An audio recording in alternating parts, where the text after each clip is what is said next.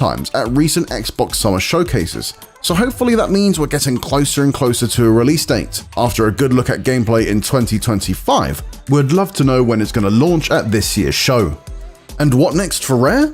It had been working for many years on Everwild before it was cancelled last summer, leaving the legendary studio at a mysterious proposition. Ongoing development will presumably continue on Sea of Thieves, but surely a new game is also in the works somewhere. The Killer Instinct, Viva Pinata, and Banjo-Kazooie creators have as long a history as anyone at Microsoft when it comes to developing new series. But could we see it return to one of these? Another of its creations, Perfect Dark, seems even less likely though, following the shutdown of the initiative and cancellation of the reboot last year. First revealed back in 2020, State of Decay 3 re-emerged in 2024 but has been quieter than the dead since. Undead Labs has been working on this one for a while, and we might see it again on June 7th after skipping last summer's showcase. Obsidian, meanwhile, has been far from quiet and had a very busy 2025, launching Avowed, The Outer Worlds 2, and Grounded 2's early access. So it's been safe to say that we aren't necessarily expecting to see much from the RPG studio here. If it did want to spring a surprise Fallout New Vegas remake onto us though, then we'll happily take it. Both Compulsion Games and Ninja Theory have released games in the past couple of years, so it may be a bit too soon to see what they're working on next, but we certainly won't rule it out, especially the latter, who is reportedly working on a third Hellblade that is quote-unquote more of a game. Infinity Ward revealed Call of Duty Modern Warfare 4 last week, which will continue Captain Price and team's story as they head to Korea this time around. It's safe to say we'll get a peek at it in action at the showcase, with the new DMZ mode promised to be shown off. Call of Duty is where most of Activision's resources find themselves going these days, but maybe a surprise second project will be sprung upon us. Though a long shot, a revival of one of the publisher's dormant series, such as a new Tony Hawk, Guitar Hero, or Spyro, would certainly make people my age and older smile. Blizzard can be expected to show off continued support for its live service games, such as Overwatch celebrating its 10th anniversary, Diablo 4 following up on its just-released Lord of Hatred expansion, and World of Warcraft evolves further beyond its Midnight expansion, which arrived in March. While that's all in the recent past, there are a couple of future possibilities. Although not expected this year, one of those is a look at WoW's upcoming The Last Titan expansion, which will serve as the finale to the World Soul Saga trilogy. Another is a look at Overwatch Rush, the mobile version of the hero shooter, although we admit this may not well show up at an Xbox showcase. When it comes to Bethesda, all eyes are on The Elder Scrolls 6. First revealed to be in development way back in 2018, Todd Howard has effectively said that it shouldn't have been shown that early. We realize it's likely still many years away, but perhaps a look at the long-rumored Fallout 3 remake could serve as a welcome stopgap. Elsewhere under the larger Bethesda umbrella, id Software will have moved on to its next project after 2025's Doom: The Dark Ages. Will it be another Doom, a long overdue Quake revival, or something new entirely? And will it even be shown at this year's showcase? And then there's Machine Games, who'll be following up on the excellent Indiana Jones and the Great Circle. I'd love nothing more than a sequel to that adventure, but perhaps a return to Wolfenstein is more realistic right now. Reports of the final part of BJ Blazkowicz's Nazi-killing trilogy being in production emerged early this year, so this could be the year we see the original FPS hero return. Finally, when it comes to Bethesda, surely we're due for a look at Arcane's Blade. First teased back in 2023, the Leon studio has been pretty silent since. It looks like we're never getting that Mahershala Ali movie, so please at least give us this. In regard to what other games we could see, well, that's much more of a guessing game. Based on what's been showcased at previous Xbox shows though, we can at least take educated shots in the dark. I'd personally love to see Persona 4 Revival in action, as well as finding out when I can get my hands on the remake of Atlus's classic JRPG. Staying in Japan, Game Freak's first game outside of the Pokemon universe, Beast of Reincarnation, was featured heavily during January's Developer Direct, so it could well be there too. Action-adventure spin-off Resonance: A Plague Tale could well be in line to make a reappearance, as well as ex-Witcher 3 dev studio Rebel Wolves' vampire RPG, The Blood of Dawnwalker. Stealth shooter Mudang 2 Hearts made a flashy debut this time last year, as did Animo, yet another contender for Pokemon's monster-catching crown. There may be no Hollow Knight Silksong to speculate about this year, unless its DLC makes a surprise appearance, so let's throw some random guesses out there in its place. The Witcher 3 Songs of the Past expansion was just officially announced by CD Projekt Red, and while it seems too early for gameplay, you just never know. Ubisoft could also show up, either with a new look at Assassin's Creed Black Flag Resynced, the in-development Assassin's Creed Hex, or perhaps even the rumoured next entry into the Far Cry series. But no, there won't be any sign of GTA 6. Xbox has been teasing its next-generation console, Project Helix, for months now, after formally announcing its existence in March. At GDC, Jason Ronald, Xbox's VP of Next Generation, said, "Project Helix is designed to play your Xbox console and PC games, delivering high performance and providing the ultimate player-first experience. We're partnering closely with AMD to define the next generation of rendering and simulation." We were hoping for some more news about it soon, but Xbox has since let us know not to expect anything from Project Helix at the show. What do you want to see at Xbox's Summer Showcase on June 7th? Let us know in the comments below, and for everything else, you're already in the right place with IGN.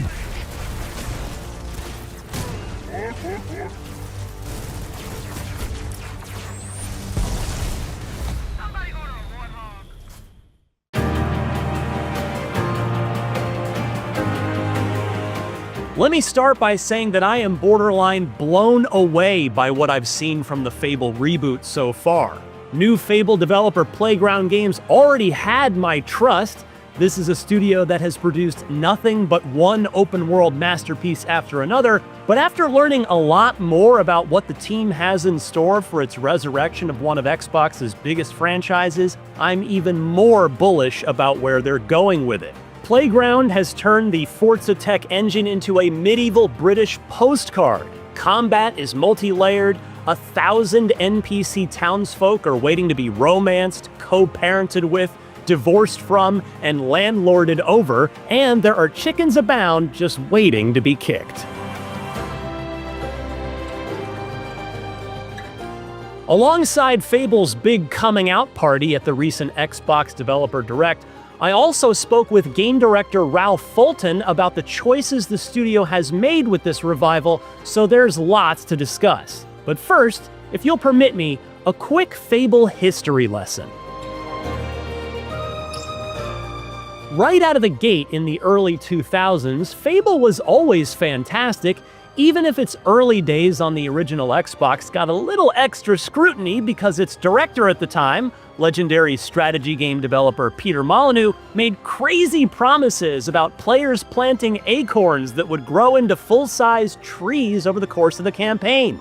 But while that lofty systemic boast never came to be, the game that Lionhead delivered was nevertheless a rich, textured, uniquely British fairy tale that players could meaningfully affect change in. Whether their good deeds manifested a literal halo over their heads, their sheer evil caused actual horns to sprout from their skull, or they got married to a townsperson and lived a whole other life outside of the bigger picture quest within the world of Albion.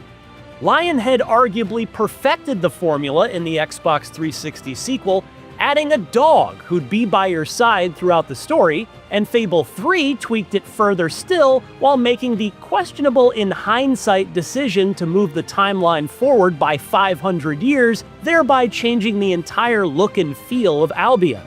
And then Microsoft, well, they royally screwed the franchise up by trying to turn it into a 4v1 multiplayer game that cost the studio its entire existence.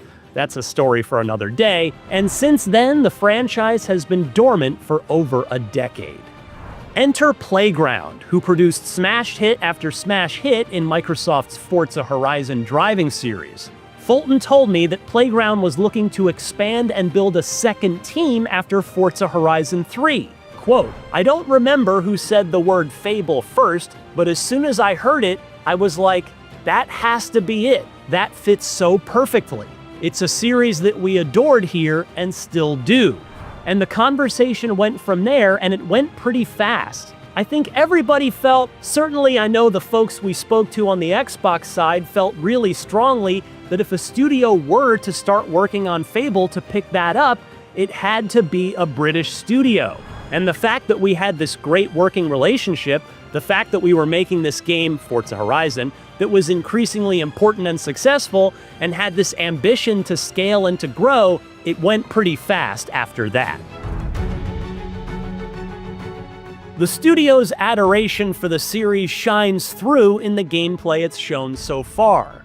There are hobs and balverines to slay, swords to wield, and spells to cast, sure. And the humor and British charm look to be there. Look no further than a chicken spell wearing off, reverting the target back to their original form, but still flapping their arms and clucking. Or the chicken armor. You even start the game as a child just like you did in the originals. But where Playground is winning serious points with Fable fans like me so far is in its commitment to the game within the game. The town management aspects baked into Fable's urban areas. You'll be able to buy property, literally all of it if you can come up with enough gold apparently, and become a beloved landlord or a loathed slumlord. Not to mention a kind boss or a horrible boss, should you purchase any businesses. You can also date and marry all of them, have kids with them, and should it come to it, get divorced. There are also jobs to partake in, like blacksmithing. Where the new Fable breaks from the old one is in the morality. No longer will it be so black or white, Fulton told me. You won't manifest that halo or sprout those horns. Instead, individual people in each city or town will form their own opinion of you based on how you treat them. Meaning you could be a rich twat, in Fable's own words, while getting hailed as a saint in another one. Better still, one of my least favorite aspects of modern role-playing games, procedurally generated content and all of the generic time-filling tedium it brings with it, is nowhere to be found in Fable. Instead, Fulton told me that every NPC is a unique, handmade, and fully voiced character. That is so refreshing these days that it gets me extra excited to talk to as many of them as I possibly can once I get a build of Fable in my hands. That goal to make each hero's story unique extends to the larger world of Albion too. Remember the 2023 Fable teaser that introduced us to Dave, a giant? It turns out that the whole setup for the new Fable isn't a Jack and the Beanstalk story. Instead, Dave is, quote, an egotistical gardener in a rural village who finds a magic growth formula. So you'll then have to decide how to deal with him. Will you spare him, hopefully this means finding a way to return him to normal size and befriending him, or slay him, which will see his giga corpse splayed over a hill just outside of town for the rest of your campaign, negatively impacting surrounding home prices in the process. And so if Dave's foray into gigantism is merely a quest, perhaps that means this Fable isn't as much of a departure from the originals lore-wise as that video had led me to believe. In fact, I point-blank asked Fulton whether or not this is a true reboot or if this Fable is in some way connected to Lionhead's originals, and he had quite a telling answer for a supposed non-answer. He told me, quote, I'm going to avoid that question, Ryan, and I'll tell you why. We touch very lightly on story in the Dev Direct piece, but honestly, what we really wanted to do is come out and speak to the detail in the game and answer all those questions that people inevitably have about the game we haven't answered before. We're going to talk more about story later in the year, so I'm not going to say yes or no to that particular question just yet. What I would say is with this being a reboot, it felt really imperative for us to clear the space to tell a story that we want to tell within Albion, which is why this isn't a sequel, for example. This isn't necessarily connected to the original timeline or events or characters, but we do share lore, and some of that originating lore of the Fable universe is really important to our story. Make of that what you will. So Fable seems to have the look, the humor, the moral choices, the quintessentially British charm. Playground, to put it simply, seems to understand the assignment here. And the studio, as I mentioned earlier, absolutely gets the benefit of the doubt from me on account of its impeccable track record since its inception. What then am I worried about? There is one thing, and it's a key part of Fable: combat. To be clear, I'm not in any way judging Fable's combat based on what we've seen so far. How could I? I haven't played it for myself yet. However, for as talented as Playground is, it's never made a game with combat before. It's not that all of the delightful town management and NPC relationship stuff suddenly means nothing if the combat doesn't deliver, but Fable will have a big problem if battling Balverines isn't a blast. Oh, and I suppose I'll be honest and share one actual disappointment with what I've seen of Fable so far: the fact that horses seem to be your only four-legged companions. After the big reveal was decidedly dog-free, I asked Fulton about the decision to ditch the dog, and he admitted, quote, "There are some folks on the team that were relishing me getting this question because I cut it a while back. You know what? For development reasons, right? I don't need to go into any more detail than that, except to say there are a substantial number of people on the team who have yet to forgive me for that decision." Now, I know full well that game development is extremely difficult, and that Fulton probably has a very defensible reason for not moving forward with Fable 2's signature feature. It stung a little extra when he told me that Fable 2 was his favorite of Lionhead's original trilogy, but as a player, I'm still allowed to be bummed out by it. Here's hoping it's first on the new features list for the sequel, should we get that far.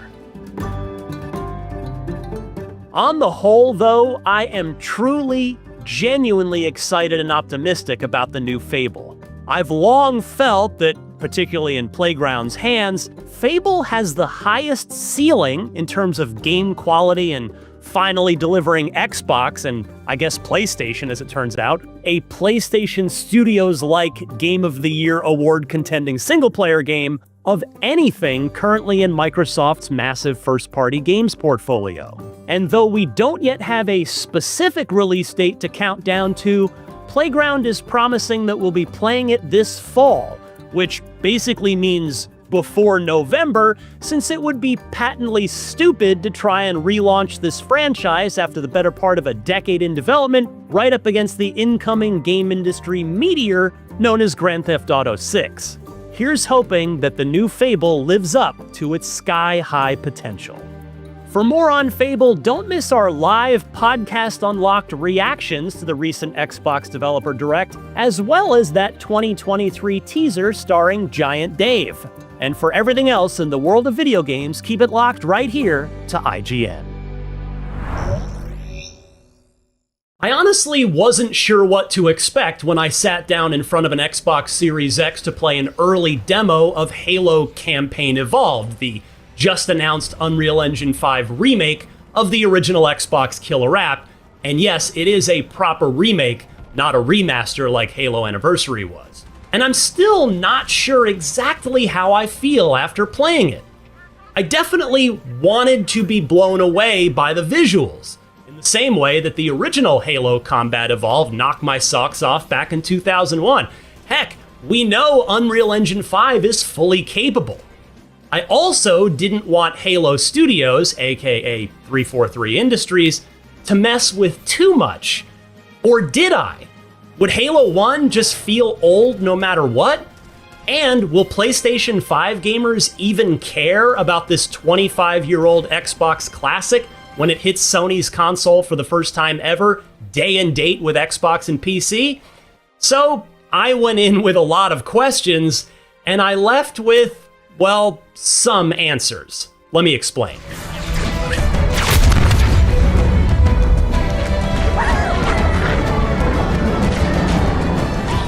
I suppose we might as well start with the obvious, how it looks. Is my face properly melted? No, but maybe yours is? I'll be curious to read the comments on this one. But anyway, Campaign Evolved does look very nice, no doubt. It certainly doesn't look like it's 2 decades old anymore. I played a chunk of the legendary Silent Cartographer mission from early in the campaign, and the skybox is beautiful, the water looks great, the trees look very nice, and the terrain texture looks sharp and clean. Once you get indoors, the alien architecture has a unique sheen to it that the original obviously never had. Meanwhile, the weapons all look exactly how you'd expect them to look in the modern era, and the grunts, jackals, elites, and hunters all look convincingly new rather than reskins of quarter-century-old creatures.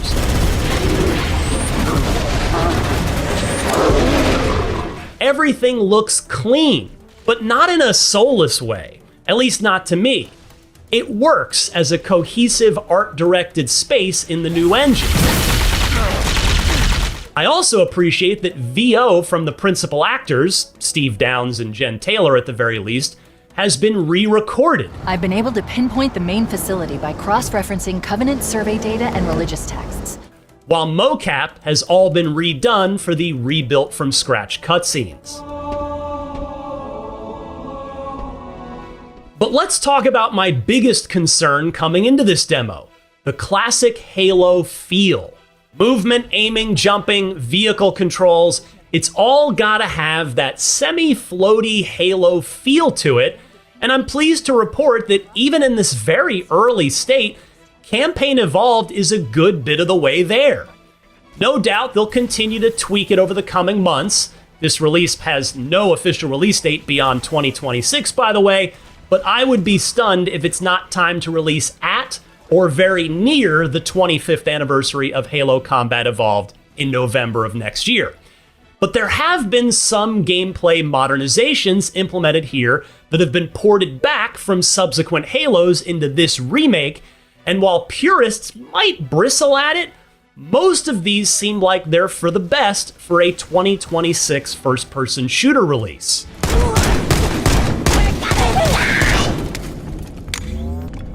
Interesting. I underestimated the Covenant's understanding of Halo's subsystems. For starters, vehicles are boardable and destructible now as they were in subsequent Halo games. That means a ghost can no longer torment you endlessly, nor are you effectively invulnerable in a Scorpion tank. On a related note, a fourth player can now sit on the back of a Warthog. Oh, and though I didn't get to try it out on the Silent Cartographer, the Wraith is drivable now too, as it first became in Halo 2. Also, any weapons the bad guys wield, you can too.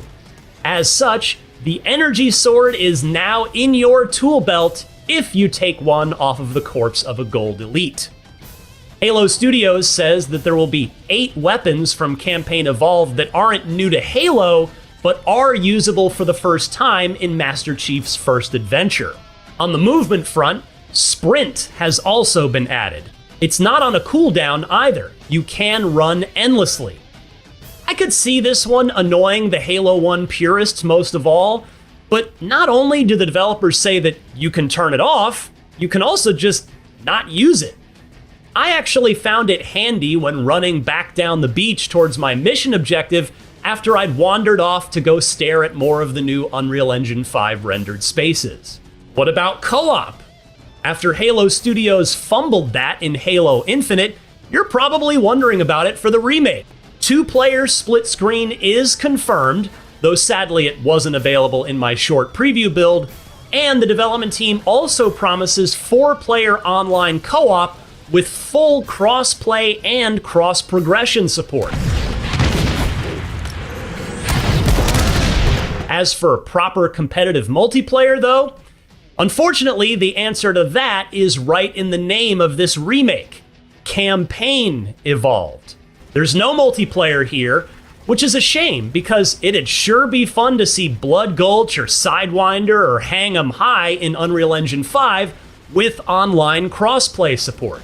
I asked Halo Studios about this, and executive producer Damon Kahn gave me an extremely media-trained answer, saying the team is, quote, very focused on recreating the original campaign that started it all, end quote, and continuing, quote, Halo Infinite and Master Chief Collection provide really great experiences for multiplayer, end quote. Well, sure they do.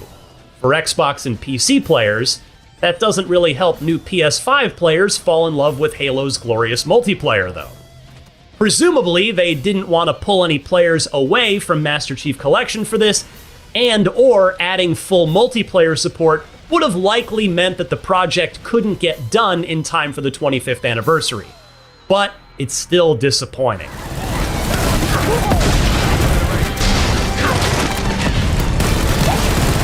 That led me to wonder about pricing.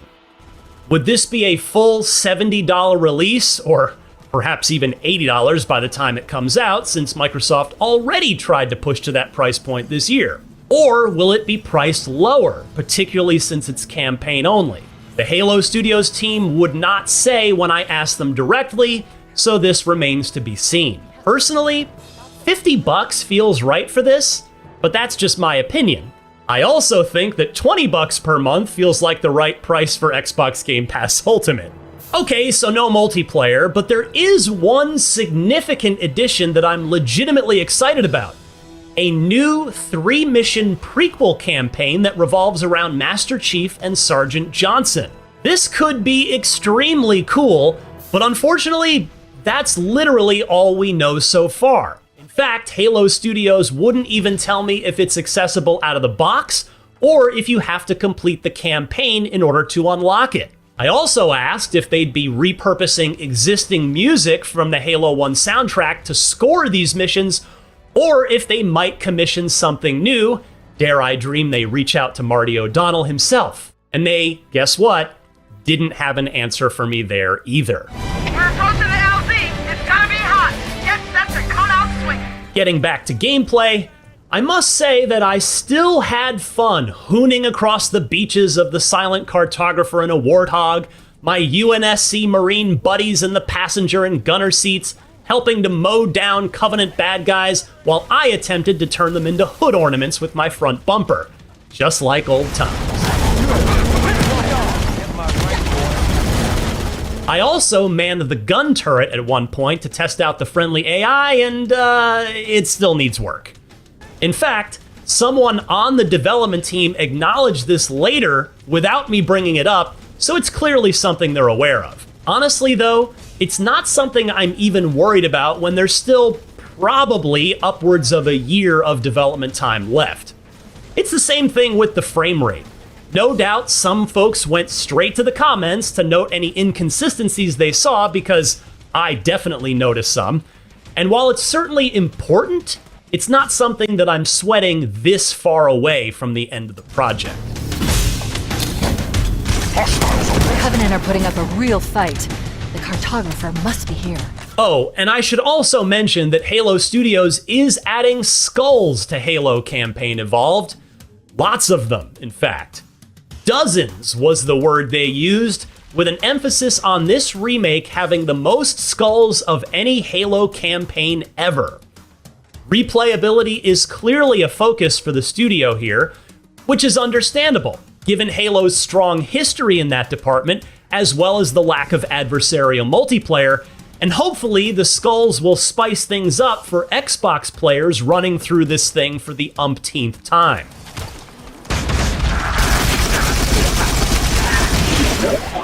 On that note, I couldn't help but wonder if PlayStation 5 players getting their first crack at Halo are really gonna care about this in a way that turns a lot of them into new fans of the franchise. It's a genuine question.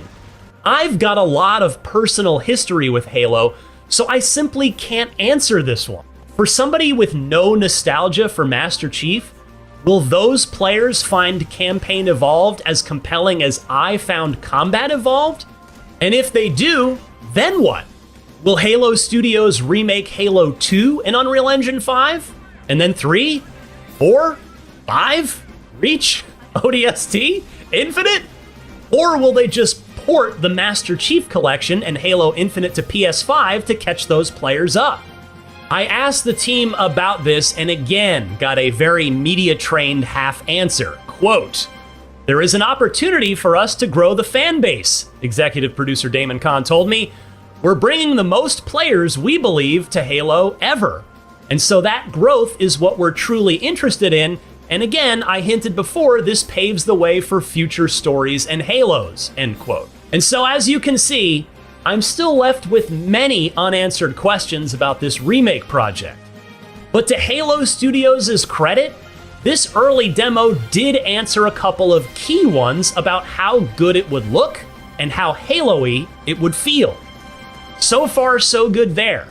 I'm very excited about the new 3-mission prequel campaign featuring Sergeant Johnson, as it will be the first new single-player content in a Halo game in, by that point, 5 years. Can Campaign Evolved relight Halo's spark? That's the biggest question of all, and it'll have to remain unanswered for a bit longer.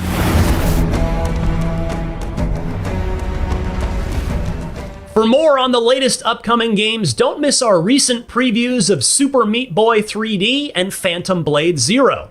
And for everything else in the world of gaming, stick with IGN.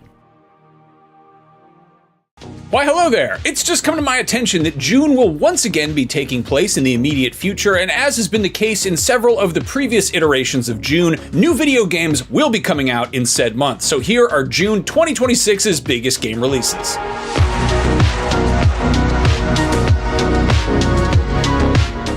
Before we get started, the usual disclaimer: we do our very best to make these videos accurate and timely, but stuff does slip through the cracks here and there. Sometimes we screw up because we're human beings, and other times stuff gets announced pretty last minute and we miss it because these videos do take time to make. For instance, 2 massively anticipated games dropped in May with just a few weeks' notice. Subnautica 2 hit early access on PC and Xbox Series on May 14th, something that wasn't announced until around April 30th, way after the video had already gone up, but clearly it didn't matter because it sold 2 million copies in like 12 hours.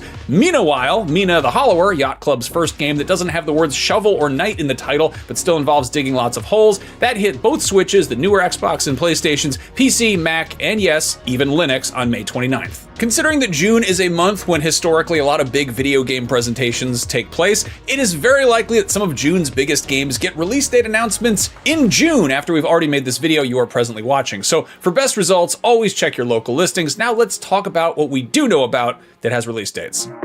Most fantasy RPGs are designed for people who fantasize about playing the role of the hero. Well, what about the humble shopkeeper? Arcane Merchant is a cozy management sim where you're the one buying and selling rare loot and enchanted artifacts and magic potions from various adventurers and townsfolk, building strong customer relationships. On the other hand, or perhaps arm or neck or maybe even the lower back, if you ever wished for a game that was kind of like Power Wash Simulator, but with regrettably decorated human flesh instead of grimy building and vehicle exteriors, look no further than Tattoo Removal Simulator. Both of those games are on PC on June 1st because, of course, they're on PC. If you'd like to try your hand at crafting with some handcrafted critters, there's Odd Fauna, Secret of the Terra Beast, which hits early access on the 2nd. It's a systemic sandbox with some gorgeous Leica Studios-like visuals, so if you like things like-alike, you should give it a look. Among the Sleep is a first-person narrative horror game played from the perspective of a 2-year-old, which was originally released way back in 2014 for consoles and PC, and if you were only 2 years old when it first came out, now you can check it out for yourself on Android and iOS on June 2nd, and there's even a free demo. On June 3rd, Final Fantasy VII Rebirth comes to Xbox Series and Switch 2, which is the second installment in the as-of-yet unfinished trilogy of games remaking the classic 1997 JRPG. You probably knew that already. Here's hoping they announce Part 3 pretty soon. What do you think they're gonna call it? Final Fantasy Reborn or Return? Is that too obvious? Maybe Final Fantasy Reno after that one guy from the game. Or Riku, who's from a different Final Fantasy. Or Ramza. Or Regis. Or maybe they'll just put a bunch of weird, emoji and wingdings in there. You know what? Square Enix has the tendency to name things some pretty stupid stuff. Anyway, still that day, the spooky cowboy boomer shooter Blood West gets an endless roguelite mode with Scavengers DLC on PS5, Xbox Series, and PC. Hey, you remember House Flipper, that 2018 game about renovating and reselling houses to turn a profit? Well, great news, because House Flipper Remastered Collection takes that dusty old fixer-upper as well as all of its DLC and gives it a fresh coat of paint, some new faucets, and perhaps a dash of shiplap so you can buy it all over again. That one's on Xbox Series, PS5, and PC, and if you already own some of the DLCs, the owners are willing to go slightly below asking, so give it a shot. Calx hits PC that day as well. That's a third-person action game with a dash of puzzles and platforming that looks like a cross between Sable and Chants of Sennar and Saros, and I'm always happy to see another game that is clearly taking some visual cues from Jean Giraud, aka Mobius. If you want to do some cozy, whimsical puzzles, you should take a gander at Swan Song, which not only features songs, it also has an actual swan. Imagine that. Even better, not only does this game look finished, it also has a title, which is more than you can say for those other half-assed, phoned-in games about waterfowl. Looking at you, the unfinished swan and untitled goose game. Finish that swan. Title that goose. If you would like to do some puzzles while being startled by phantasms, The Seventh Guest remake is in fact a remake of The Seventh Guest, which is one of those games I remember being so scared of as a kid I was afraid to go near the box in CompUSA. And now, it doesn't look scary at all to me, but maybe that's because since becoming an adult, everything else has become so much scarier in real life than any video game could possibly be. That one's on Xbox Series, PS5, and PC on June 4th. A month before the actual 2026 Tour de France kicks off, Tour de France 2026, the video game hits PS5, Xbox Series, and PC. And if the idea of riding bicycles through the placid European countryside isn't hardcore enough, on PC that day you can also snag Pro Cycling Manager 26, wherein you play as the guy who, I don't know, figures out the budget for shorts or something, gets these guys mineral water sponsorships, perhaps drives alongside them, feeding them calorie-dense food out of the window of a Citroen or something. I don't know what a cycling manager does. If any cycling enthusiasts take umbrage with my good-natured skewing of this comically aerodynamic sport, well, as the Australians say, on your bike. On June 5th, 2026, Masters of the Universe hits theaters, and if seeing it gets you all pumped up about Trapjaw and Fisto and Ram Man and all those other half-naked degenerates, you're in luck because you can go home and play the co-op deck builder Legends Unite on Amazon Luna, which is free for Prime members. That same day, if you want to venture into a considerably darker fantasy realm that doesn't have Orco in it but has plenty of orcs, Gothic Remake hits Xbox Series, PS5, and PC. This is a full overhaul of what is hailed as a classic RPG that I was totally unfamiliar with up until the remake got announced, and I think that might have something to do with when it was released. The original Gothic was released in North America exclusively on PC in late November 2001 during what is possibly the best holiday season in console gaming history. Gothic dropped a week after the GameCube and original Xbox were released, and within the same 3-month span that saw the launches of Halo Combat Evolved, Super Smash Bros. Melee, Grand Theft Auto 3, Devil May Cry, Silent Hill 2, Metal Gear Solid 2, Eco, Jak and Daxter, SSX Tricky, Burnout, and Max Payne 1's console versions. So yeah, I imagine Gothic slipped through the cracks for some other people too. But hey, it's got a remake now, so you can check it out in all of its console and PC glory. Oh, and if you're a purist and you prefer to experience Gothic in its original form, that one's getting ported to both PlayStations and Xbox in late July, which is a little bit weird timing-wise. I feel like usually you drop the original to drum up interest in the remake, not the other way around, but what do I know? I'll tell you what I know. On June 8th, Solarpunk hits all of the newer consoles and PC, which is a brightly colored, vaguely cozy-looking survival game about harnessing the powers of the sun to develop your floating islands. And look, I don't want to be that guy, but how is this remotely punk? I get that it's a play on cyberpunk, which has in turn been spun off into steampunk, dieselpunk, biopunk, decopunk, nanopunk, and so on. Generally, whatever the prefix to the punk is suggests a society built around a corresponding technology, but I feel like the punk part also denotes an implicitly beat-up, grimy, possibly dystopian aesthetic as well. The world of Solarpunk looks not just competently assembled and well cared for to a utopian degree. 20 seconds into the trailer, they craft a f***ing piano and acoustic guitar, which is about as punk as Mumford & Sons is death metal. Anyway, Solarpunk looks like a perfectly pleasant game. I'm just being pedantic. This is what happens when I spend all day jacked into cyberspace staring at a screen instead of frolicking in the sunshine. I promise I will go touch grass after I'm done shooting this video. Voidling Bound is a third-person creature collector that'll have you hatching, evolving, and wrangling some cool little monsters. This game kind of reminds me of Skylanders. If Skylanders was a kid you went to middle school with and then didn't run into until like junior year of college, and they had changed, but like for the better, but they still kind of reminded you of the kid you knew in middle school. I mean that in a good way. It looks like Skylanders grew up a little bit, but also doesn't look that much like Skylanders. That is on PC, June 9th, with console versions coming sometime later on. That same day, NBA The Run hits Xbox Series, PS5, and PC, which is a 3v3 basketball game reminiscent of NBA Street, but with way less of a dress code and also a bit of NBA Jam because players will periodically do basketball so hard that they start emitting glowing auras like they're about to beat up Majin Buu or something.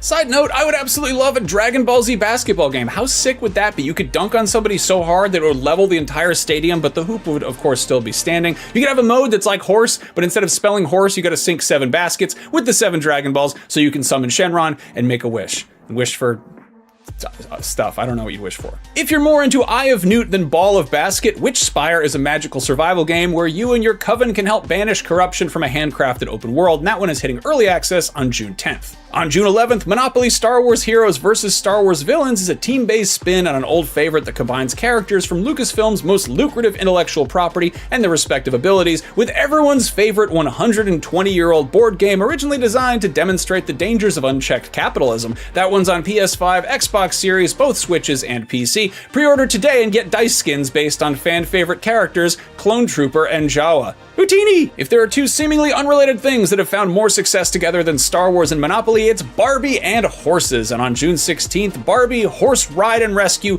comes galloping onto iOS and Android. My producer Amanda said that June's game release list was a little bit thin and she wasn't f***ing around.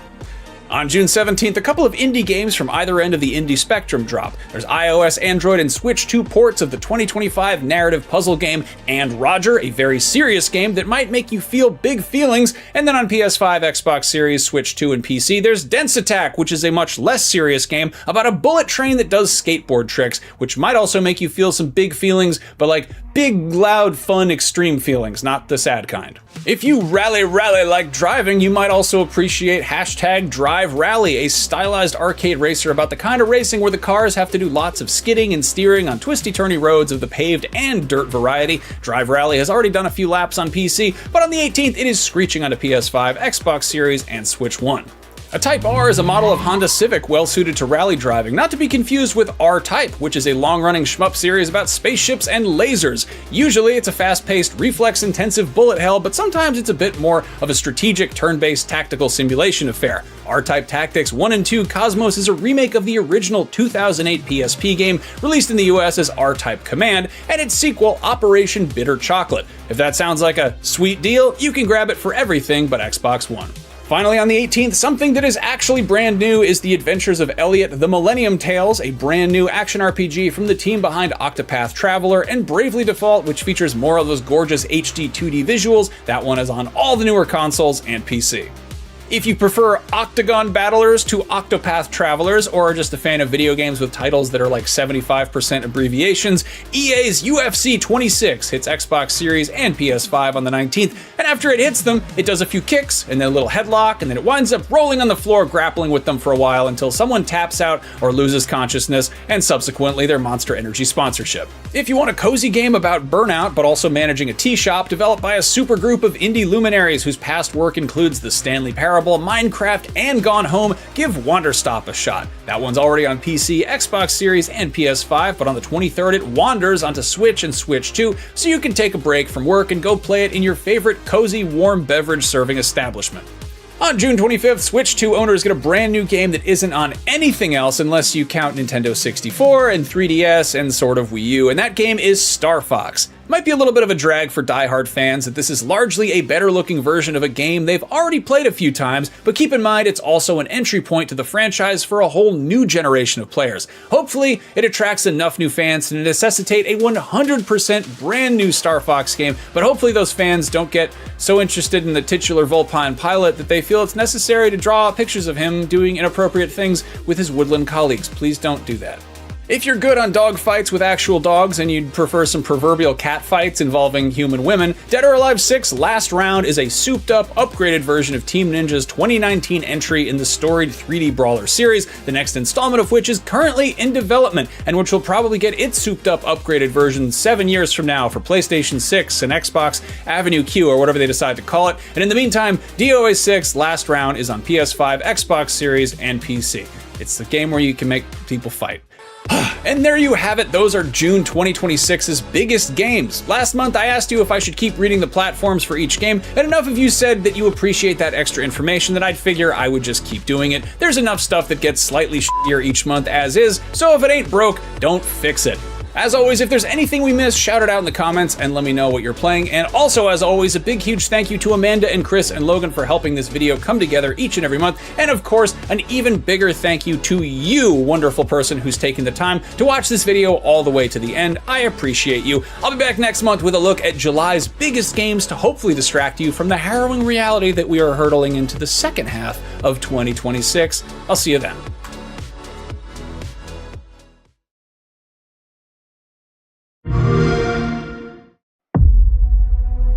The glittering streets of Avalon sure do shine, because they swoop their filth down to us.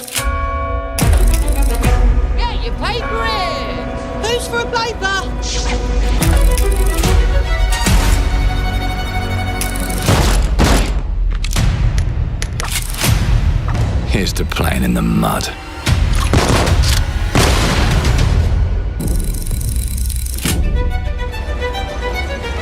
Life here ain't for the soft-hearted. You will be paying me back until you fucking rust. It ain't for the spineless. Keep your filthy pickers off me! And it sure as shite ain't for the decent. That's a clean sweep for one. There has been a crime! Justice itself has been affronted! I have been burgled! Lord Griswick. Burgled! Yes, I got that part. Do you know anyone who might wish you ill?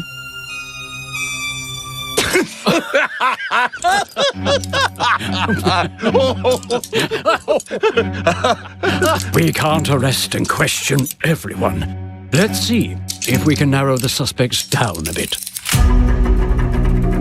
They were, Trust your instincts, sir. tall, Yes, sir. built rather slim, well, muscular. Was very quick, agile, Go on. with a mustache. No, larger. I see. Quite fashionable. That's the fiend who robbed me. They got my good side this time. Breaking in is the easy part. Your brandy, sir. Getting away with it is the real trick. These candlesticks ain't gold. Worthless and dull, just like you. Nah, I have a customer. How can I help you? I'd rather talk to you, Errol. Sounds like I'll get a better deal. You talk to me first, and him never. Got it? Uncle's a bit touchy, ain't he, Errol? Touchy? I say I'm touchy! There. Anything else you'd care to say to Errol? Brains. If I hadn't seen it with my own eyes, I wouldn't have believed it. Round here, it's all sharp edges, empty pockets, and blood on the cobbles.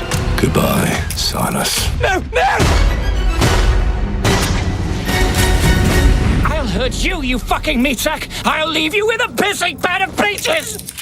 You'd either got a gang at your back, or a knife in it. We're family here. Family takes care of its own. Can't put a price on that, can you? Them's in charge. They don't keep order, they keep power. Take this thing into the crucible and melt it. They just want us beaten, broken, and too scared to fight back. I don't want to kill him. That's why it pays to be clever and well-armed.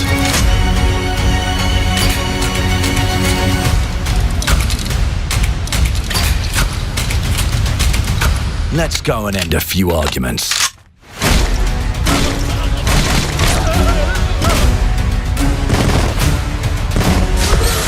Don't get cocky. They've got a weapon far worse. Time. And if they can rewrite history, they can rewrite us. But look who just found Mummy's keys.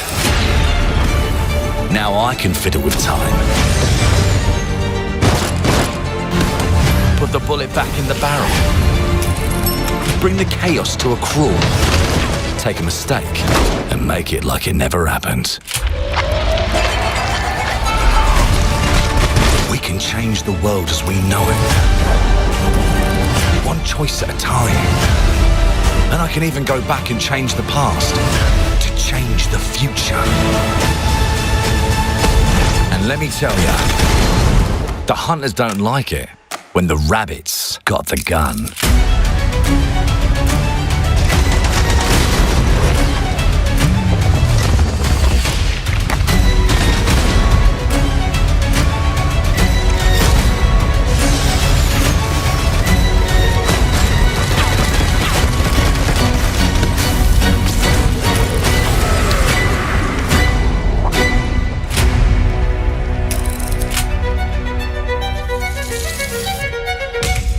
Now let me alone and piss off! Play it day one with Game Pass.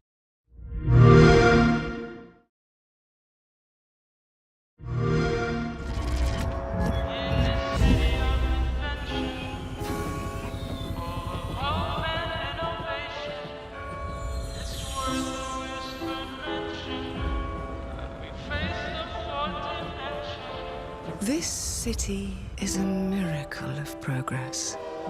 A finely tuned, delicately balanced machine.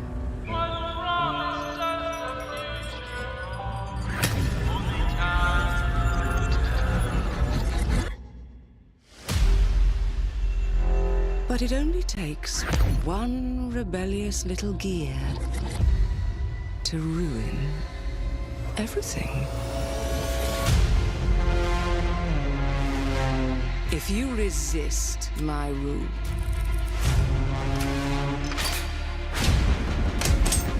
if you alter our past, if you threaten what I have built, there is nowhere in space or time where I will not destroy you.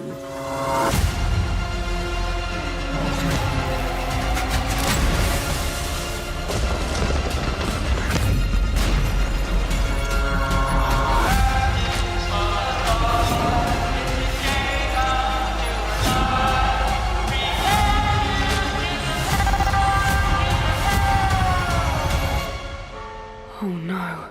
What did I do? Any last words before my friend puts one in your skull?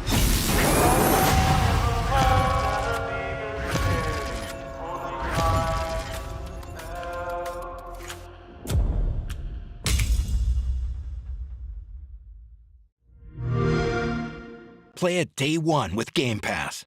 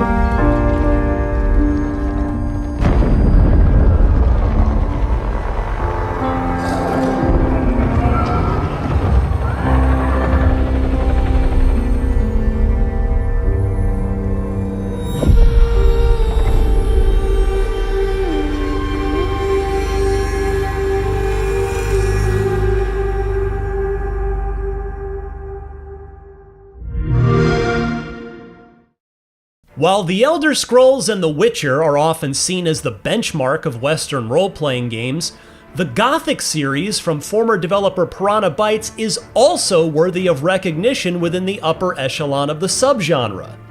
The original Gothic and its sequels became cult classics for the scale of player choice and free-form, open-ended exploration within their dark fantasy setting, which has even inspired developers at CD Projekt Red and Warhorse Studios with their work in the genre. With the upcoming remake of Gothic 1, developer Alchemia Interactive is giving the original game a reappraisal not only to showcase its lasting strengths, but also to expand the world and its community of characters to create a more satisfying, consequence-driven setting. We were able to get an exclusive first look at a brand new quest line added in the Gothic remake, along with seeing just how much of an upgrade the remake aims to give the classic dark fantasy RPG. If there's a way out of here, I'll find it. Another one of those. Finally. Just wait. Players take on the role of a nameless hero trapped within a mining colony taken over by prisoners. After a magical ritual seals the colony underneath an impenetrable barrier, turning it into a lawless state, the hero is tasked with finding one of the few magic users hiding away from the brewing conflict amongst rival factions. As the hero navigates the world that the prisoners have made within the colony, they'll pick up new skills, uncover ways to take down opposing groups, and potentially find a way to destroy the barrier sealing the colony. The original Gothic was essentially a dark fantasy spin on John Carpenter's Escape from New York, resulting in a notably darker take on a role-playing game in 2001. But the hook that really made Gothic a seminal RPG was its approach to open-world gameplay, which, in 2001, was still finding its footing. Essentially, you're tasked with uncovering the mystery behind the barrier however you see fit. The remake does well to maintain the original strengths in player choice and the web of characters with their own agendas, all while making noticeable upgrades to storytelling that creates better context to deepen that setting. What do you want? Lee sent me. What are you doing out here?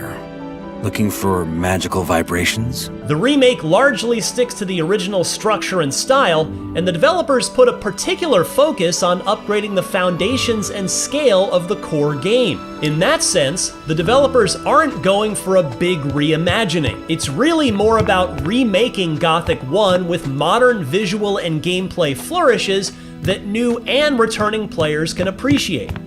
Generally, the upgrades in visual style, gameplay, and storytelling really do wonders to flesh out the dark fantasy world of Gothic further, enhancing the sense of navigating a bleak yet still intriguing setting that can fall into chaos at any moment. However, I couldn't help but feel that the remake's scope felt more like a souped-up 2000s PC or original Xbox-era game, which sometimes felt a bit overly modest. Still, it does aim to capture the tone and vibe of Gothic, which it succeeds well at so far. The vibrations are getting stronger. We're getting closer. Gothic also has a particularly unique approach to character growth, which is often decided by what your playstyle is and which side you landed with to receive training, such as the Brotherhood of the Sleeper faction, who believed that an ancient god was responsible for the barrier.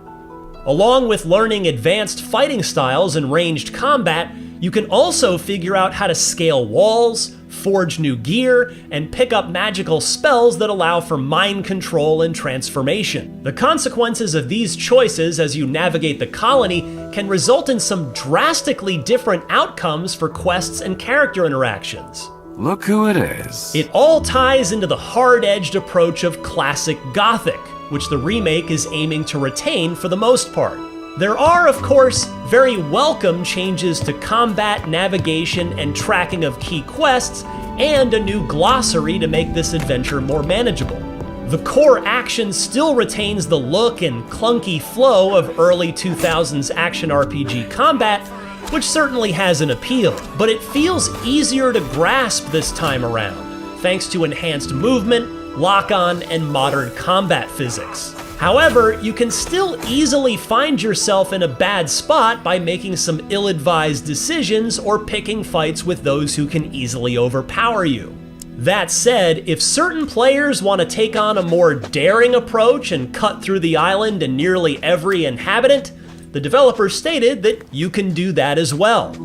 In our exclusive footage, we got to see a new quest line added in for the remake, focusing on the hero helping the water mage Mixer.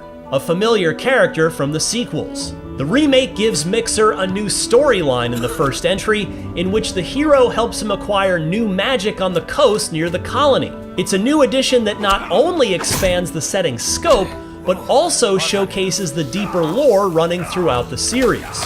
But where the remake aims to leave a bigger mark is in the expanded storytelling and characterization of the colony's inhabitants.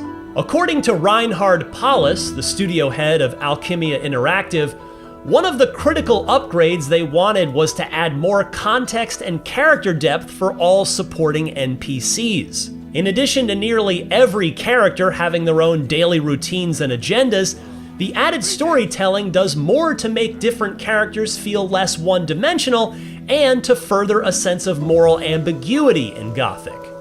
This, in turn, expands opportunities for player choice and the sense of consequence within the story. Do you do everything the mages ask of you? Within reason. Generally speaking, though, yeah, as long as they pay. An especially welcome change happening with the remake is the more respectful representation of female characters. A controversial aspect of the 2001 game was the presence of enslaved women in the colony who were background characters and non-interactable.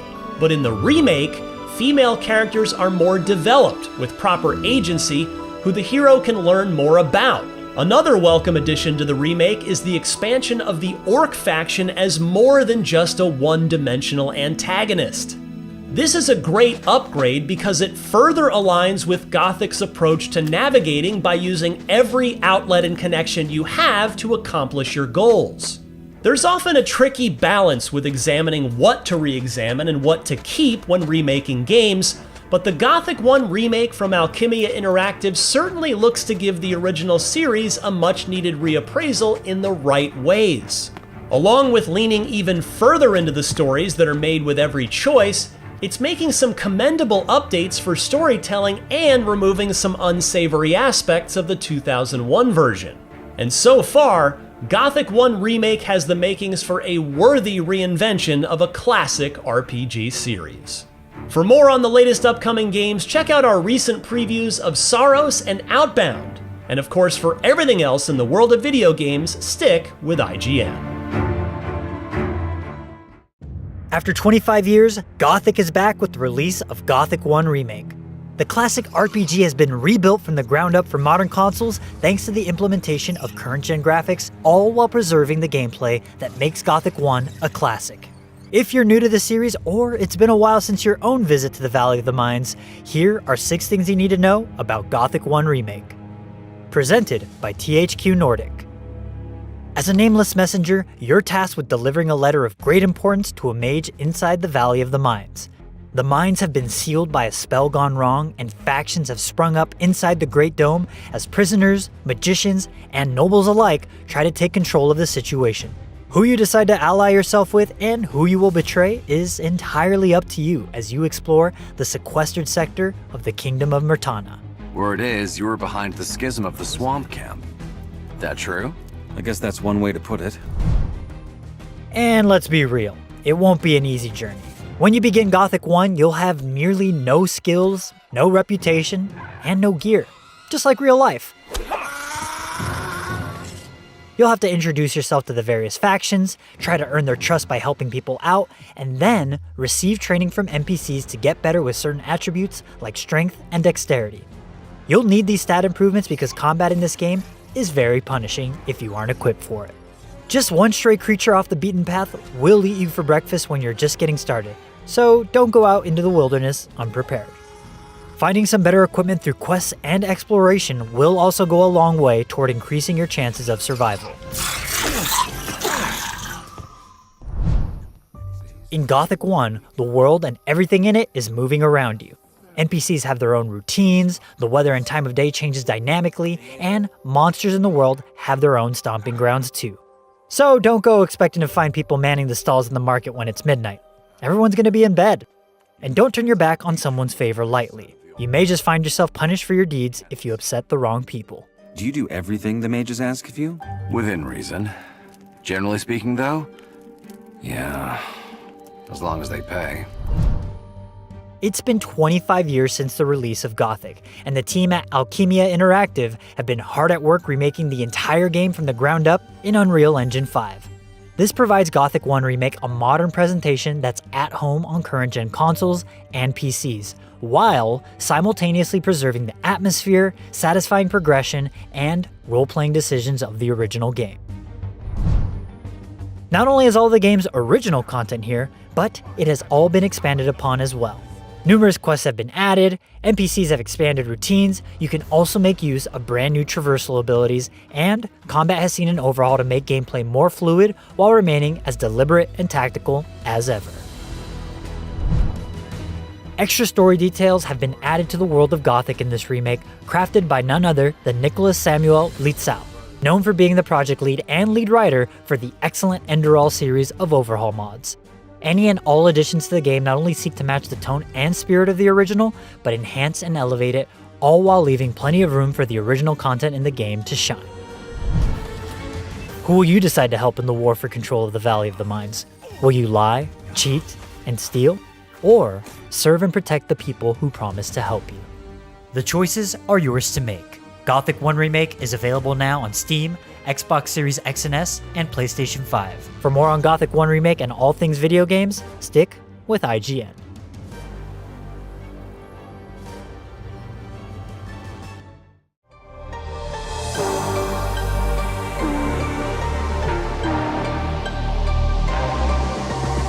We've known for years that the entire games industry would give Grand Theft Auto 6 the widest berth possible, but this week's State of Play has proven Rockstar's behemoth as some kind of carjacking Moses, parting the Red Sea of releases and pushing tides of competition aside. As a result, it seems like almost the entire end-of-year slate of releases has been forced into a single month. GTA 6 has turned September into a video game battle royale, and it's potentially going to be a bigger bloodbath than anything we saw in the Wolverine trailer.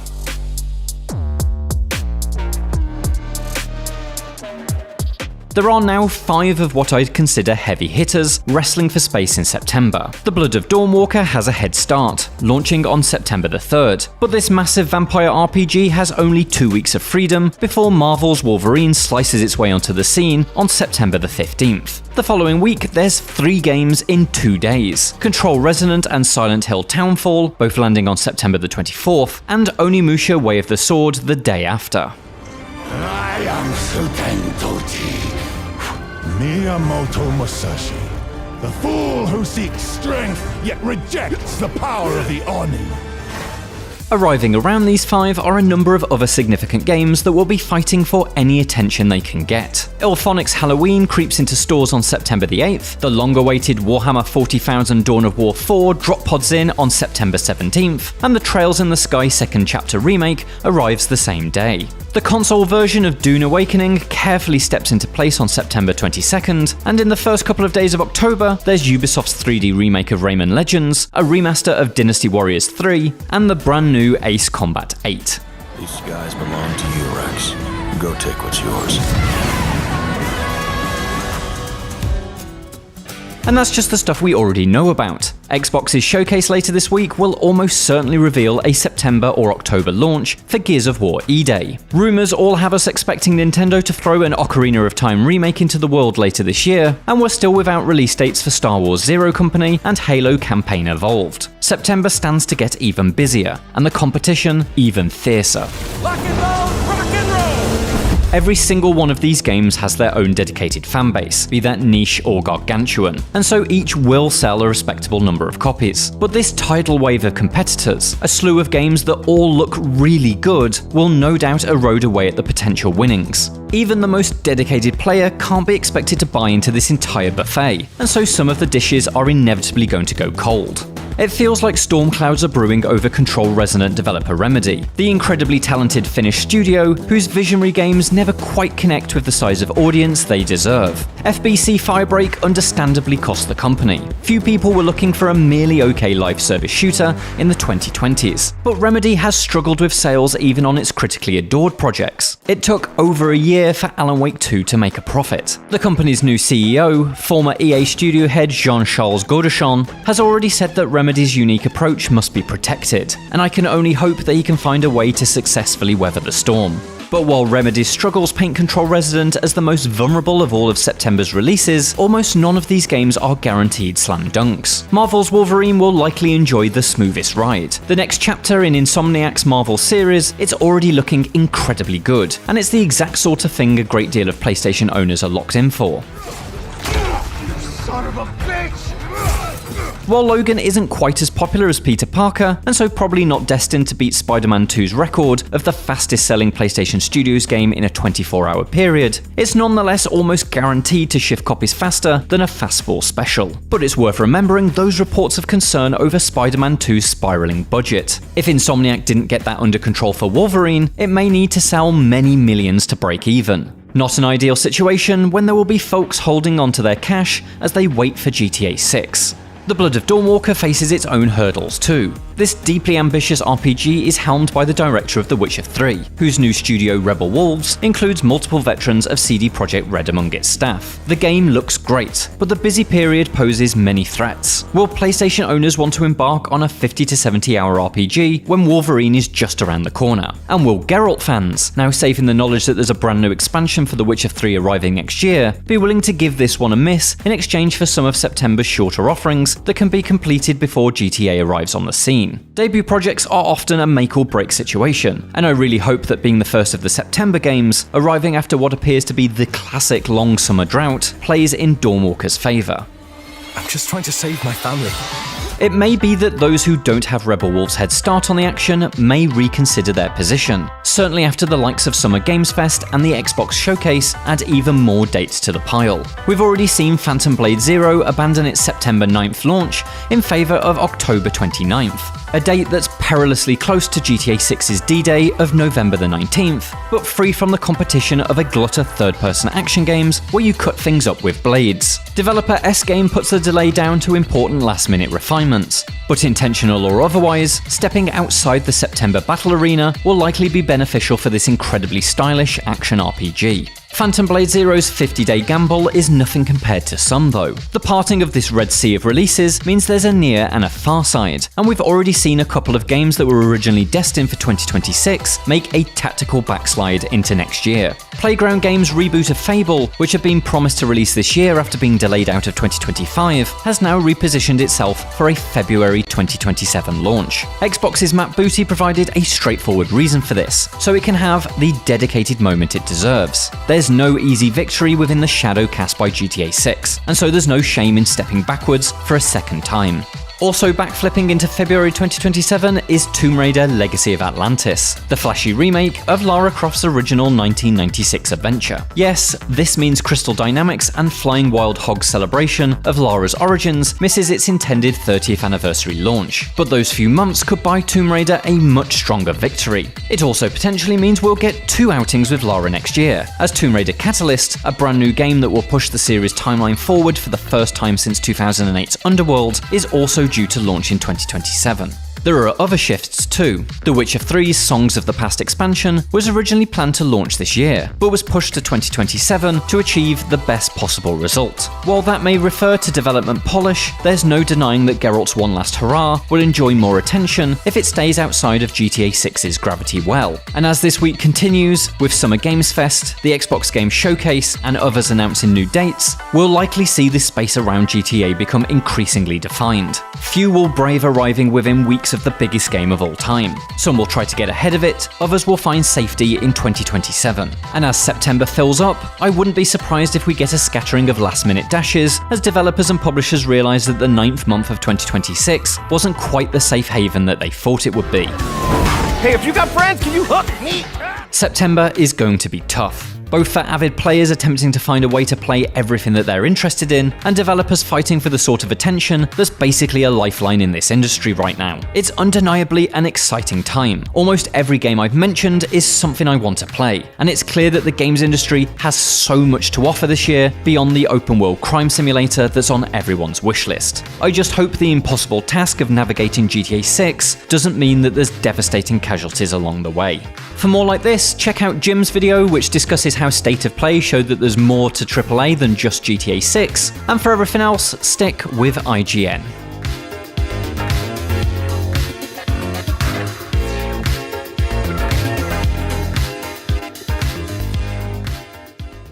If GTA 6 costs 100 quid, I will eat a bag of raw onions. I swear, it's not gonna happen. They won't do it. But what if they did? Well, let's explore that. I don't want to eat a bag of raw onions. They're calling it the biggest entertainment launch of all time. A record GTA 6 is set to smash, currently held by none other than its own direct predecessor. Yeah, whatever you say. It seems like a no-brainer that developers Rockstar and publisher Take-Two will be popping champagne corks like a 21-gun salute come November. But will it be a party or a funeral? The only difference, after all, is context. GTA 5 remains one of the most expensive games ever made, with a combined development and marketing budget believed to be well over $250 million. What? Numbers already utterly eclipsed by GTA 6's protracted, beleaguered development cycle, which has been marred by hostile data breaches, various internal struggles, but is also reportedly spending unfathomable resources on realistic details like breakable glass and water physics, the ballooning price of car insurance. I'm making that up, that's not a factor. Now, this wouldn't exactly be a left field move from the studio that brought you seasonally affected horse genitals, so it's doubly unsurprising that GTA 6 is currently believed to be well over $1 billion into its practically infinite budget. And that's before the promised 2026 marketing blitz has even kicked off in earnest. In short, GTA 6 will have to be one of the best-selling games of all time just to break even. To be considered a success worthy of the time and money that's been crammed into it, the expectations are mind-altering. Anything less than 20 million sales on day one, likely considered a disappointment. This thing could make more money than Pablo Escobar and still trigger a load of layoffs because we live in hell. With the global economy teetering on the edge of disaster and a runaway cost of living crisis that's eating every last penny of disposable income out of the average household budget, it won't take much to turn a chorus of champagne corks into a firing squad aimed directly at the games industry's already exposed guts. And so, Take-Two's CEO is right to be terrified. If they get something as fundamental as the base price wrong, the results could be apocalyptic, not just for his company, but for the games industry at large.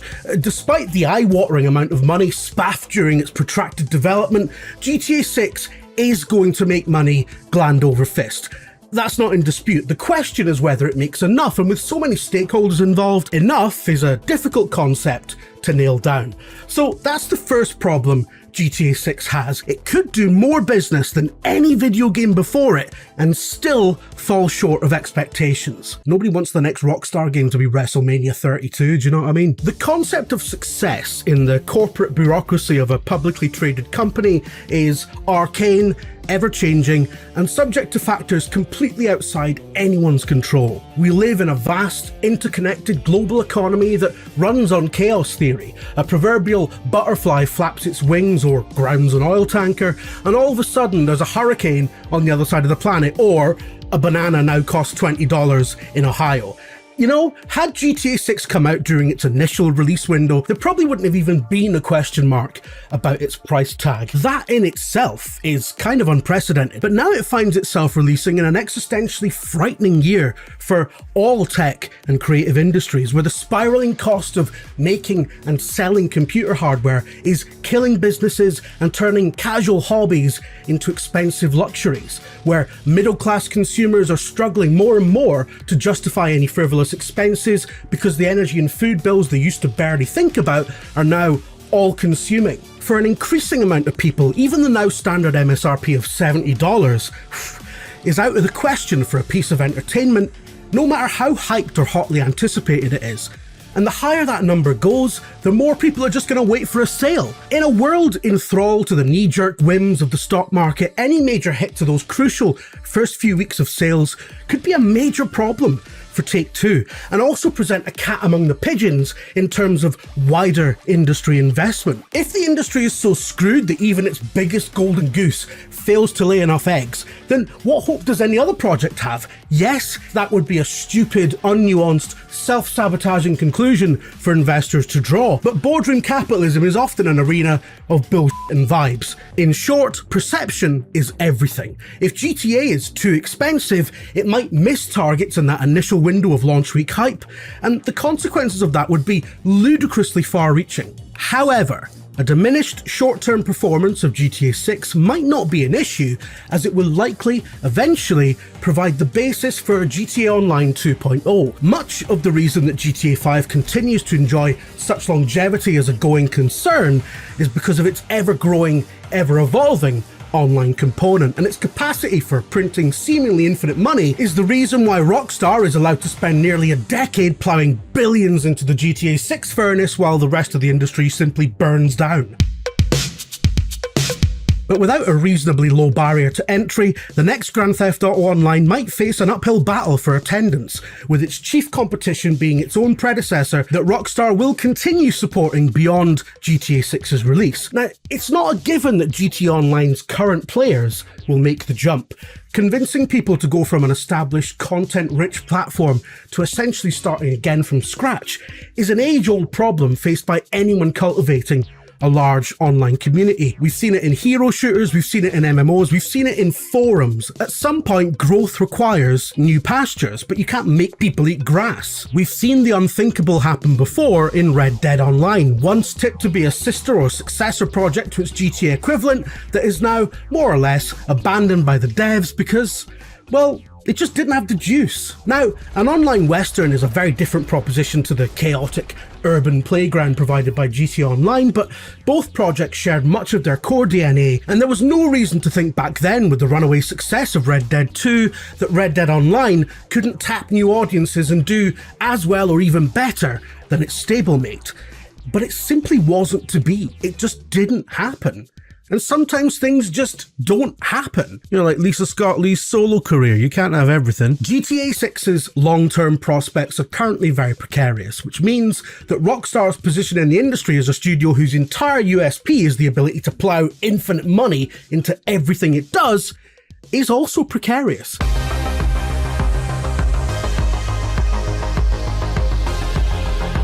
And finally, the real issue here is that so much of the games industry finds itself both scared by and dependent on the success of one single project.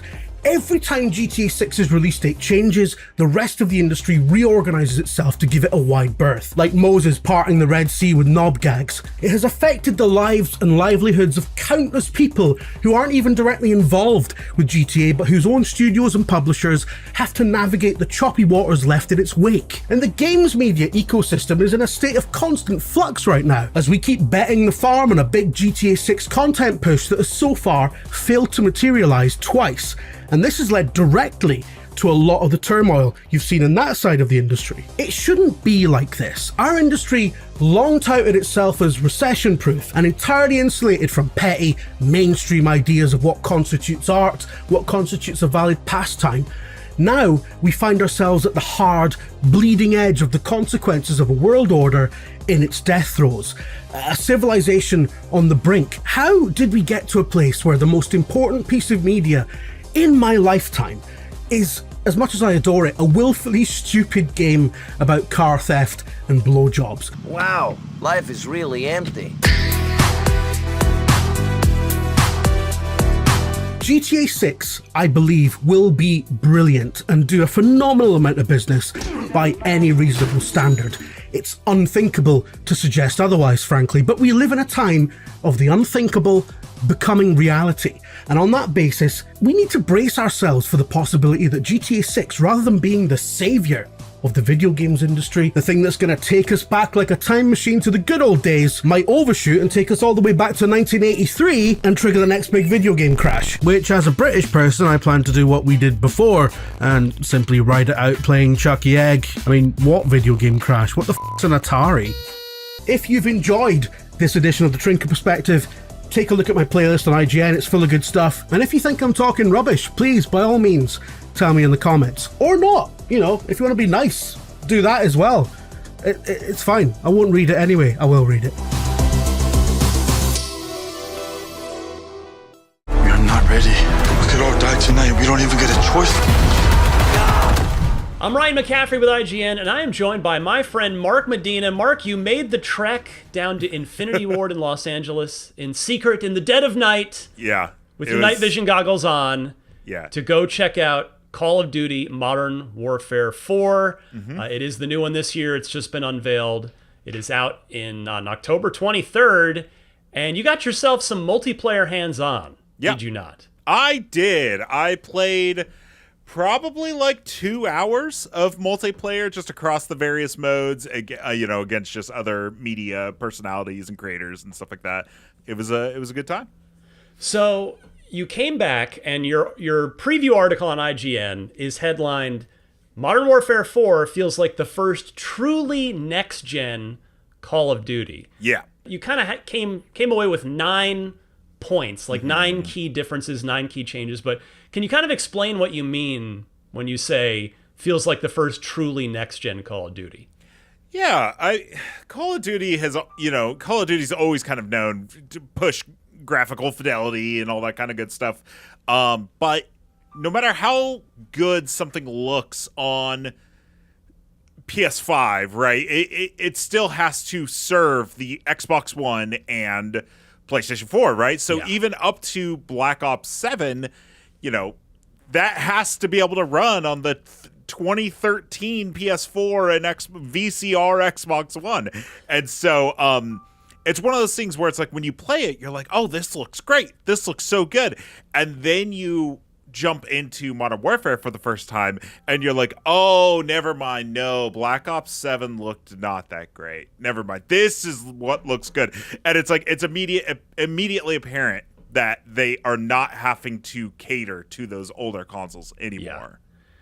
Yeah, 5 years into the generation, almost 6. Yeah. Actually, I guess by the time the game comes out, it is 6 years into the generation. Yeah. So that is good news that they're finally leaving last gen behind, and it's great that you can see it on the screen immediately. Yeah. That is awesome. Yeah. So what's weird, real quick, sorry, what's weird about that is the fact that we're already having next gen conversations, and this is the first truly current gen Call of Duty, but that has nothing to do with the preview. It's true. You are correct. This is that's a whole separate console watch topic. So you came away with 9 key changes, and I wanted to have you talk through them all for us here. Let's start with, you mentioned movement. So what's the deal with movement in Modern Warfare 4 multiplayer? Yeah, so the big thing people are going to notice with this game, especially since there hasn't been a Modern Warfare in a while, is that there is no more omni movement. What that means is you can no longer sprint left and right and backwards. There's no wall jumping. There's nothing like that, right? It is a more grounded kind of boots on the ground. The tagline they keep using is that it's like an action movie, but still set in realism, right? Like everything is theoretically possible, but it's set in a world where you never get tired and surfaces are never slippery. So yeah, but they've made a lot of changes to movement because of this, right? So no omni movement, but there's mantling in different ways than there used to be. So before, you would mantle onto a ledge or something like that, and your character would just climb up and there was nothing you can do about it. They've changed it in a few ways now. One is you can cancel a mantle now. So if you're mantling up and you happen to peek over and you see somebody, you can be like, nope, don't want to do that, and you can mantle out. Another thing you can do is just do a simple ledge grab, which is you go halfway through a mantle and then you're just holding onto the ledge and you can actually aim your gun over the cover and shoot people while still kind of peeking behind the cover. And then the third thing is that you can shimmy now. So they're calling it a ledge shimmy. So if you're on a ledge, you can now move left and right and reposition yourself, get yourself still in cover, but still be able to do shots. Alongside the mantling is they have a backward slide, so you can do a backward slide that allows you to still shoot your gun.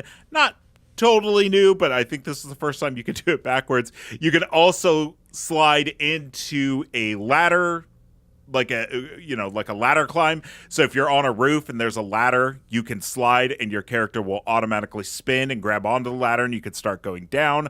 That's pretty cool. And then the last major big thing is that you can climb up poles and stuff now. So if you see an apartment building and you see a pole, you can actually climb up that pole and then almost like Assassin's Creed style vault over to a window and then climb through the window. So they've added that. And then one more thing is that they've there's tactical sprint still, which is when you double tap the sprint and you throw your gun up and you start running super fast. It's now more telegraphed that your character will start to like breathe harder and the gun will start to lower. So they've made a lot of changes to movement while still kind of keeping it grounded. It's interesting that Black Ops and Modern Warfare are really starting to diverge now in in the way that just even on character movement, which is good. It makes them feel like legitimately or more like legitimately different games. Yeah. For gunplay, you mentioned no more bloom. Yeah. Before I go into that, I gotta remind people what bloom is, because it may not be a term that people are super familiar with. Bloom is essentially a hidden mechanic in video games where, let's say you have a circle, and those are the possible points that your bullet can go. The game essentially rolls a dice in the background as you're hip firing, and the bullets just kind of go anywhere within that point. I think it was really, really cool in like Modern Warfare 1 days, like Xbox 360 days. I think it's completely archaic now to add like that sort of a random element, especially when games like Counter-Strike, people have been going back and playing Counter-Strike, and something a lot of people do right at the beginning of a Counter-Strike match is they run to a wall and they shoot to see the bullet pattern of their gun. Call of Duty is now adopting that system where there's no more bloom. Your bullets go where your gun is aiming. Okay. And that does mean they're still going to be spread because bullets, guns kick when they fire.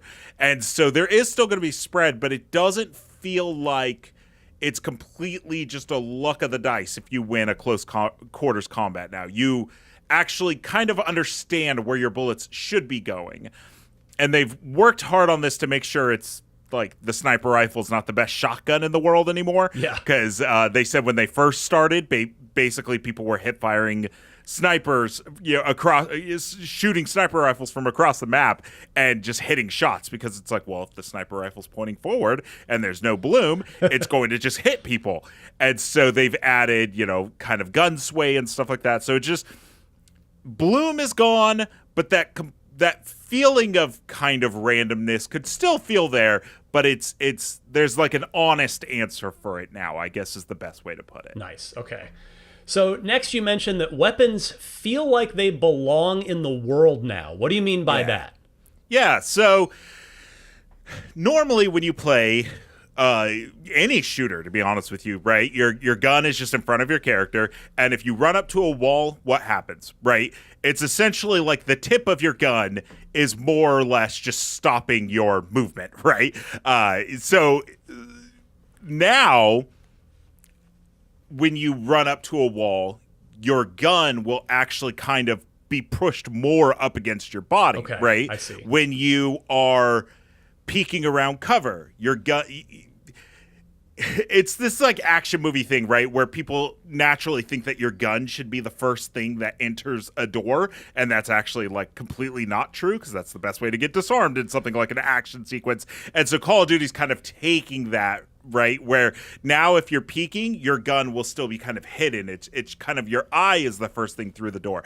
And so there's just a lot more, you'll notice it like when you're playing it, you'll see that your gun just moves it moves a lot more than it used to. Yeah.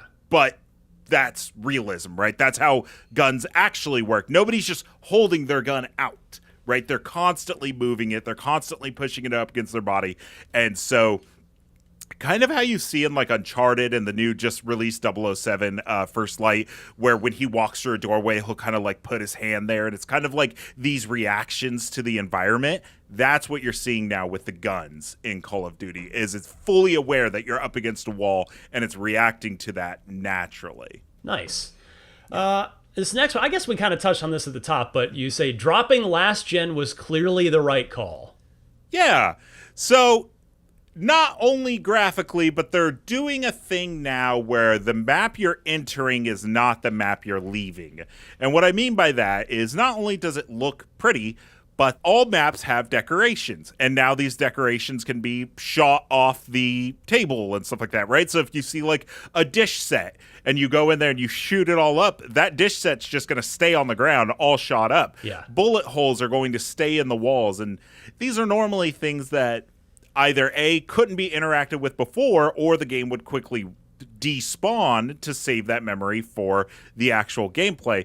And now you're entering a map that looks pristine and you're leaving a map that looks super messed up, right? Because that's all just staying on the map.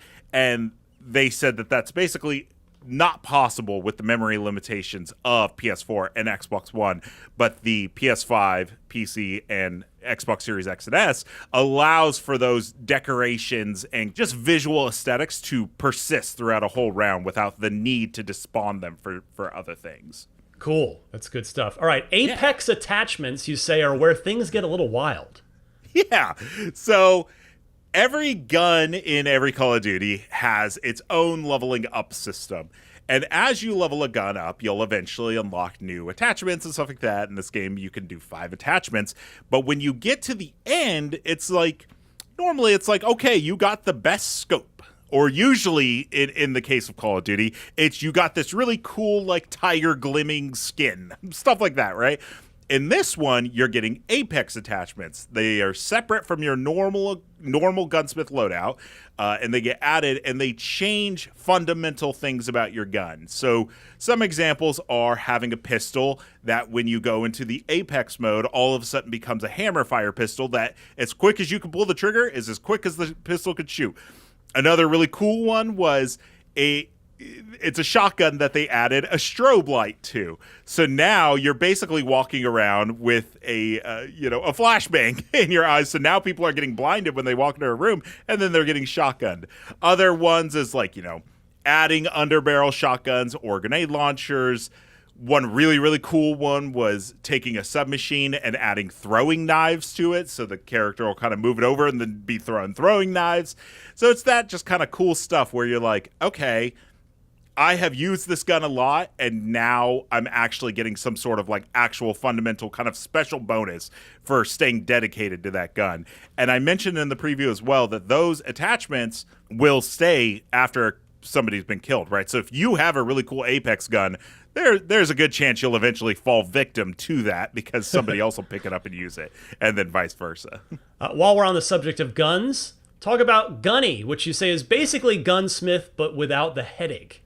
Yeah, so Gunny is my favorite thing that they've added to this year's Call of Duty, which is you want to try a new gun or you've been leveling up a gun and you're going through the gunsmith and you're like, okay, this has this kind of sight, but does this kind of sight match up with the actual caliber of bullets that I'm using or the buck of the gun, all these different things. You're like, am I building a good gun or am I building a monstrosity? The pro Call of Duty people are aware, but me, I'm over here on YouTube being like, how do I make something actually where it's not like a Frankenstein's monster of a gun?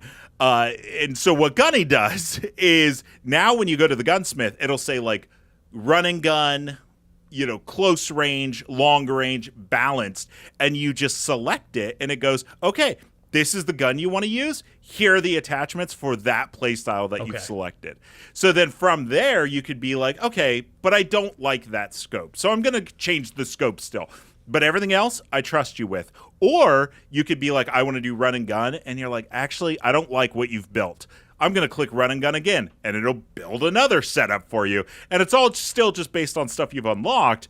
But it gets rid of that, I would say math in between matches where you're like, what's the best kind of, you're just like, no, this is my kind of preset loadout based on what I've added to my gun. And it makes for some really cool but very easy ways to make loadouts and actually stay competitive. Sweet. All right, quickly tell me about maps, modes, and lots of variety. Yeah, so the game's launching with 12 maps. I would say probably about half of them are from the single player, variations of the single player that have then gone on to become multiplayer maps. And then a few others that are, made from the ground up for multiplayer. And so you'll be on, the streets of Korea. You'll be in a Korean nuclear base. You'll be in Russia. You'll be in New York, Mumbai. It's a globe-trotting game, and the multiplayer kind of lends itself to that. There's one specific map called Kill Block, which is really cool, which is basically they have what they call slabs. And so you play a 10v10 gunfight mode, which for folks that don't know, it's between rounds. You're getting put with a gun that everybody's using the same gun. And it's 10v10 permanent death until the next round. And what it does is the map is constantly changing. So every time between rounds, the map, there's 3 sections. One of the sections might change, or 2 of them might change, or the middle might change. And so every single time you finish a round, not only are you getting a new gun that you have to play with, but also the map is completely different. Cool. And they're really proud of it. They said that there's over 500 combinations, so it's very unlikely that anybody will ever play the same thing twice. But that I don't know about that. Yeah. A lot of people play Call of Duty. But then when I asked them about a seed possibility, they said that they eventually might do something down the road where it's like, I really like this combination, so I want to do a custom game and type in these string of numbers, and that's the combination I'm going to get. Sweet. All right, and the final thing, talk to us about Prestige this time around. Yeah, this is where I get my name in the credits for Modern Warfare 4. So, they have 2 Prestige modes in this game, which is Prestige Classic and Prestige Regular. Prestige Classic is your normal level up to level 55, reset everything, rank, guns, everything gets reset, but you get multiple rewards. You get a Prestige badge, and you get to start over, this time with an XP boost. Now there's Prestige Regular, which is you don't reset everything when you get to level 55, but you get fewer rewards, fewer XP boost on your next trek. But it's for the people that want to say, I've Prestige, I've earned the next badge, but I still have all my guns and attachments. And my gripe with them came from the fact that didn't make sense, that regular it should be called Prestige New. So, and they said that they're working on that. So we'll see what it's called by the time it's done. And if you see a big special thanks to Mark Medina in the credits, that's why. Yeah, but basically everybody's first trek to 55 will be the same. Then at 55, you get to choose Prestige Classic or Prestige Regular. Then once you get to 55 again, you get to choose again. Okay. So every single time you Prestige, you get to choose, I want to go a Classic route. No, I want to go the regular route. And the way is because, the reason for it is because they've noticed that a lot of people just don't Prestige because they don't want to lose all their stuff. So they're trying to cater to those people that don't want to lose their stuff, but want to be part of the Prestige conversation.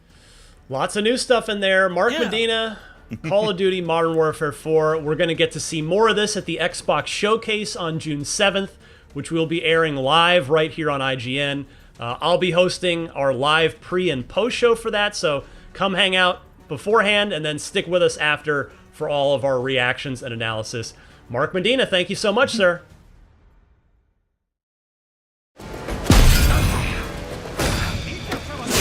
13 years after Ubisoft ditched Desmond Miles to go full pirate in Assassin's Creed 4 Black Flag, this seafaring adventure is still considered by some to be the best pirate simulator of all time. So it's no wonder at all that Ubisoft has decided to dust off this bad boy and remake it in the style of last year's Assassin's Creed Shadows, complete with all the modern trimmings you'd expect. That includes stuff like drastically improved graphics, modernized combat mechanics to make Edward Kenway faster on the draw,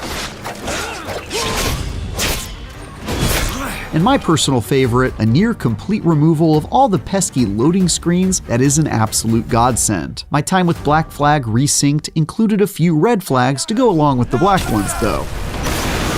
Like how some of the modernizations involved removing aspects of the original, it seemed like maybe they'd be best left as they were, but on the whole, it's pretty hard to be mad about this gorgeous second voyage of one of the best Assassin's Creed games.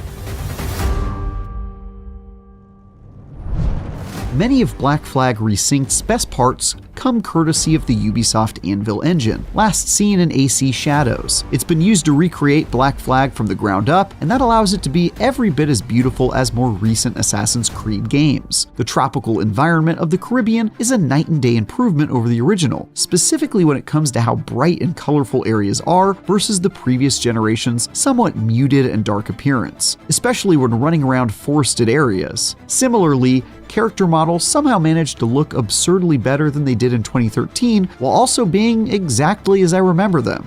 That said, I did find many of the characters to be a bit prettier than I expected, particularly when it comes to pirate characters who spend all their time boozing, sailing, and fighting. The cast seems to have been given a Hollywood glow-up and aren't nearly as gross and dirty as you might think. Black Flag Resynced also benefits from many of the other upgrades the series has seen in recent iterations, especially changes to combat that make it faster and more decisive, and to sneaking around that make it a more competent stealth game than the original. Despite the Assassin's Creed series ostensibly being all about sneaking around, it's wild to think that it wasn't until Assassin's Creed Unity that we got a dedicated crouch button. Absolutely insane in retrospect. In the original Black Flag, you could only go undetected when hidden within a group of people or when walking in bushes that automatically put you into crouch mode. Aside from that, your character genuinely couldn't crouch at all. Thankfully, Black Flag Resynced adds a dedicated crouch button so you can go about your business of stabbing enemies to death from the cover of shadow as you please. There are also a few new gadgets in your stealth tool belt, and some that were in the original but come to you much sooner in this iteration. For example, the badass rope dart that didn't appear until the tail end of the story is now added to your inventory in the opening chapters, so you can almost immediately start yanking enemies toward you like Mortal Kombat Scorpion.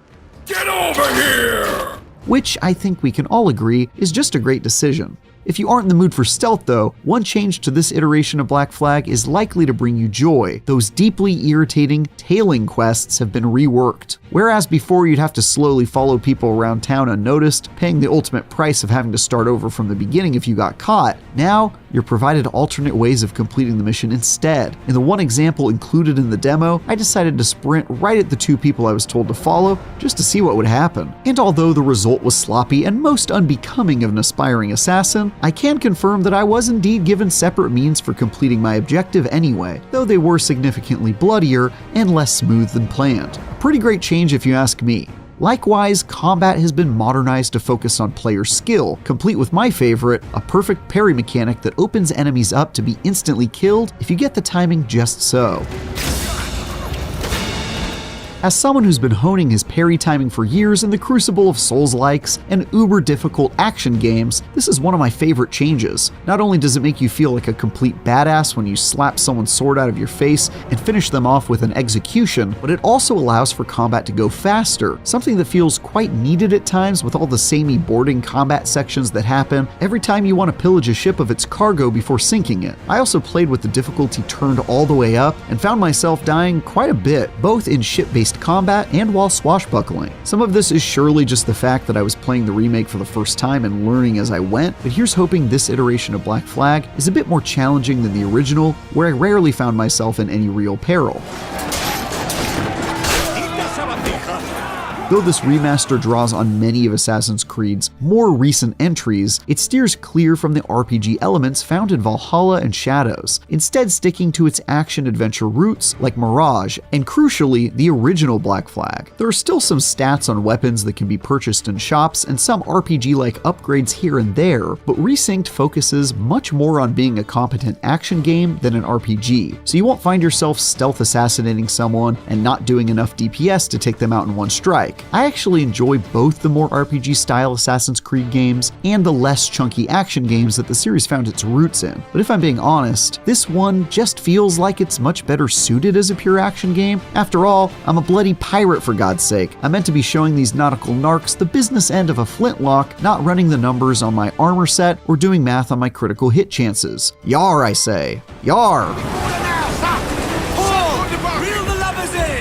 Some of the streamlining of Black Flag to Resync's action has led to some peculiar choices though, like how you can no longer pick up weapons of slain foes to use in combat. In the original, if you downed a big guy who was wielding a two-handed axe, you could then pick it up and use it to mop up the rest of the scallywags in your path. For whatever reason, that was removed in the demo I played though, possibly to simplify things and keep the action moving along without having to clumsily retrieve a weapon from the ground in the heat of battle. I can certainly see the logic in that choice, but honestly, I kind of missed being able to have that kind of freedom, and it felt to me like one of those wholly unnecessary changes that could have just as well been left as it was. Then again, this feature hasn't been a part of the series in quite some time now, so maybe it's just one of these things that no longer fits in with the Anvil engine. While reliving my time with Black Flag was largely awesome, one surprising revelation is that the entirety of the present-day storyline has been removed from this version. As someone who misses when the Assassin's Creed series actually tried to tell a story within its sci-fi world, it's a bit of a bummer to see them follow in Assassin's Creed Shadows' footsteps of giving up on that aspect of the series entirely. It's especially odd if, like me, you have the twist ending at the end of the original Black Flag burned into your memory. I'm honestly very curious how this remake will be able to cut around that aspect of the story entirely, and worry the story might feel a bit awkward in doing so. That said, the historical story and pirate gameplay is quite obviously Black Flag's strength, so maybe it won't be any big loss not having it around, even if it does feel a bit strange. Perhaps as a way of making up for the lack of a present-day story, Resynced interestingly adds content to Kenway's story that wasn't in the original, some of which I played. This includes whole story sections that focus on Blackbeard and Stead Bonnet, who were only briefly involved in the original version of Black Flag, if memory serves. There are also new party members you can recruit to join your pirate crew, complete with quests to indoctrinate them into your privateering operations. One such quest involved breaking a shipwright out of jail and persuading her to join my team by agreeing to help her with a personal matter down the road. Her name is Lucy,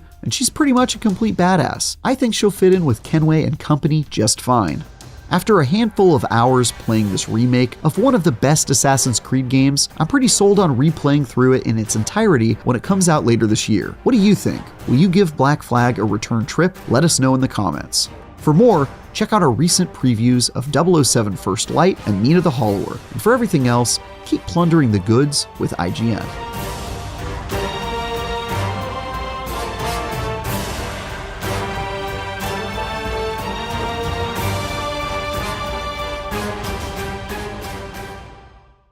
Xbox is gearing up for another game showcase this summer, with a good look at brand new games, trailers, and reveals promised for Sunday, June 7th.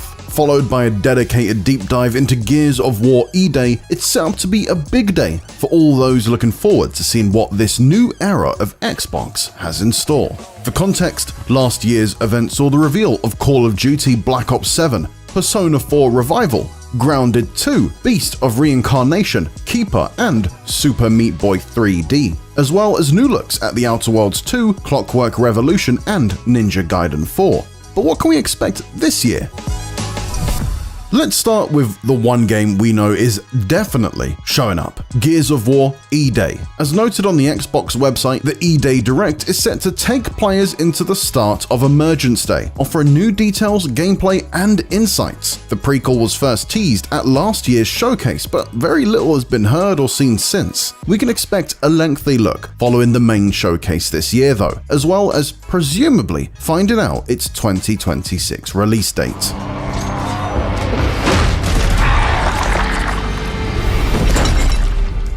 Playground Games may have just released the critically acclaimed Forza Horizon 6, but the British studio isn't done by any means. That's because its reboot of Fable, which was meant to hit in 2026, has just been delayed to February 2027, and I imagine it's almost guaranteed to make an appearance here. Another look at it in action certainly wouldn't go amiss, as we learn more about this new version of Albion. The recently rebranded Halo Studios is due to release the remake of the original Master Chief story, Halo Combat Evolved, in 2026. We can likely expect to see more of this one in action, as well as find out when exactly we can expect to play this year. The Covenant are putting up a real fight. The cartographer must be here. Maybe the game I'm most looking forward to seeing more of is In Exile Entertainment's Clockwork Revolution, which is looking like a fantastic blend of Dishonored and BioShock. This one has popped up a couple of times at recent Xbox Summer showcases, so hopefully that means we're getting closer and closer to a release date. After a good look at gameplay in 2025, we'd love to know when it's going to launch at this year's show. And what next for Rare? It had been working for many years on Everwild before it was cancelled last summer, leaving the legendary studio at a mysterious proposition. Ongoing development will presumably continue on Sea of Thieves, but surely a new game is also in the works somewhere. The Killer Instinct, Viva Pinata, and Banjo-Kazooie creators have as long a history as anyone at Microsoft when it comes to developing new series. But could we see it return to one of these? Another of its creations, Perfect Dark, seems even less likely though, following the shutdown of the initiative and cancellation of the reboot last year. First revealed back in 2020, State of Decay 3 re-emerged in 2024, but has been quieter than the dead since. Undead Labs has been working on this one for a while, and we might see it again on June 7th after skipping last summer's showcase. Obsidian, meanwhile, has been far from quiet, and it had a very busy 2025, launching Avowed, The Outer Worlds 2, and Grounded 2's early access. So it's been safe to say that we aren't necessarily expected to see much from the RPG studio here. If it did want to spring a surprise Fallout New Vegas remake onto us though, then we'll happily take it. Both Compulsion Games and Ninja Theory have released games in the past couple of years, so it may be a bit too soon to see what they're working on next, but we certainly won't rule it out, especially the latter, who is reportedly working on a third Hellblade that is quote-unquote more of a game. Infinity Ward revealed Call of Duty Modern Warfare 4 last week, which will continue Captain Price and team's story as they head to Korea this time around. It's safe to say we'll get a peek at it in action at the showcase, with the new DMZ mode promised to be shown off. Call of Duty is where most of Activision's resources find themselves going these days, but maybe a surprise second project will be sprung upon us. Though a long shot, a revival of one of the publisher's dormant series, such as a new Tony Hawk, Guitar Hero, or Spyro, would certainly make people my age and older smile. Blizzard can be expected to show off continued support for its live service games, such as Overwatch celebrating its 10th anniversary, Diablo 4 following up on its just released Lord of Hatred expansion, and World of Warcraft evolves further beyond its Midnight expansion, which arrived in March. While that's all in the recent past, there are a couple of future possibilities, although not expected this year. One of those is a look at WoW's upcoming The Last Titan expansion, which will serve as the finale to the World Soul Saga trilogy. Another is a look at Overwatch Rush, the mobile version of the hero shooter, although we admit this may not well show up at an Xbox showcase. When it comes to Bethesda, all eyes are on The Elder Scrolls 6. First revealed to be in development way back in 2018, Todd Howard has effectively said that it shouldn't have been shown that early. We realize it's likely still many years away, but perhaps a look at the long-rumored Fallout 3 remake could serve as a welcome stopgap. Elsewhere under the larger Bethesda umbrella, id Software will have moved on to its next project after 2025's Doom: The Dark Ages. Will it be another Doom, a long overdue Quake revival, or something new entirely? And will it even be shown at this year's showcase? And then there's Machine Games, who'll be following up on the excellent Indiana Jones and the Great Circle. I'd love nothing more than a sequel to that adventure, but perhaps a return to Wolfenstein is more realistic right now. Reports of the final part of BJ Blazkowicz's Nazi-killing trilogy being in production emerged early this year, so this could be the year we see the original FPS hero return. Finally, when it comes to Bethesda, surely we're due for a look at Arcane's Blade. First teased back in 2023, the Leon studio has been pretty silent since. It looks like we're never getting that Mahershala Ali movie, so please at least give us this. In regard to what other games we could see, well, that's much more of a guessing game. Based on what's been showcased at previous Xbox shows though, we can at least take educated shots in the dark. I'd personally love to see Persona 4 Revival in action, as well as finding out when I can get my hands on the remake of Atlus's classic JRPG. Staying in Japan, Game Freak's first game outside of the Pokemon universe, Beast of Reincarnation, was featured heavily during January's Developer Direct, so it could well be there too. Action-adventure spin-off Resonance: A Plague Tale could well be in line to make a reappearance, as well as ex-Witcher 3 dev studio Rebel Wolves' vampire RPG, The Blood of Dawnwalker. Hello and welcome to IGN Live Day 2. In case you're new here, it's a big in-person event celebrating the best in games, movies, shows, and more. Later today, we'll be joined by some very special guests, getting a closer look at everything from the Xbox Game Showcase, and you can join me for a special live edition of Game Scoop.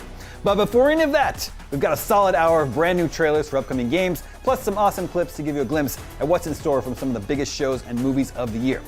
Now, if you thought I was full of hot air, that's nothing compared to our first game, and this trailer might literally blow you away. Here's a look at Leaf Blower Company. It's about leaf blowers.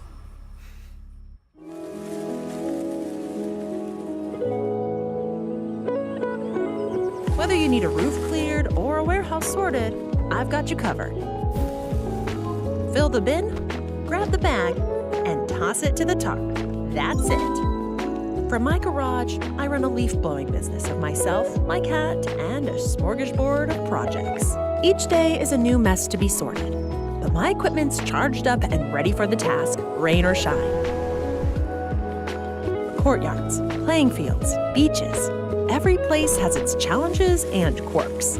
I just relax and let the leaf blower hum. Sometimes it's nice to cut corners with some unconventional methods. There's plenty of clutter to clear out for a busy week, but with a leaf blower in hand, everything looks like leaves.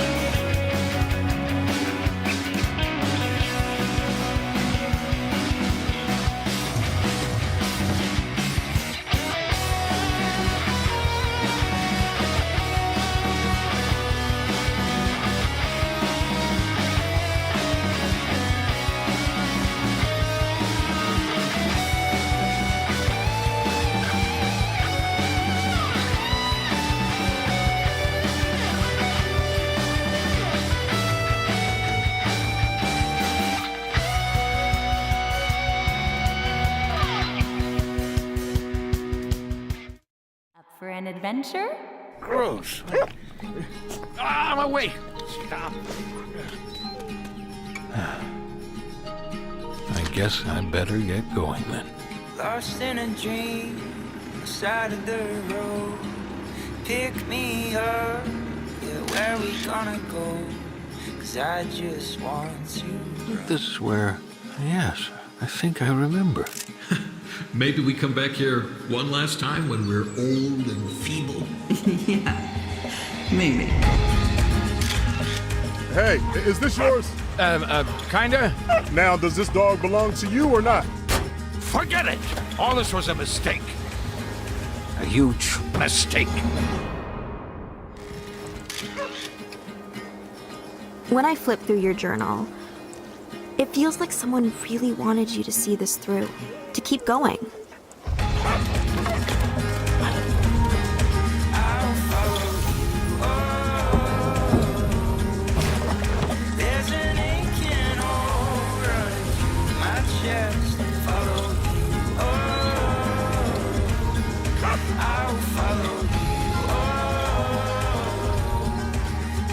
I'm glad you forced me on this little adventure. I just hoped for the best and went for it. Well, I'm glad you did.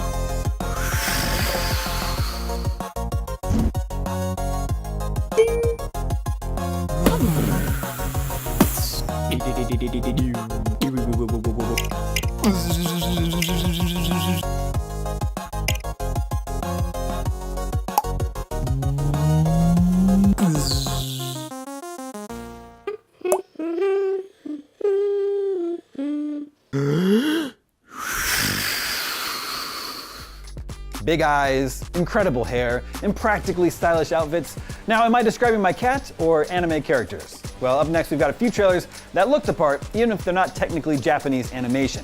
But this first one definitely is. Here's a look at the upcoming movie, Bleach, 1,000-Year Blood War, The Calamity. あんたは俺が切る。黒崎くんの心はきっと。不遜だなイチゴ。それは世界を切ると同義だぞ。力の全てを吐き出し尽くして死ねイチゴ。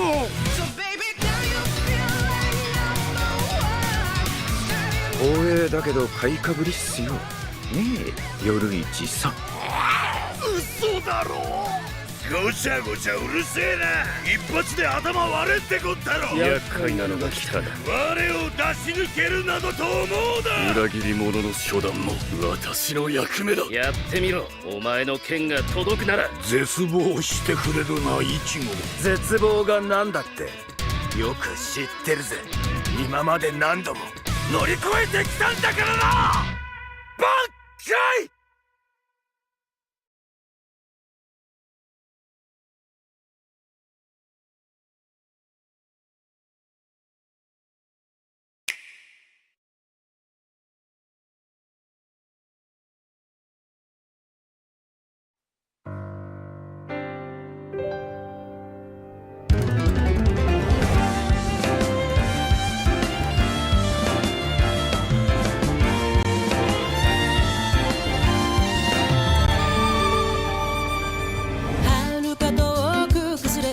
街のかけら風に吹かれ自由な鳥たちとさまよう迷いながら未来を描く奇跡両手を広げ霞みゆく彼方へたどった果てしない道のりと闇を越えあなたと見つけ出した真実光に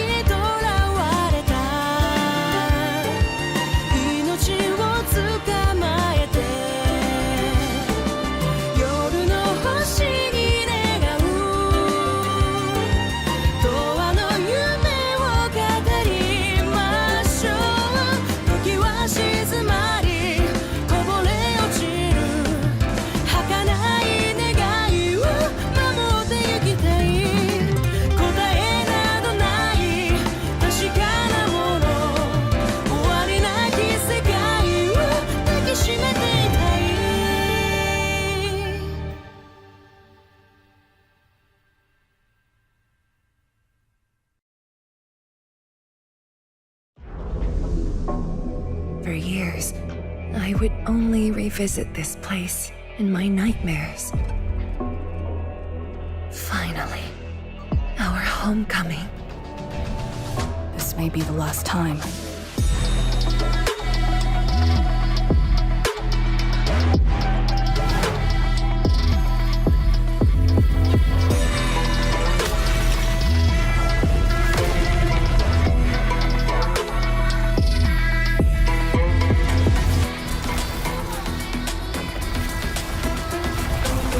Shall see how it all ends.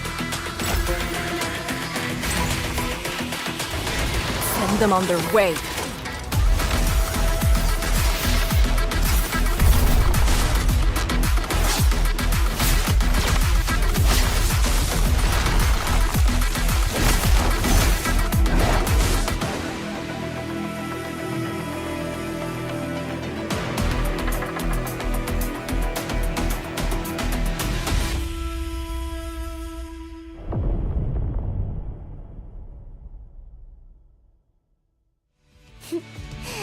You'd better make sure you capture me at my absolute cutest.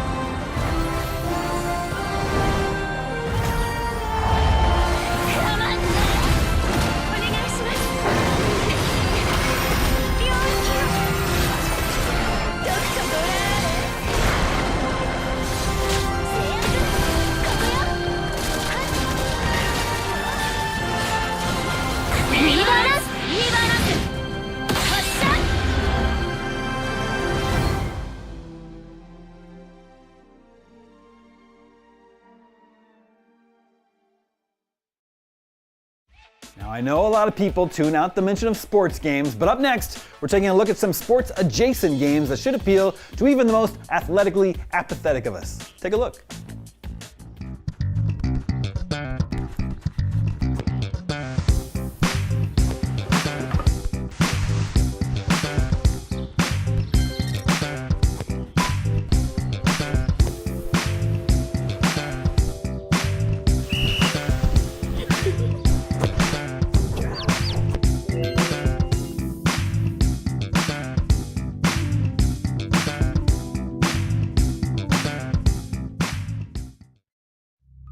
In a tiny pocket universe, tucked away at the edge of our own, there is a hotel for lost balls of all kinds. Little balls, big balls, any balls really. But worst of all, golf balls. In this miniature golfing adventure, you don't hit the ball. You are the ball! Explore a tiny handcrafted world from tee to flag. Discover who you are, where you are, why you are. Or just play bloody golf!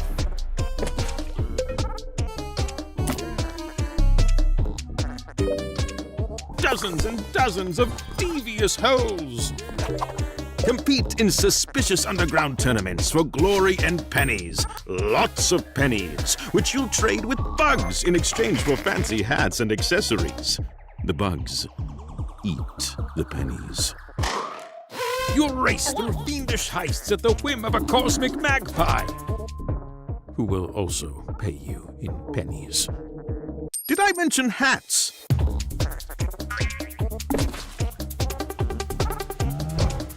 And that is Ball Game, a physics-bending journey that will test your skills and tickle your fancy. Wishlist and try the demo on Steam now.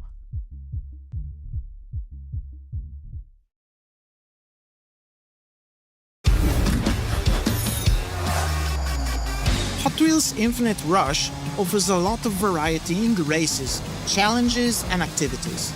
Most of them are found across the huge maps that need to be explored. First, let's play a Daredevil challenge. Daredevils zip across the world and need to be found, chased down and caught to be raced against. As soon as you do that, a 1-to-1 race starts, and if you win it, you obtain the car. As you can see, it's a tense battle through the gates to the finish line. Next, let's do something more relaxing, a tourist challenge. Every one of them will be a task with a picture to take, with some specific items in it. In this case, a speeder car and the City Burger building. We've got the speeder, so let's jump on the burger and mission accomplished. This was easy, but some of them are more tricky though. Let's switch to a drifter car in real time. I think you can do anytime for a drift stunt. There's a lot of variety among these challenges, as you can see, and we chose the best car for the task. We need to pull out a number of drifts within the time limit without missing the gates too. Precise control is the key to the victory. And finally, a stuntman challenge. Perfect with the Titan vehicle, the heavyweights of the game. Let's smash as many items as possible within the time limit.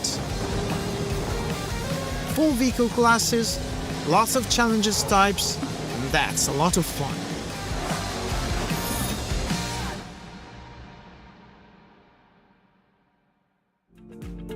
This next batch of games all have elegant, almost poetic sounding titles, so I figured the best way to introduce them was with a haiku. Here goes. A sea of ashen, tulips, where birds go to sleep, and Soul Walker. Look!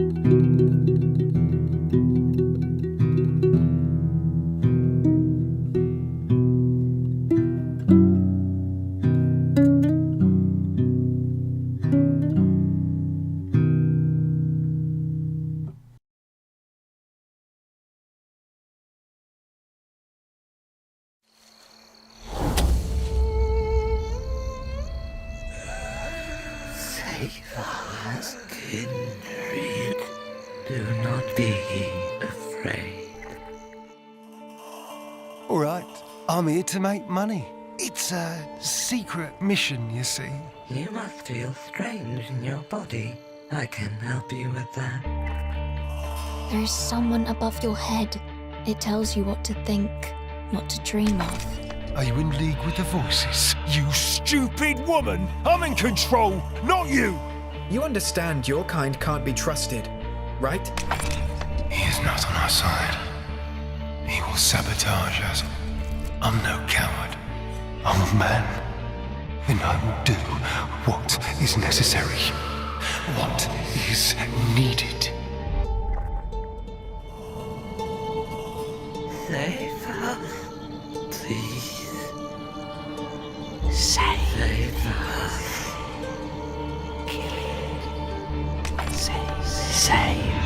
Say it. I don't think so.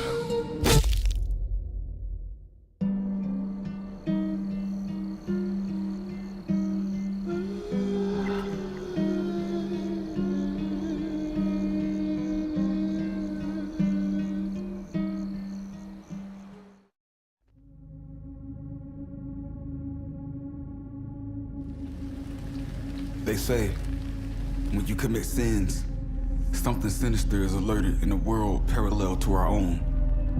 Perhaps this is what awakens what we know as karma.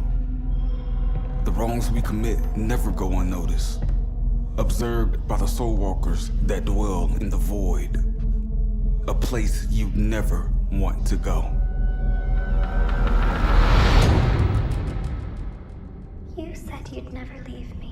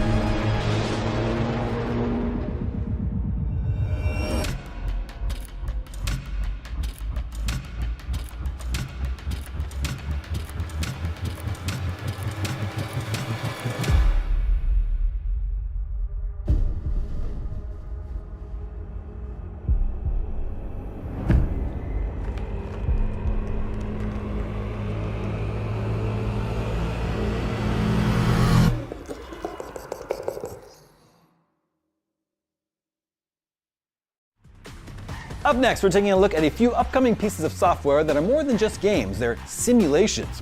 So here are some upcoming sims that realistically capture the experience of operating heavy machinery, renovating old buildings, guarding a medieval city's gates, or filling a big pit with cartoon dogs. Actually, we might have let one non-simulation get in there by accident. See if you can figure out which one it is.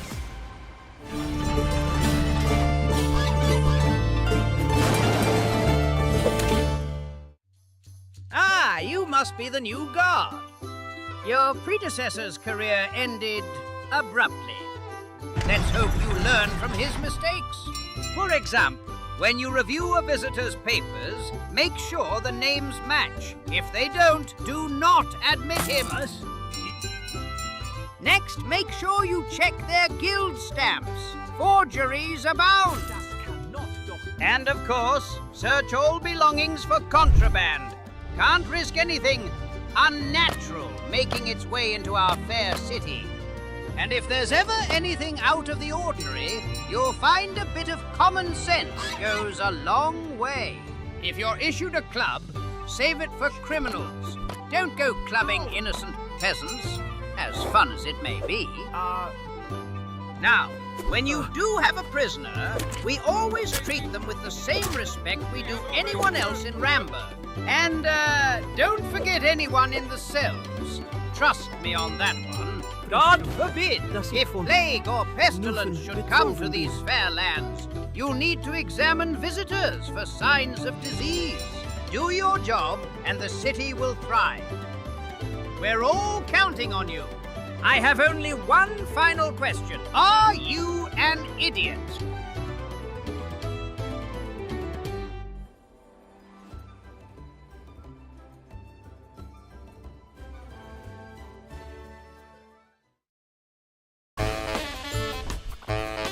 Hi, this is our game Dogpile. It's a roguelike deck builder about merging dogs into bigger dogs. After launching late last year, we've hit 96% positive on Steam, and we've been cooking up a huge DLC pack. But we've decided to give it away for free today. It's live right now. So here's what just dropped in Dogpile v1.1. First of all, there's new dogs. It's Dogpile, baby. They're funny, they're weird, and they have new shapes to master. Just like in real life, dogs can now be stinky and they can be zoomy. We've added over 50 new gameplay modifying tags, expanding what's possible in Dogpile, and giving a bit of love to archetypes that needed it. And generally, just heaps of new gameplay. I'm talking new decks, new endless system, and a bunch of stuff to discover yourself. And that's not all. With the v1.1 comes localization into 7 new languages. And in a few weeks, we'll be launching on iOS, Android, and Nintendo Switch 1 and 2. So you can play Dogpile anywhere, anyhow. It's time to pile those dogs.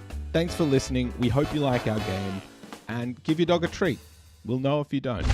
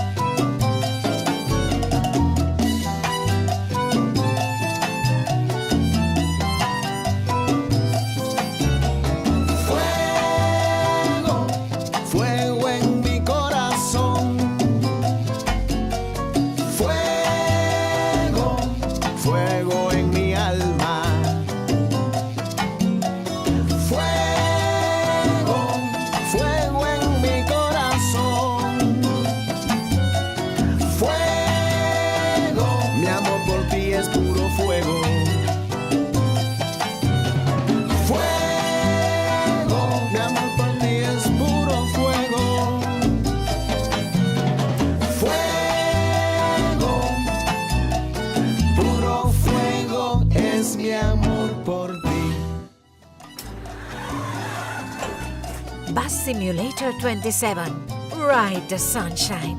Pre-order now.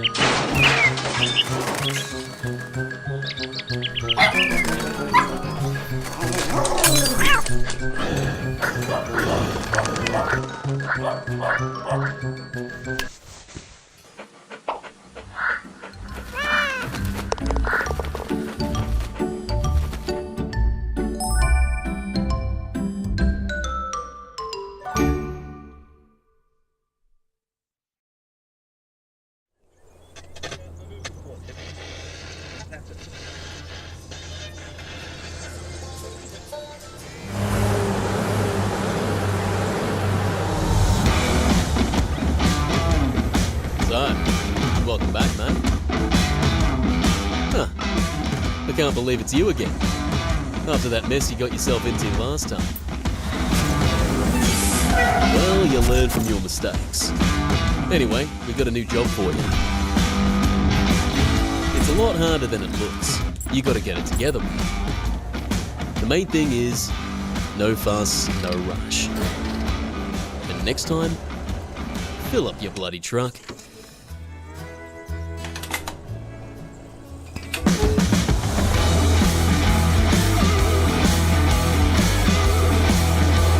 You know, it's beautiful out there, but things can get rough real quick. The road couldn't care less who you were before, rookie. Just keep it steady and keep moving. Once you make a few bucks, she'll be right, and that shit'll sort itself out.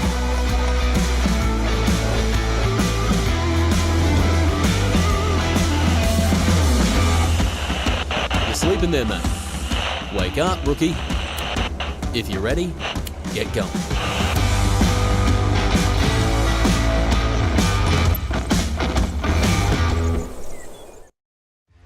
Most of the time, playing video games with your friends brings you closer together. Other times, it can tear friendships apart, turning your once trustworthy pals into your worst enemies, either because they're beating you at a competitive game or they really suck at co-op.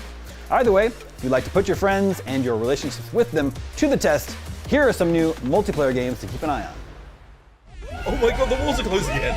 There's too many bones! He looks really hungry. We should get him some food.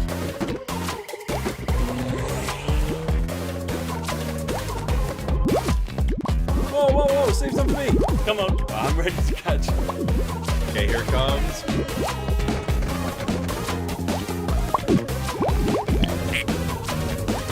Let's go!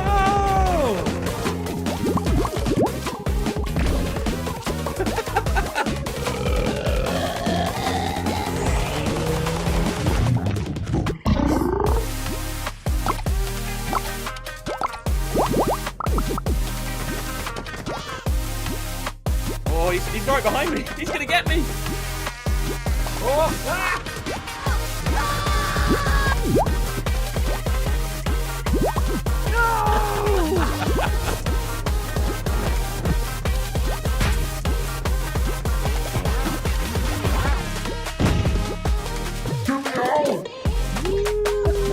Oh yeah, look at this! Crossbow!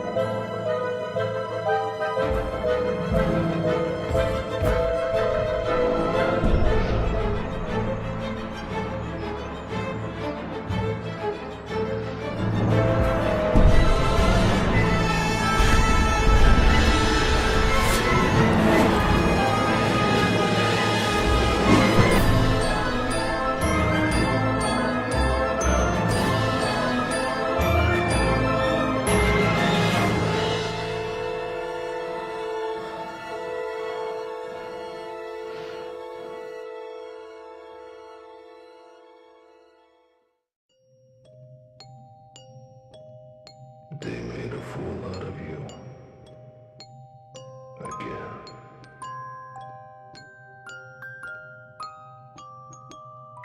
Keep failing, and you'll never become Marco.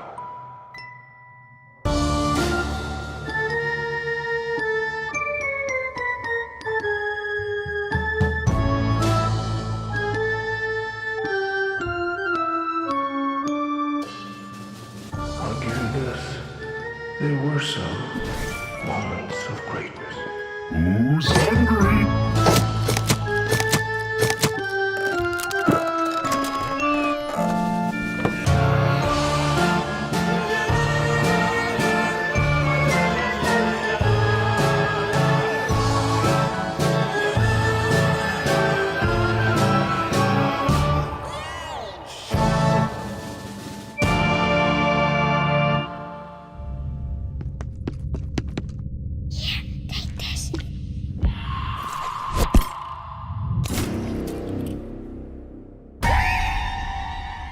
Soon, a new act will arrive, and the stage will change.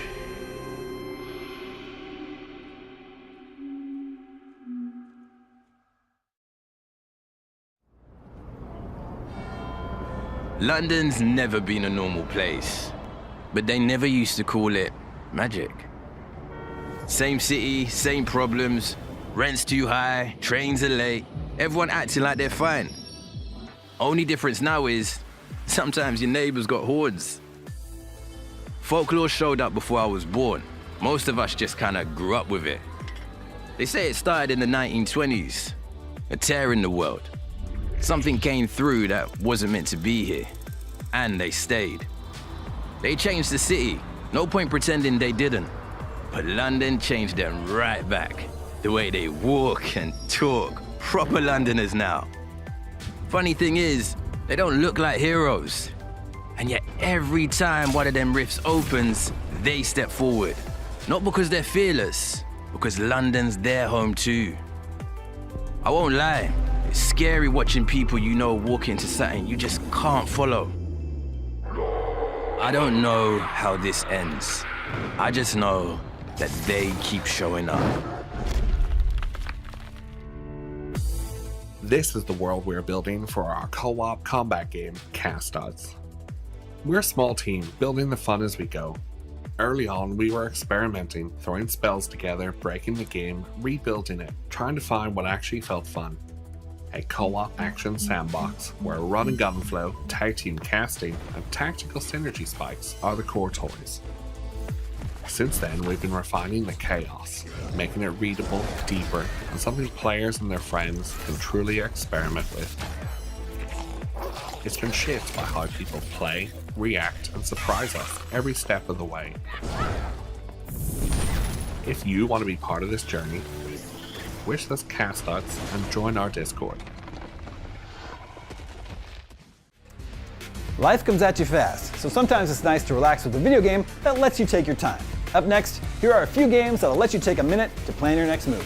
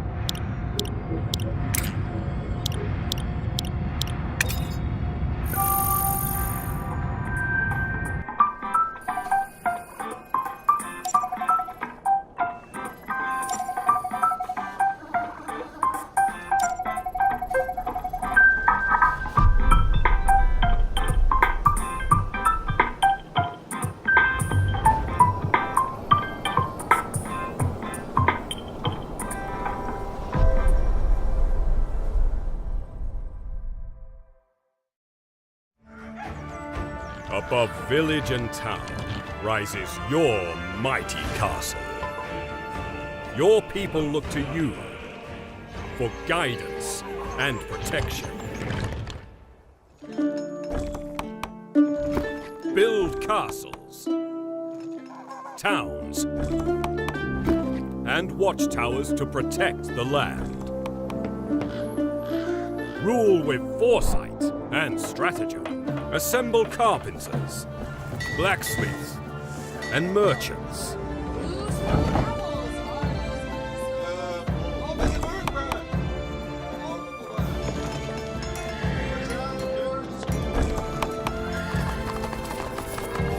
Yes, my lord. Guard the roads and defend the peasants. Uphold justice by the sword. Defend your lord even unto death. And destroy the treacherous knight.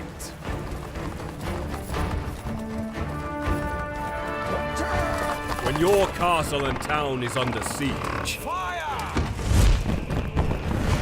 Let hope fortify your courage. Rise a knight. Rise a knight, and wish list now on Steam.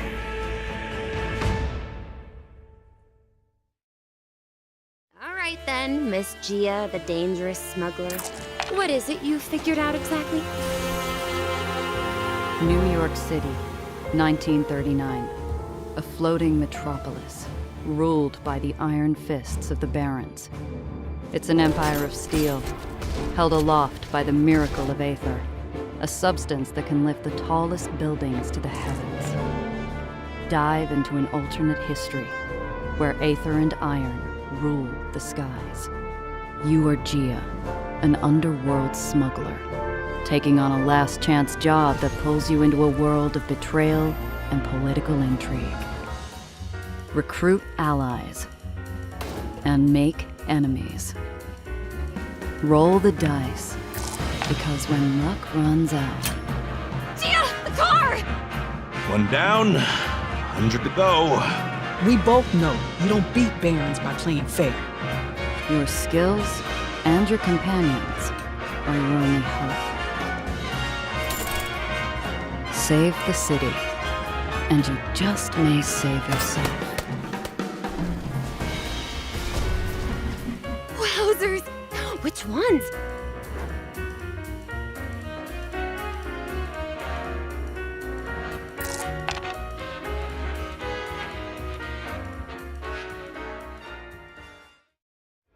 In the Imperium, truth is subjective, but duty is paramount. As an Inquisitor, you are judge, executioner, and instrument of the God Emperor's will. Your authority is absolute. A city drowns in prayer and fear. People are vanishing. Something is pulling the strings from the dark, and whispers spread through sanctuaries and slums alike. You'll search crime scenes, follow leads, interrogate witnesses, and collect evidence. Every detail you uncover goes into your investigation journal, where you connect clues, test theories, and build your case piece by piece. You can take the fast route, accusing the first culprit who fits, closing the file and letting fear do the rest. Or you can keep pulling on the thread and feel the icy hand of dread grow ever colder at your spine. You will not hunt alone. Your retinue is a weapon. Companions who bring their own skills, perspectives, and lines they won't want you to cross. But what matters is your duty and the outcome. The strict certainty of a Puritan or the pragmatic edge of a radical. Both are valid. Both come with consequences. In your investigations, combat becomes yet another way of asserting control. When words fail, judgment becomes tactical. The system is built to keep fights sharper and more responsive.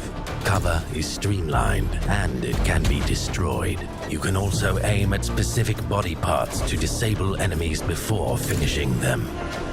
Concentration lets you deny opponents their most dangerous attacks, while morale can break a force even before the last shot is fired.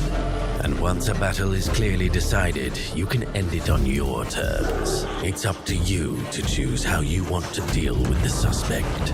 In this war, no one's hands are clean. Anyone can be guilty, because innocence proves nothing.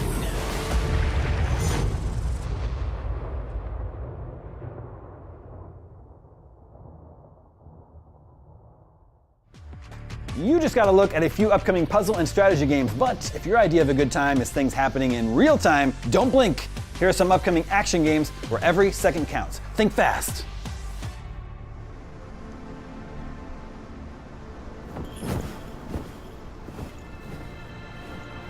Oh, Wabi, you've been through so much. Such torment.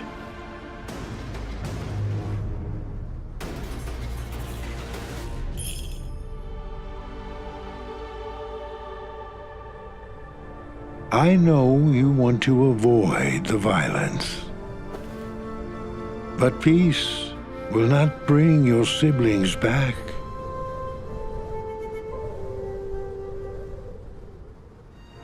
Use your hatred.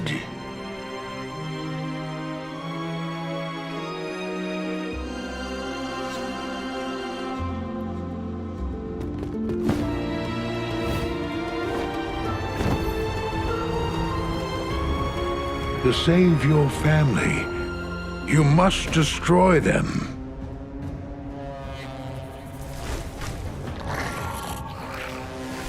They'll try to stop you.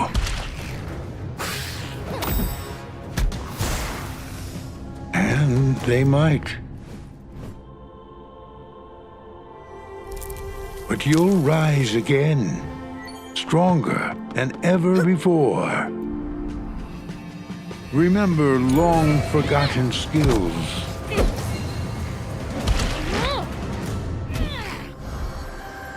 Rewild the world. Gather allies. And use them wisely. Embrace your power and take back all that has been lost.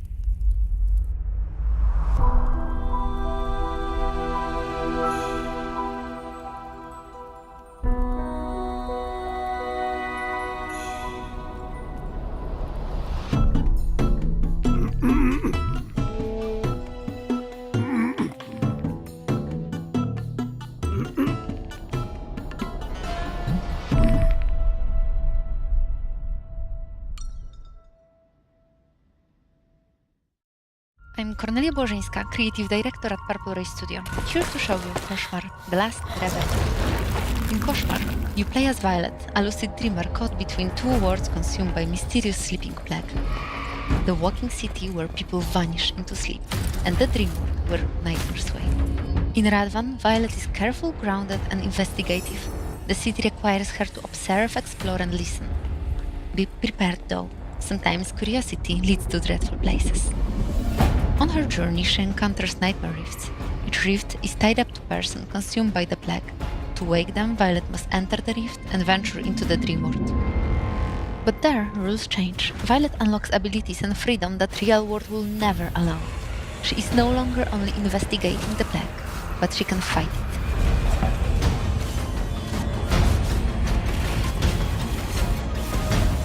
The deeper Violet travels between dreams and reality, the greater cost becomes. The cost is not abstract, it's real. Her actions and choices are transforming what she is, a nightmare that nightmares fear, or lost in the comfort of delusions. While you're still awake, which is Koszmar, The Last Reverie on Steam.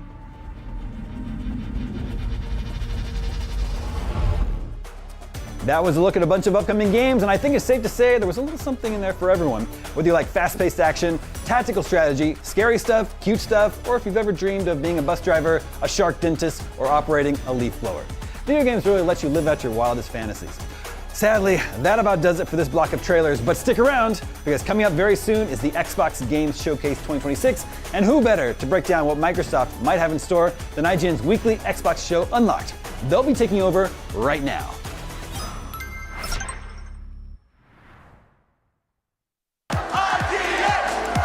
Welcome to IGN Live, a celebration of all things gaming and entertainment. Today, there's the Fire Nation army just beyond the wall. You'll hear from the cast of Avatar: The Last Airbender. We're Vox Machina, and we don't run. And the Legend of Vox Machina. It's time to up. I'm just getting started. Tomb Raider. Magic the Gathering, plus live episodes of IGN's Game Scoop and Unlocked. Are you guys ready? But first, we're kicking things off with the Xbox Game Showcase, which is bound to be jam-packed with trailers, gameplay, and maybe even a new glimpse at their next-generation Xbox console, Project Helix. Get ready because IGN Live starts right now.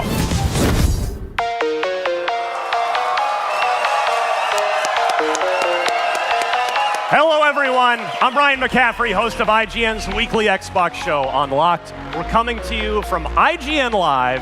The Xbox Game Showcase is coming up very shortly. To help me break down what we expect to see, I am joined by my regular co-hosts, Michael Hyam, Miranda Sanchez, and since it's IGN's 30th anniversary, we thought we'd invite our old friend, Destin Legary, back on Unlocked with us Hi, today. everybody. Good to be back. Bam! Yes, I needed that. I needed that today. Thank you, sir. Thank you, sir. Well, we're less than 30 minutes away from the Xbox Showcase this year, which we already know is immediately followed by the Gears of War E-Day Direct, which I know Miranda can't even contain herself. You've waited 7 years for this, Miranda, since Gears 5. I've been deprived. Yeah. Like, please. So I want to start with what we expect to see, and then we'll move later into what we hope to see. We'll get a little more aspirational. But to start with, I mean, I've got some notes, but I'll go to our guest of honor, Destin Legary, first. All right, Destin, what do we expect to see? What is a reasonable presumption for what we're about to get in 30 minutes? Well, I think we're going to get a beat about Fable and a beat about Call of Duty. Those are like known quantities. So I definitely think we get more. I'm really loving the new setting of Call of Duty Modern Warfare 4. Yeah, hey guys in the IGN Live crowd, where are we at with Modern Warfare 4? Are we fired up for the game this year? Yeah, after Black Ops 7 last year, back-to-back Black Ops years. Miranda, you're a big Call of Duty player.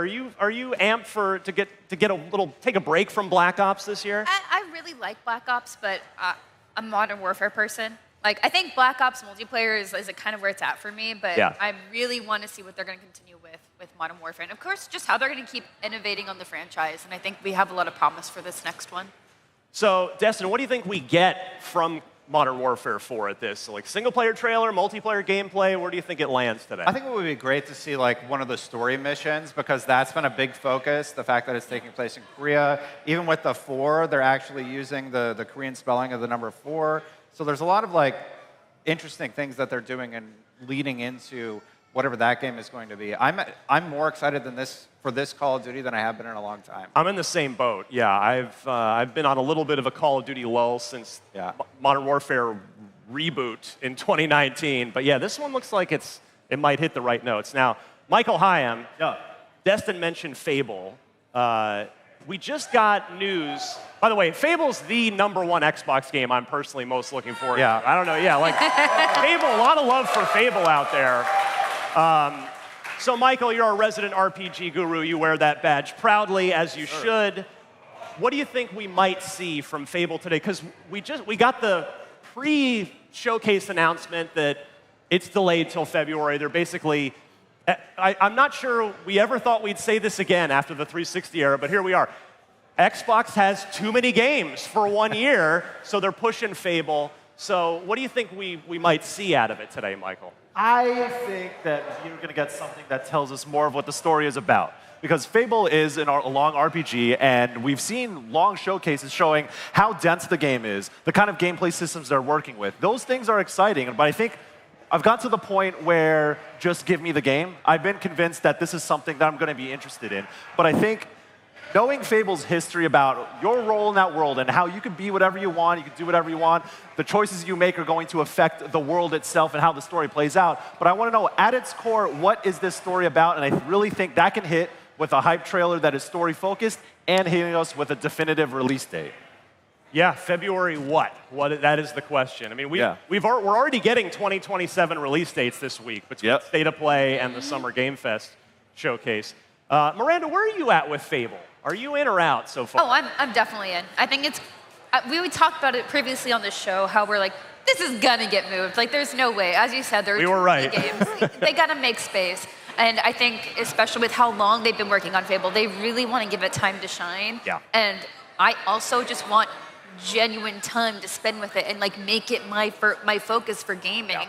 Yeah. I know a lot of us sometimes are playing multiple games at once. And when you have like a big RPG like this, other things have to get shoved to the side or like take that back burner seat. And I want to be able to do that with Fable, and I think having a February release date really helps for that. But overall, still just very excited.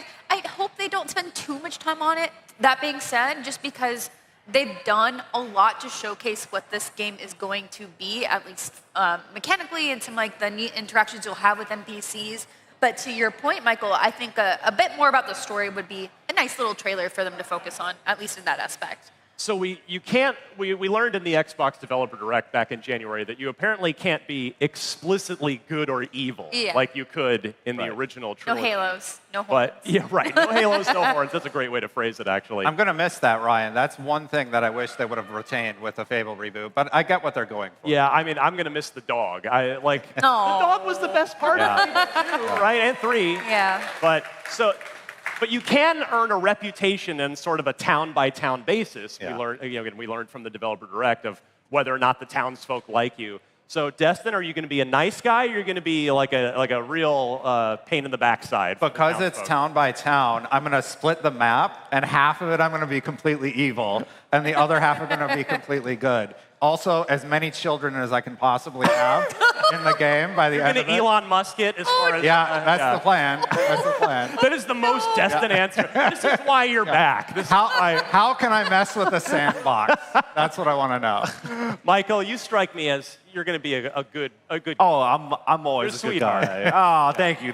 Yeah. I got a rep in these streets. You know, I'm a very good guy. But to that point, though, I played Mass Effect so many times. Every time I think, like, this is my Renegade run. I'm going to see what this is like. And then I get, like, a little bit... I make, like, 3 bad decisions. I'm like, damn, I feel pretty bad. And I revert back. I reload my save. But I think with Fable, morality systems being more interesting these days when it comes to games, it's not just, here's the good choice, here's the bad choice. It's more like, just make decisions and see where you end up based on that. And I think that kind of moral ambiguity in RPGs can lead to interesting storytelling, but I do think it's more ambitious. And Fable has that reputation, so I would trust Playground Games to really account for that and do something that would push RPGs forward. This is an opportunity for Xbox to put out a game that they don't necessarily put out very often. You know, we often think of Xbox being action games. You know, we have the Gears, we have the Halo games, cars, we have Forza, we used to have Motorsport,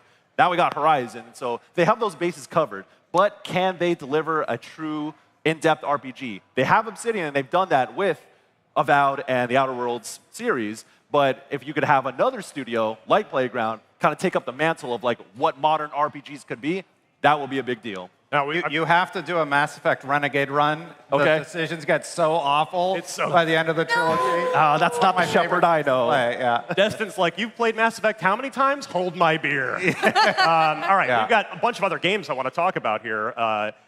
Halo campaign evolved. What's the hype level in the crowd for the remake of the campaign? So, you know, like,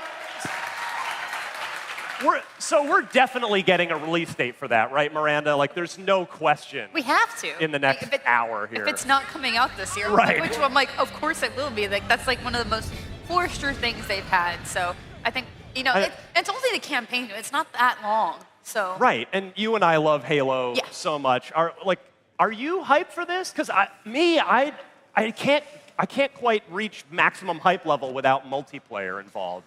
I am bummed that there's no multiplayer, but at the same time, this is the game I've played most, like replayed constantly. Like I know the game like the back of my hand, and I know they've changed some things for this. So I'm really curious to see what they've changed when we get into the game. Overall, though, like I mean, I'm excited to play. I'll of course play it. I played a bunch and probably play it like 3 times. But you know, I'm excited for my another solo co-op run legendary. with your siblings. Yeah, I'll drag them into it. But yeah, I think it's hard to be as excited because it's just such a known quantity, right? And like we've had remakes where we've had the glow up for Halo Combat Evolved specifically in such like a really cool way. So this is, you know, cool for the tech to see it in a different engine, but ultimately it's just like, I mean, we know this. While Halo may be a known quantity, something that isn't, that I expect to see today, is State of Decay 3. We've been waiting a long time for State of Decay 3. It's been teased in a couple of showcases over the course of like 5 years at this point. It's been a minute. Michael, you and I think, are on the same page with how much we love that game. What do you want to see? What do you think we're going to get out of State of Decay 3 today? If it's there. I mean, we don't know for sure that it's there. I think, you know what, I am kind of a fan of like the gameplay walkthroughs at showcases where they show you what the moment-to-moment beats look like with those games. And I think State of Decay, because of the kind of people who are interested in State of Decay, they are systems-heavy people who are interested in that more in-depth stuff. So if that's a big part of the showcase, I think that's a W right there. Because like gameplay is the #1 thing that I'm most curious about it. Like how have they refined the series? What kind of modern elements are they incorporating? They've learned a lot, obviously, from State of Decay 2, and it's been so long. And so you expect 3 to kind of be this really polished thing out of the gate. And we've talked many times about how State of Decay has always come out the gate fairly rough. That's just kind of the nature of those games, and that's fine for what they were. It took time to get there. But I think State of Decay 3, out the gate, needs to be solid. It needs to have a lot of content. It needs to be polished. And hopefully, like with it being in a showcase, if it is, they can get over that reputation of being a janky game and be like, this is what it is, and it's coming soon-ish. But that's what I want to see from it. Destin, there's been a little bit of a hubbub in the Xbox Online space over the last week or two about what system logos do you show at the end of the trailers for these things. And so one thing I want to ask you is, Forza Horizon 6, it's a 10 out of 10 game, says IGN.com, and a whole bunch of other outlets. 10 out of 10. It's and a whole bunch of players. It's another masterpiece from Playground Games. We know that it's coming to PS5 later this year, so what I'm curious to know from you, Destin, is do you think in the Xbox showcase we get the PS5 release date for Forza Horizon 6? No. Asha Sharma was very clear that she's heard the fan feedback, and I have to imagine that we're not going to see PlayStation 5 logos or competitor logos in the broadcast anymore. That was a decision Phil Spencer had made, I believe, at the time. And It's just the community said they didn't want it. So no matter how we feel about it, she's made the decision to, going forward, not have that as part of the presentation. And core is one of her main tenets in her new strategy in terms of the business. So no, I don't think we got a release date for Forza Horizon 6 on PlayStation 5. And I would be surprised if they didn't do a file export without logos for this presentation. Yeah, I'm with you. All right, we need to take a quick break, but stick around. IGN Live will be right back.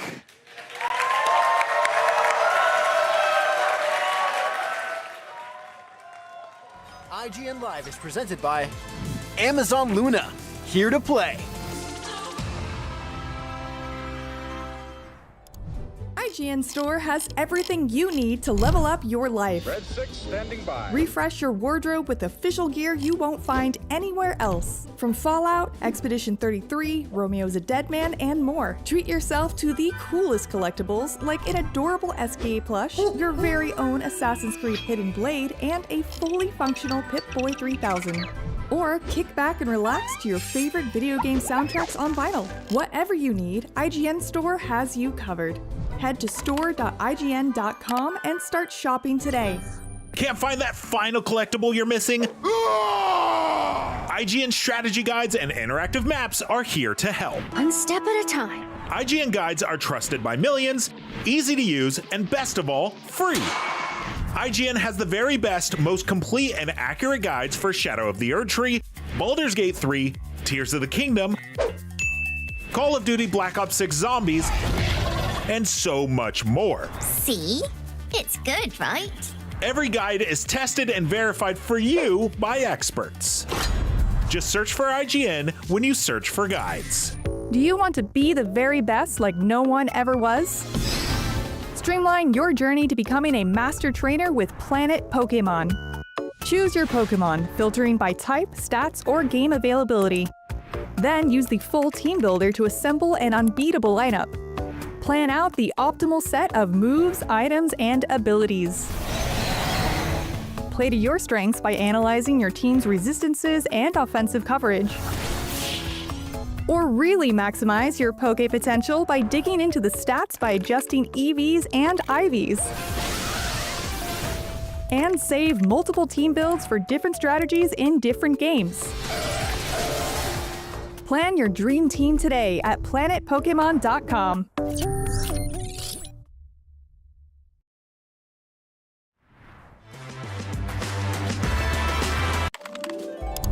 IGN's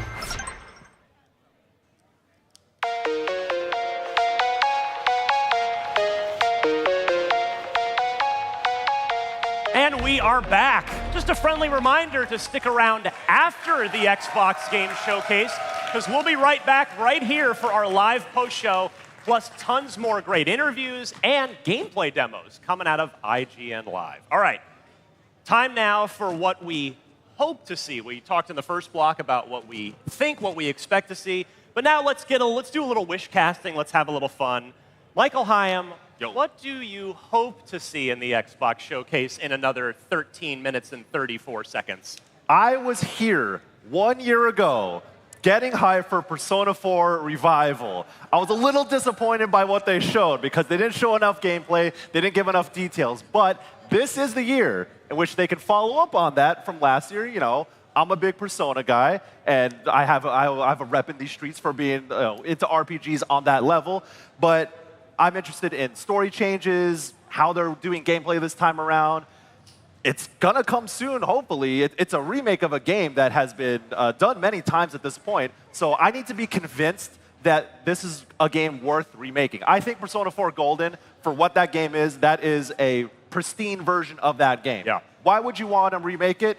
That's what they should do at the Xbox Showcase. I don't know if Atlas has much to show at all, or if they're saving it for another time or anything like that, but the fact that they have like this relationship with Xbox is very interesting as a Japanese dev that has traditionally been on PlayStation. That's true. You know, and I've always liked Xbox championing Japanese games, whether it's Sega stuff, or if it's Atlas, or if it's Square Enix and things like Gaiden?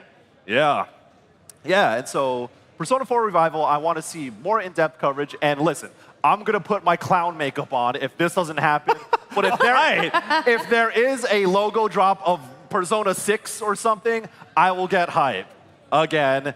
But my clown makeup is in the backstage, and it's ready to go in case. Wasn't there something last year that you promised some crazy thing you were going to do? And did I? I don't know. We don't remember what it was. We'll go back to the tape. All right, You're going to be eating paper after this? Something like that. Now, Miranda, you don't have to promise to put on clown makeup or anything, but what do you hope to see that's going to get you fired up if in fact it happens?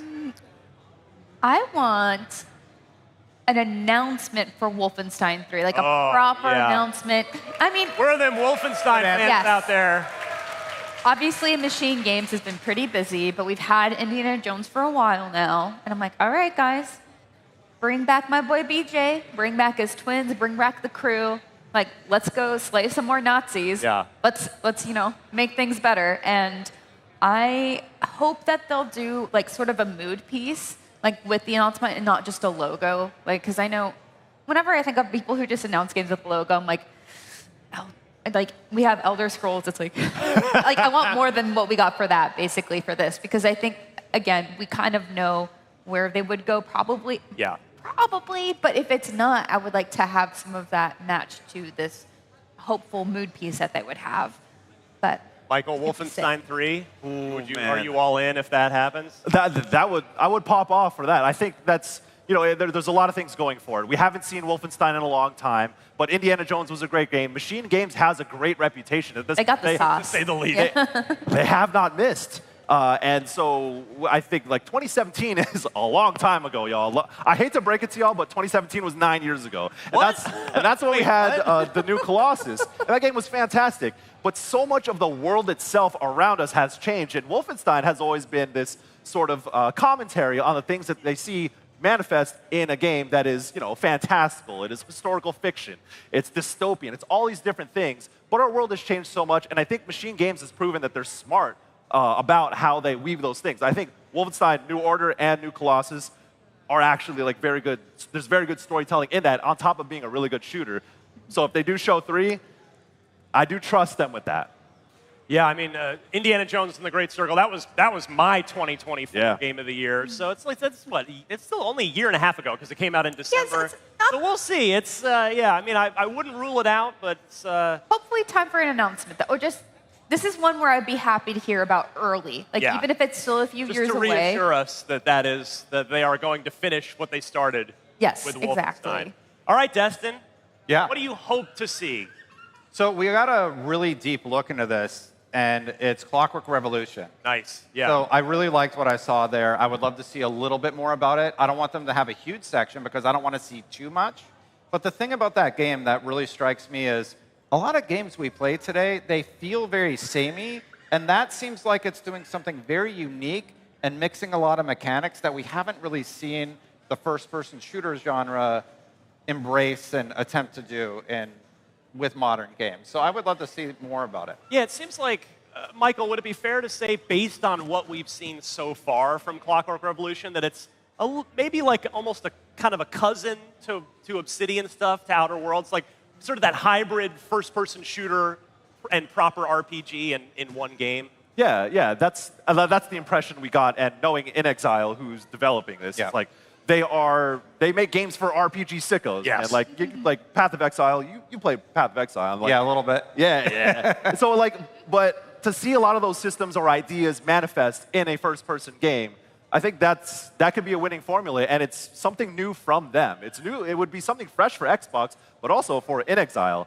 And I miss Dishonored. I got a lot of Dishonored vibes from what we saw previously with it, and there's room for that kind of game again. I know Arcane isn't working on a Dishonored anymore, and I miss that vibe. But that steampunk era with a lot of different technology I haven't seen before. But if you can go deeper on RPG systems in that kind of world, I like you said though, I don't need to see more gameplay because we did get a deep dive. That was 5-6 minutes long last year. But if we could get hit with a story trailer, a release window, that would be cool to remind people at least that this game exists. I've been really a big fan of all the games that have been coming out with boss fights as their show of gameplay, because I think it really capitalizes on characterizing the kind of mechanics they want to really throw at you. Because when you get to boss, it's like you're putting all the skills you've learned. You're stepping up.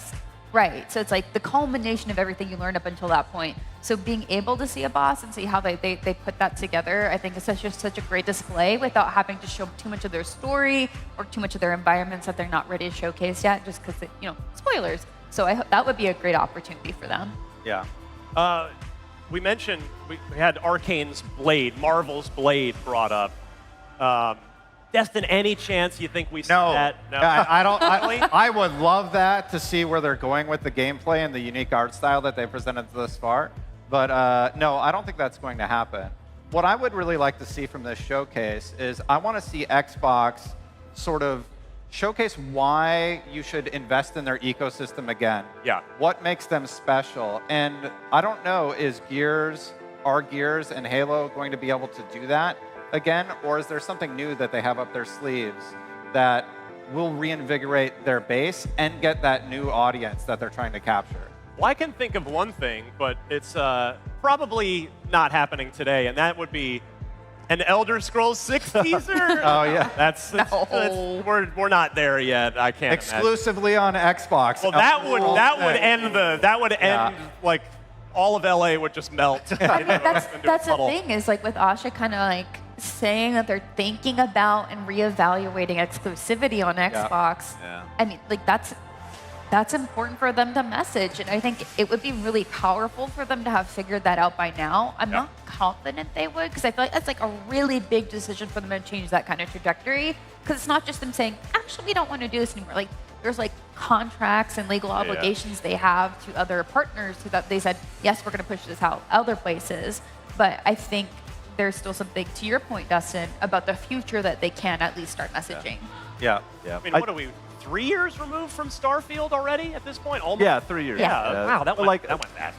But I think Bethesda is like too big to do that to. Like they have a lot of studios, obviously, but I think Bethesda, in a way, also calls their own shots. And the impression I got when I talked to Todd Howard a couple months back, when I went to go see Starfield's new update and the PS5 release, that pipeline exists at Bethesda, and I think it would be, I don't think it would be smart if they would tell Bethesda, like, actually, you're not doing PlayStation development anymore. Like, that is kind of Bethesda's call to make. But again, like, Xbox has been doing some surprising moves, so maybe something like that is happening in the background, but I wouldn't bet on that. The reporting says that PlayStation isn't going to do PC releases. If they're willing to walk away with $1 billion+ in revenue from their PC releases, maybe Xbox is looking at that and saying, maybe we do have too many cross-platform games. I could see a timed exclusivity. That was where I was for some of these entries, like they did with Indiana Jones.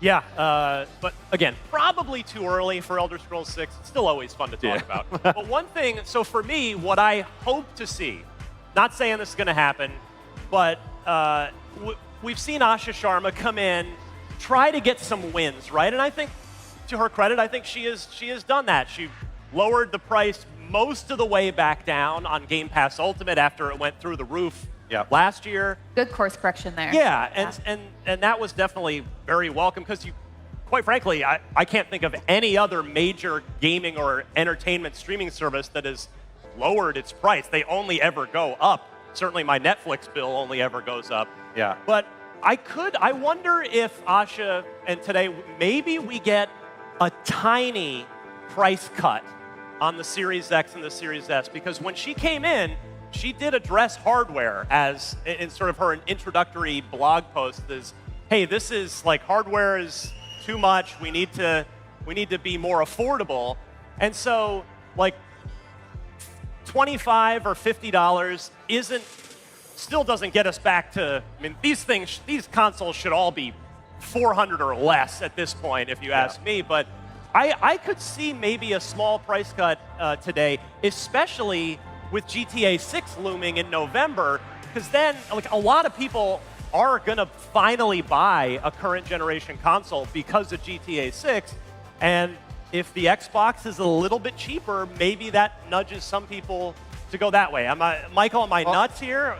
No, we've talked about it in a previous Unlocked episode that Miranda, I think you brought up, but then like it snowballed into this idea that if Xbox wants to be the platform to go to, affordability it's right there on the table. because we cannot stop talking about how expensive hardware is. Technology ain't getting cheaper. It's unprecedented that 6 years into a console's life cycle, it's only gotten more expensive. So if they want to take that loss, whatever it might be, and be like, line it up with the biggest game that will ever release up to this point. Exactly. If you could associate yourself with that, I know that Rockstar has certain marketing deals with other platforms, with like PlayStation and stuff, and it's not coming to PC yet. So what could be the most accessible and approachable way to play GTA 6 if you had not made the jump? Yeah. A Series S might be the option too. Like that's not out of the realm of possibility. I was going to say, some of our core fans would be like, who hasn't made the jump at this point? Actually, a lot of people. I was talking to somebody who's like, oh yeah, I haven't played a game in like 6 years, but I'm going to come back for GTA. Like, GTA is my thing. And I was like, oh, do you have a console to play it on? They're like, not yet. I'm still figuring it out. So, I mean, there's a market there for that for sure. Asha highlighted that in the Bloomberg interview she just did recently, that it was a 2.75% increase in hardware costs, when typically we've seen a 50% price reduction by this point in the life cycle. And affordability is a key metric that she is looking at and trying to figure out how they can offer that to the audience when everybody else is raising their prices. Yeah, so I'm really crossing my fingers for that one, because I just think, again, even if, at $50 probably maybe covers sales tax on a $500+ console, but any little bit would be welcome. It helps. These things, they've just gotten too damn expensive. It's like the rent is too damn high. So it is time. So we'll see. But that's what we hope to see. Now let's see what we're gonna see. Oh, it's starting. The Xbox Showcase is starting. Let's go. We'll see you on the other side for our post-show recap.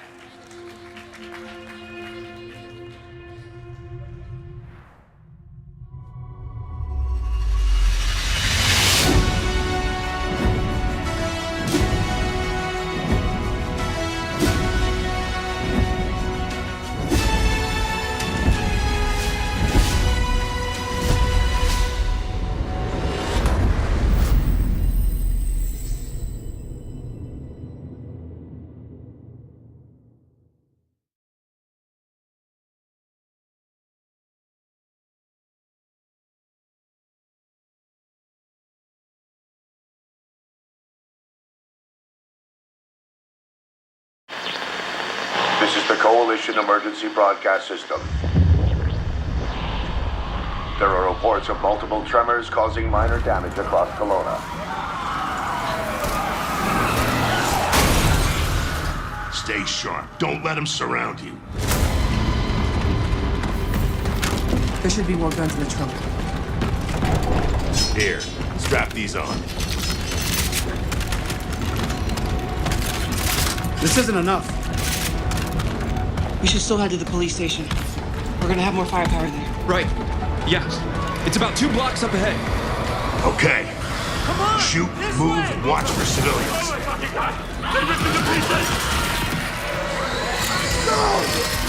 Get inside, now!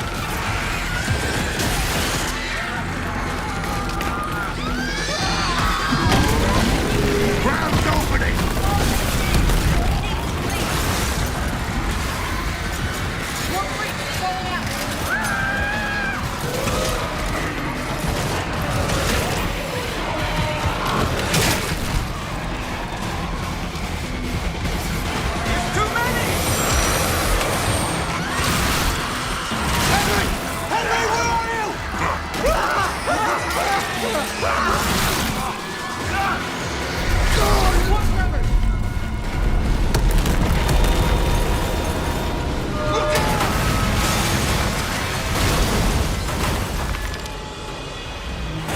You see that? It was something big! Like huge crab figures picking up through the street! Just the adrenaline hit. We need to keep moving through the underpass. Let's get moving. Let me see what I can do. I'm at the pan safe. I need backup. These things are all over me. More tremors. Any gears out there? Anyone that can hear this?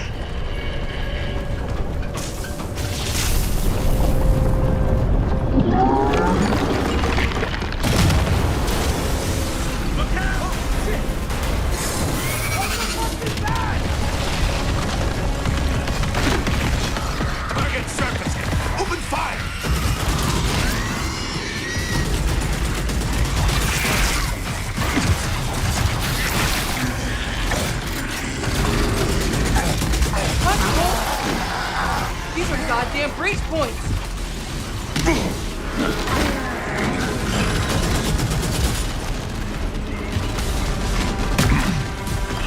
Reloading. Cover me.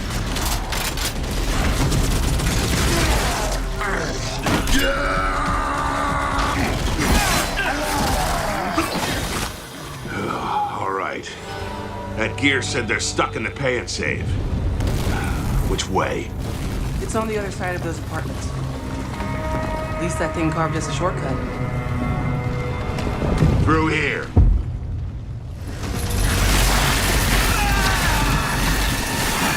Too slow. Oh, bugger! Come on, then.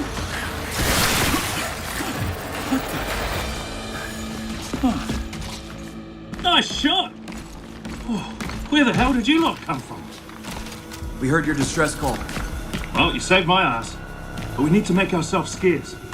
These fuckers keep pouring in every few minutes. More trappers, watch it! Right on schedule. You guys scared? Yeah. Who are you? Where's your squad? Beasties took out my squadron a couple of hours ago. We went to protecting some survivors nearby. I was about to get back when I got cornered in here.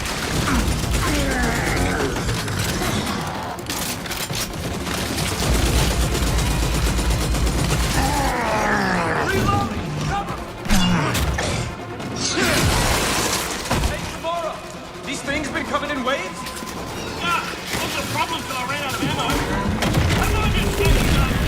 I got friends inside.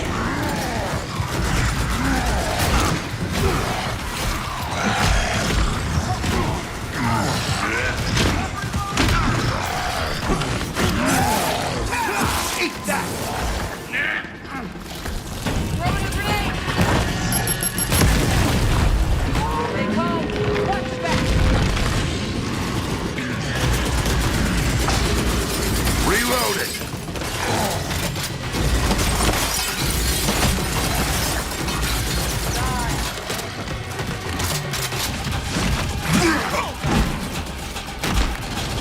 Gotta reload! Anyone see him? Contact front! There's no end to these freaks!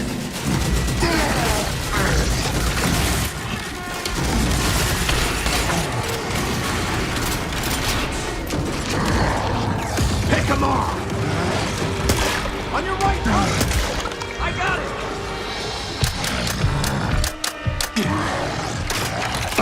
Jams. Damn it.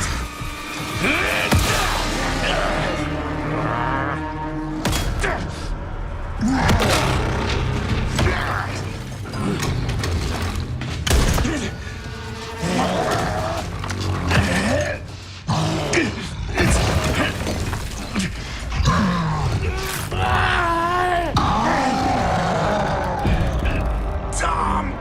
I'm almost out! Fall back!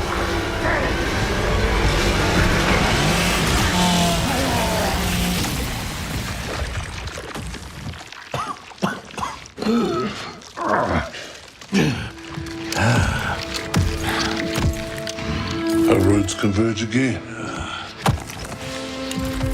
Marcus Phoenix.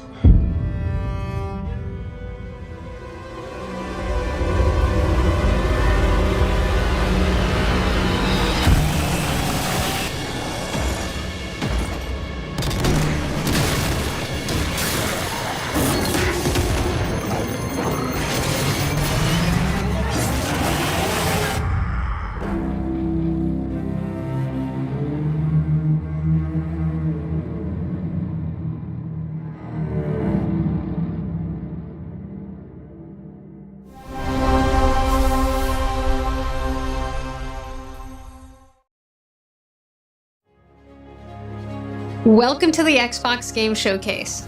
For the past 25 years, Xbox has delivered some of the greatest games of all time. Games that changed what was possible, games that brought players together, and games that defined generations. Xbox was built on the spirit of creativity and heart. And as we kick off the show with Gears of War E-Day, it's only fitting that as we return to Xbox, we return to Gears. So today, we're announcing that Gears of War E-Day will be an Xbox console exclusive.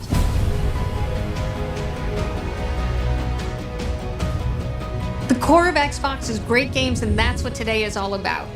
We're going to show you more than 25 titles from creators around the world, followed by our Gears Direct. Enjoy the show.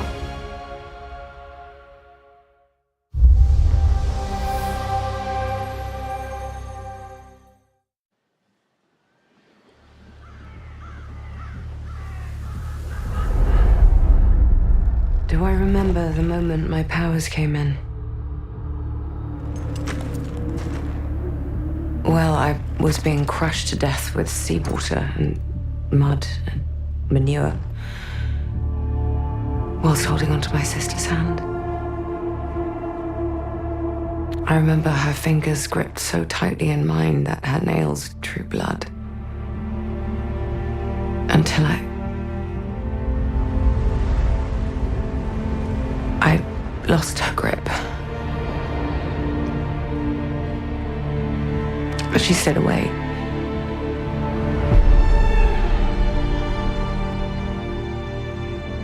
Does stick in the memory a bit, yeah.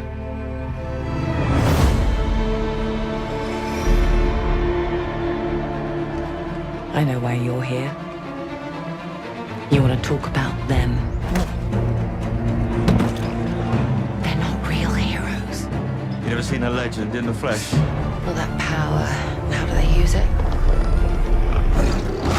Killing mindless beasts. Fighting petty villains. None of that matters. Look what the guild shut out. A real hero knows how to wield power. Don't waste time on trivialities. You're back, and dressed like a twat. Got more important things to worry about than vegetables. A hero knows how to live with their choices. Oi! What the fuck was that? Well, I was just sent my brother into the infinite fucking abyss without even asking permission. Remorse? Remorse is for the guilty. Look, I will tell you what I told them. Albion is broken, and I'm going to mend it. Albion doesn't need heroes. It needs a hero. You're a monster. And that hero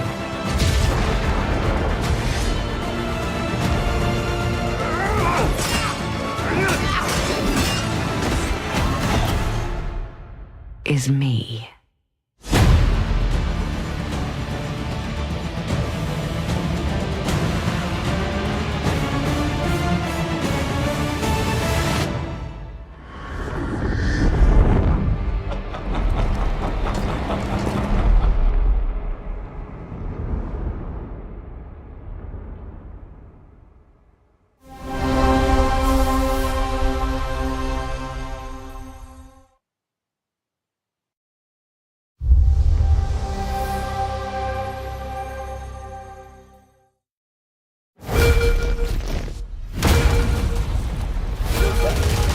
You've heard the story.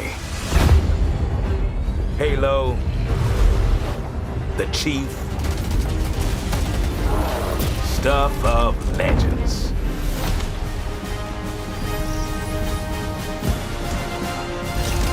But that's not the story I'm telling today. This one you haven't heard. I've started simple enough. Drop in, grab the goods, get out before anyone noticed. Well, guess what? They noticed.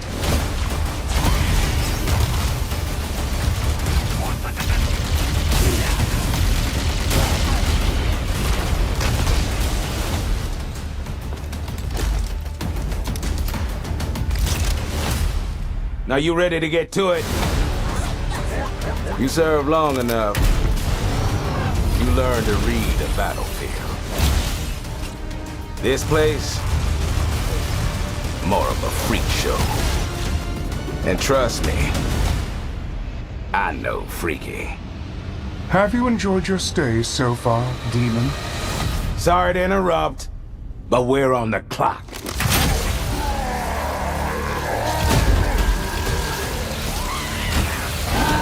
The thing with simple jobs is, they always get complicated. The plans change. Odds get worse. My advice, bring a Spartan.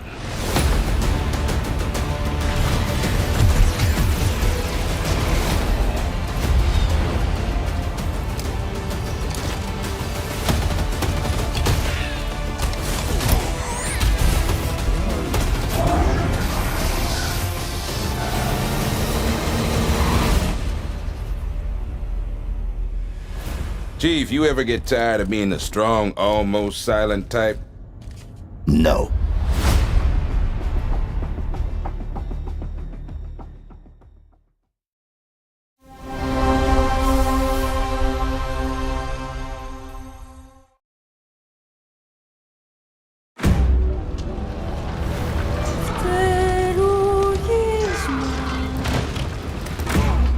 There's something on this island. It's like it calls to me. You and my father found that island thanks to me. There's more to this than you understand. More than you can handle. I've proven myself. Have you? Have you really? A sword keeps you alive. A dagger wins the fight.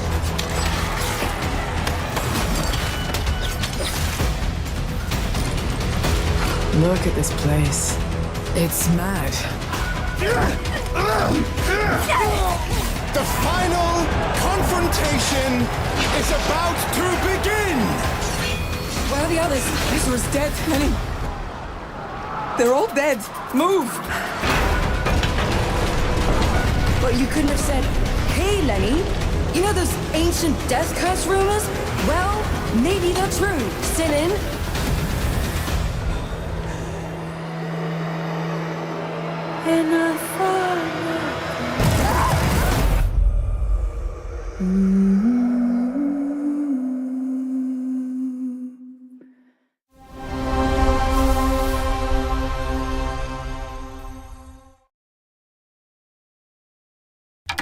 You ever heard of the Midnight Channel? Domino might have been on that Midnight Channel before she died too. Wait! Whoa! Now, where are we? Whoa. Feels like we're someplace totally different. Look out! Now then, whatever's going on here, we're getting to the bottom of it. To wield a persona is to wield direct control of one's heart. And the heart is strengthened through bonds. Doesn't it sound cool? Someone had to see that. I'm glad it was you. Was that supposed to be him? Good times never seem to last long, do they? I hate you, sneaky, stupid, bully jerk! I can't wait! So, shall we? Really? So neat! Come on, don't call me that. All shadows were originally born from humans. Well, then that means Senpai got killed by her other self. No! Get out of here! Don't look at me! Does that mean you're just gonna stuff me back in your head and pretend I'm not real? I can't!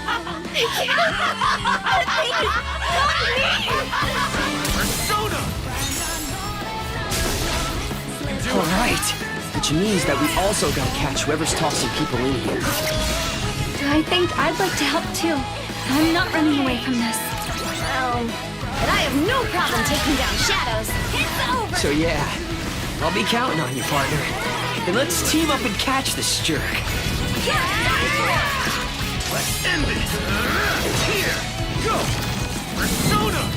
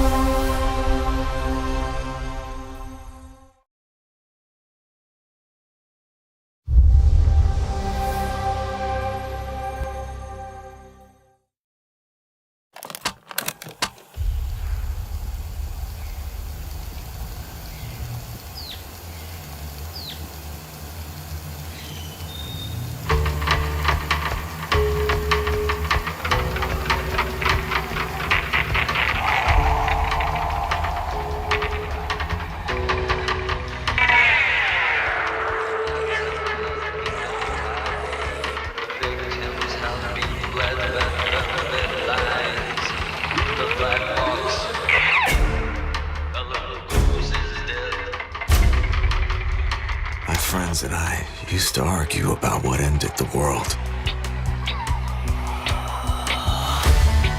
A weapon.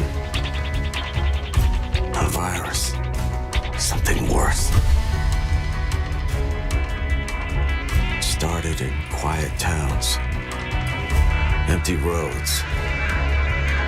Places the world forgot.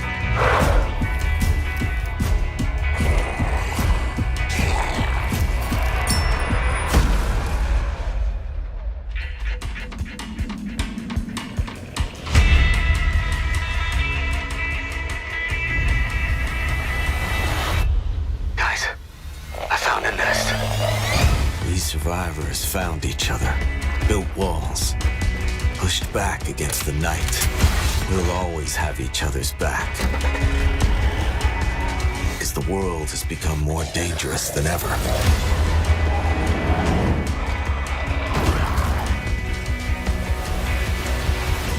The dead aren't just wandering anymore.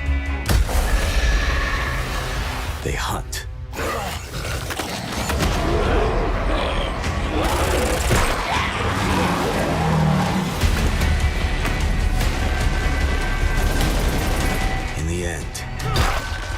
It doesn't matter what you believe. What matters is that when the dead come through the dark, so do we.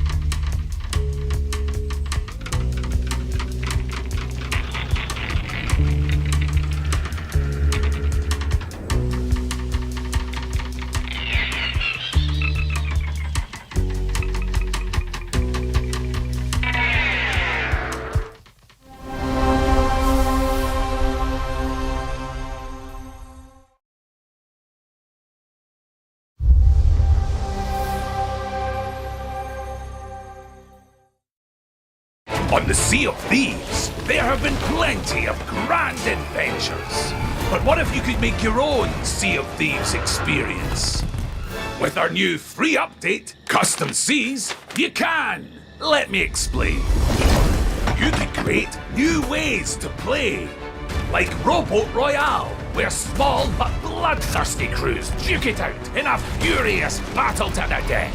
Just remember to watch out for explosive barrels. Oh, I'm sure they're fine. Or Skeleton Snipe Hunt, where the sharpest shooter with the highest score wins. Or maybe you just want to spawn this, and these, and one of those, and absolutely loads of these, and, well, you get the idea.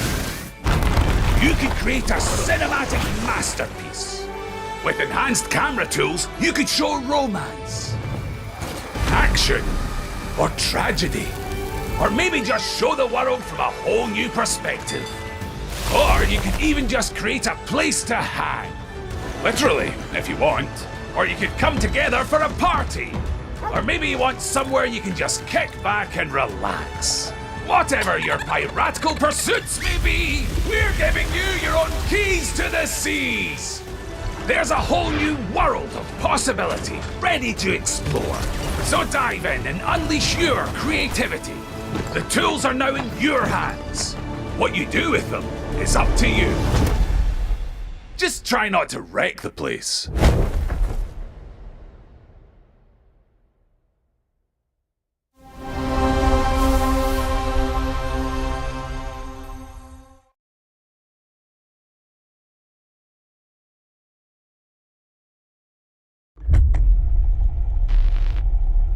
There is a liar in these tunnels.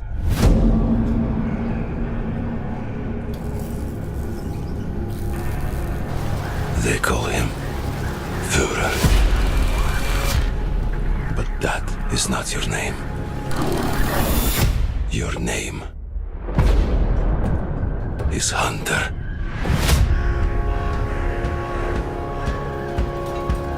a Spartan, you were a legend. You stood for something. But where are the Spartans now? To protect the Metro from you. You promised a brighter future for our people. Now, the Norai spreads tyranny in your name. You swore to crush the enemy, to face them head on, and guide the Metro to the light.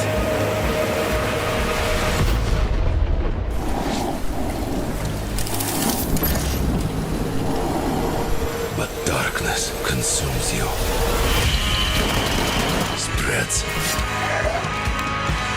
like a plague. Eats you from within. Every step and every move drowns you deeper in lies.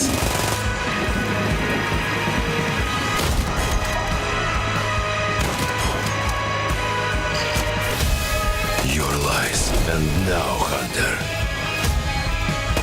that legendary Spartan is gone.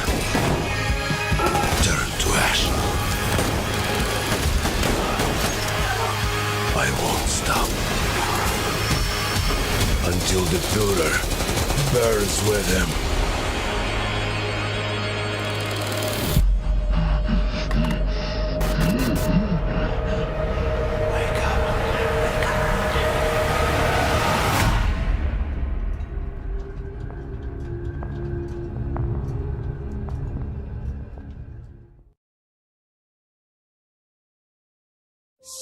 World premiere.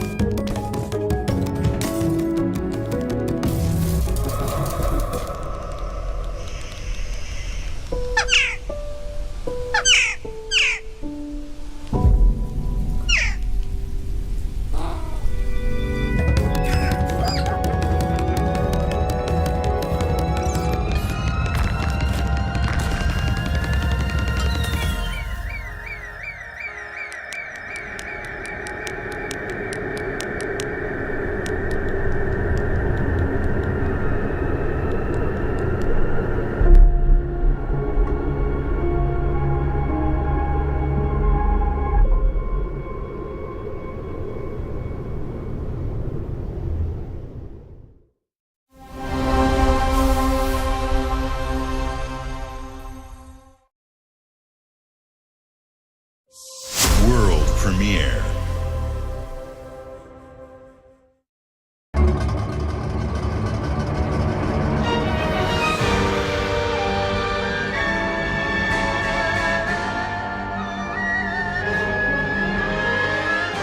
Countless wars have been waged throughout history in pursuit of the elixir of immortality.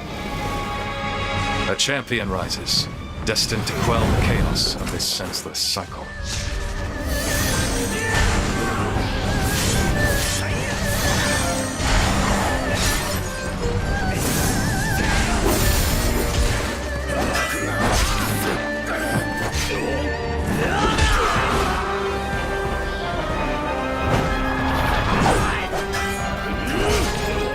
Awaken, Phoenix.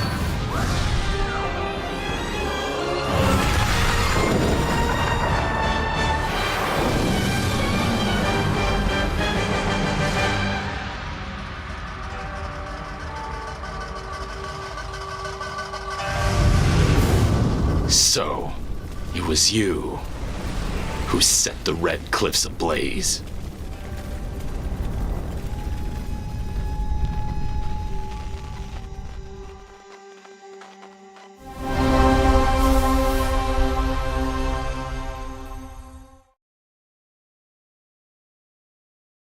You're ready for the challenge and the reward of opening your very own cult. Nothing can beat us, nothing can break us, nothing can shock us, nothing can shake us. I know it's nothing. You'll be going to beautiful Bedford County, USA. Teaming with locals waiting to join our family. You scare me? You don't scare me. You better reevaluate your life choices. You pissed off a random person on the street. You want a trophy?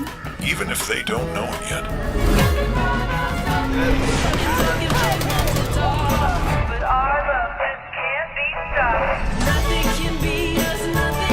Build a cult, and I will shield you from the apocalypse. Join us. Join us. Nothing can stop our love. Looking for the owner of a severed human head. Come and collect it, or it will be given away on a first-come, first-served basis.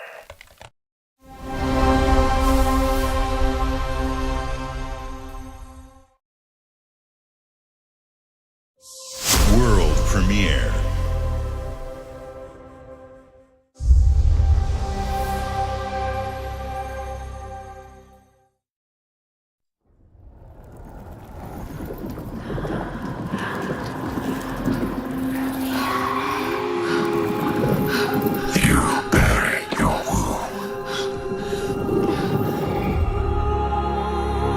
Left your people behind. Believing time would see them heal. But what is left in the dark sickens. And some binds cannot be broken.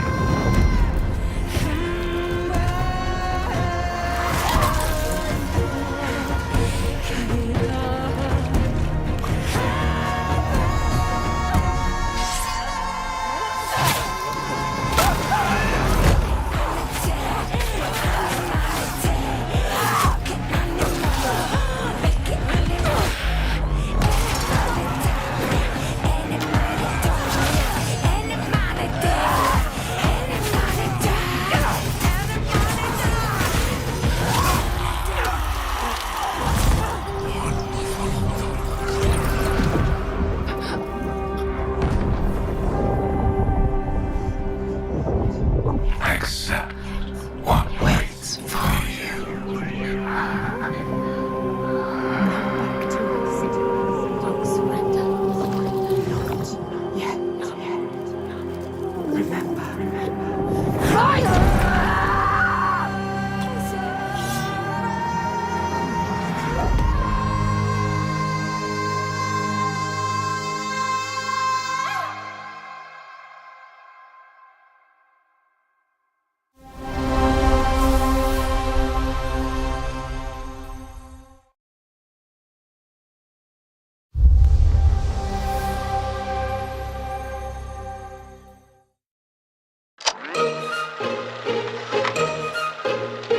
Answer the call of Vault 76. Welcome to the surface, a sprawling paradise. Meet the locals, learn to fish. Doesn't that sound nice? What a hoot! You found loot. This is no time to hoard. Share your stroke of luck with your pals. All aboard. Build your camp as a team. Hey, life's pretty swell. But in this Appalachian wonderland, All is not well.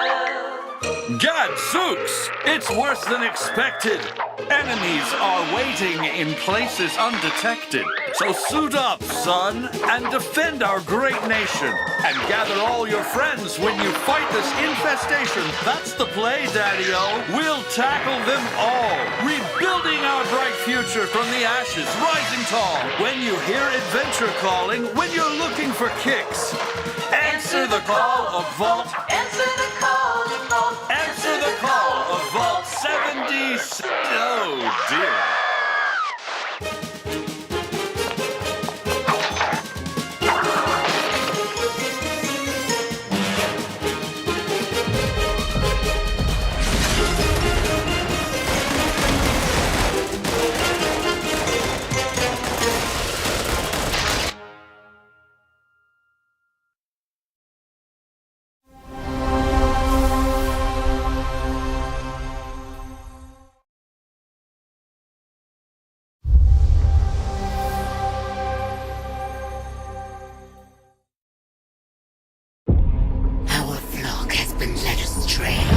by your acts of defiance. Argent Anor trembles in the wake of your actions. They follow you now.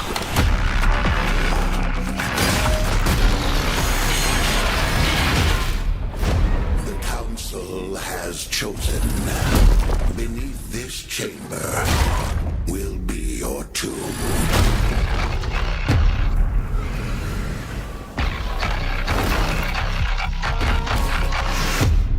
This place is your pain given shape. It holds many secrets. Only a cleansed soul may leave. I am not your enemy. I am your way out.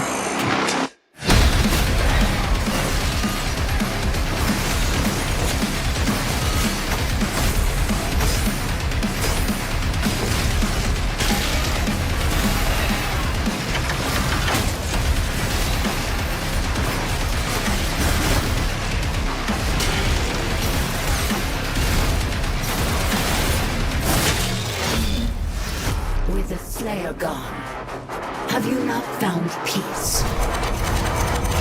The demons, they have retreated.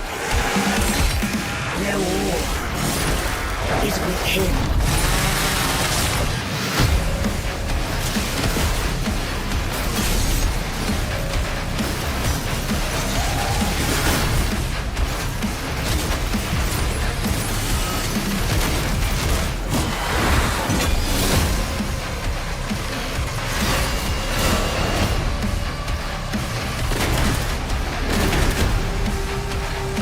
The Slayer is alive, and we're going to find him.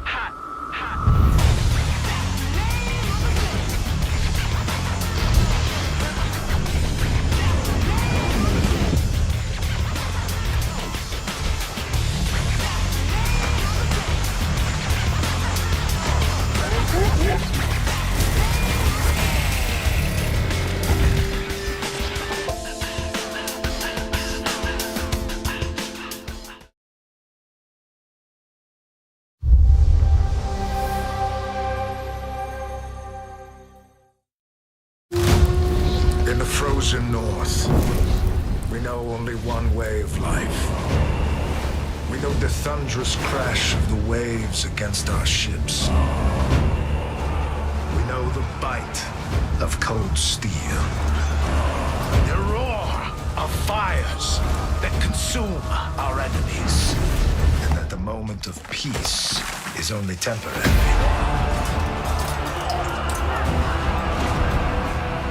Because Valhalla opens its gates only to the worthy. And the next proving ground awaits just beyond the horizon.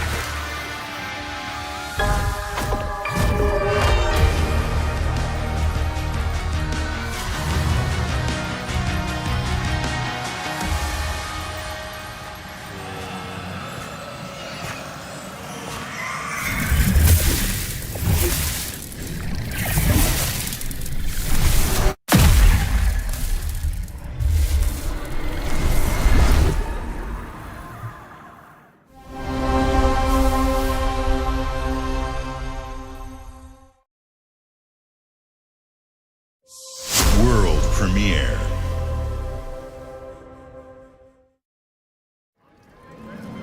Ladies and gentlemen, admirers of the mysteries of magic, take your seats before the lights go down and the curtain rises, for our next act is about to begin. Are you sitting comfortably? Are you prepared to witness feats both mystifying and illuminating? Watch closely then, and let the shadows tell their story. Behold, the famous Jacob Menturo, stage magician extraordinaire. So brilliant were his tricks, it cast 5 long shadows behind him. They called themselves Masters. Through a deal with the devil, the Masters sought yet more power. Their deal demanded a sacrifice, and in the darkness, they chose Jacob. Jacob was trapped in eternal torment, but the devil had other plans. He pulled Jacob from his infernal nightmare and offered a new deal. Face their legions, their tricks, every abomination they command. Take what should have been his. Escape if he can.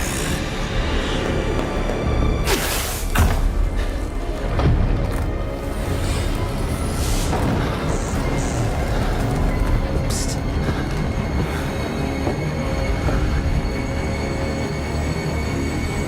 That's your cue. Run.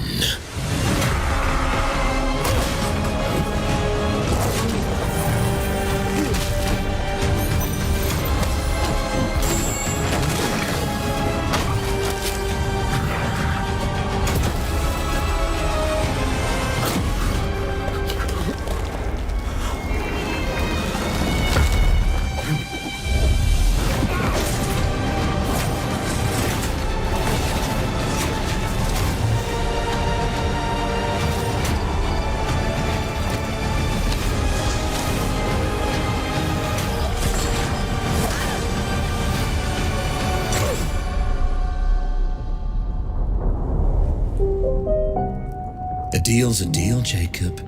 I'll see you soon.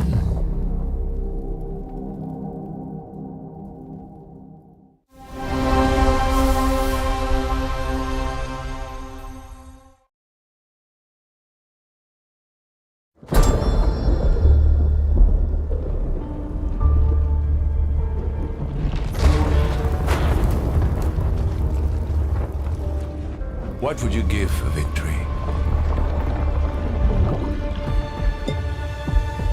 Your life? The lives of your sons?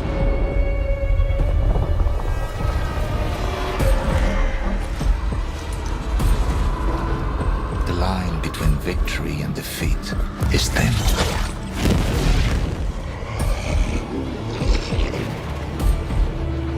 What if you had within you power, terrible and divine, to destroy your enemies, break their will?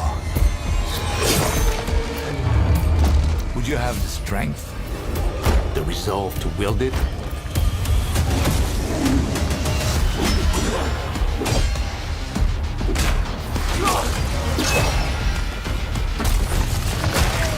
If destiny was there, within reach, could you sacrifice everything?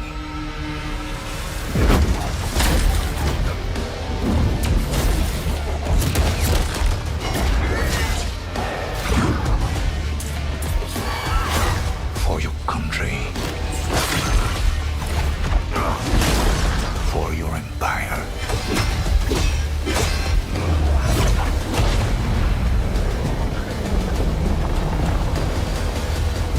For your emperor.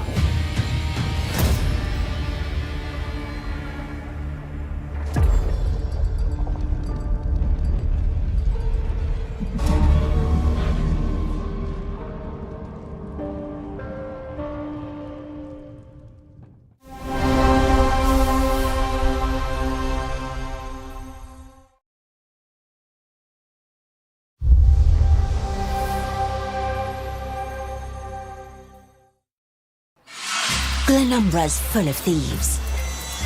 What is it you're after? Don't take this the wrong way, but we've been watching you. You've got talent and a lot of promise. Stop! Thief!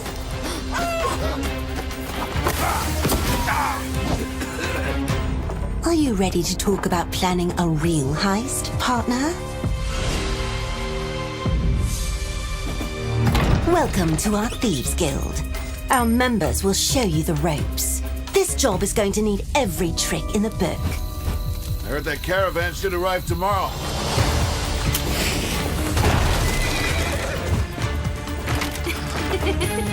Some jobs call for slick distractions and quick fingers, but you never truly know what's behind a door.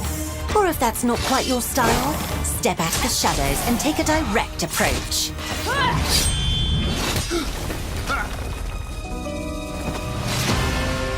There's other treasure all around the world, if you know where to look and are willing to fight for it. Whether it's fortune, adventure, or danger, the Thieves Guild has everything you need, as long as you're willing to take it. Don't mind if I do. Hands off the cheese. I got here first.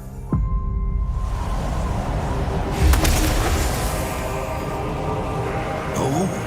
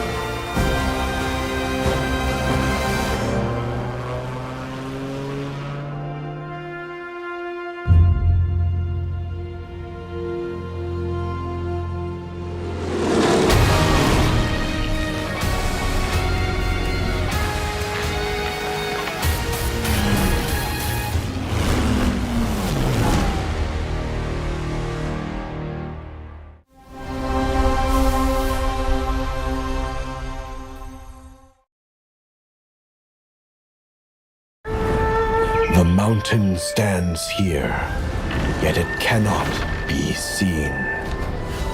The wind passes without a sound. People move within.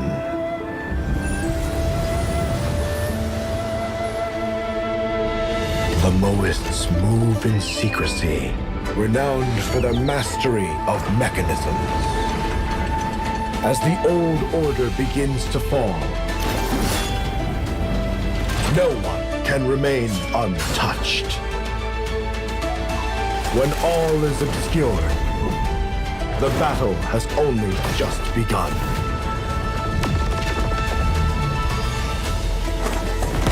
Beneath every mechanism, the true game lies in the human heart. This is your game to decide.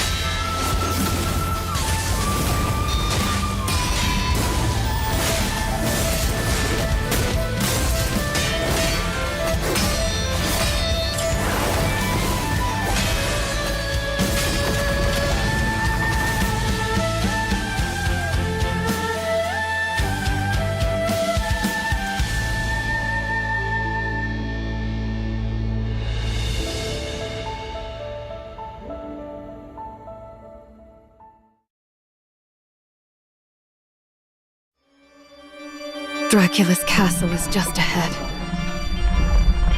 I have come here to destroy you, just like my father, mother, and their allies before me.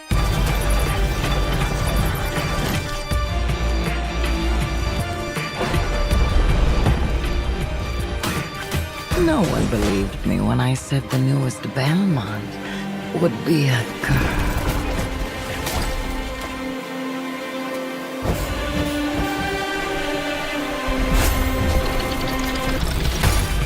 God has given you another chance, Rose. You must use it wisely to better control your curse and strengthen yourself.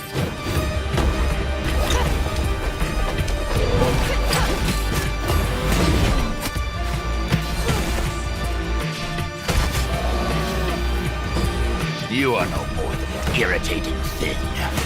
What makes you think you can stop me this time?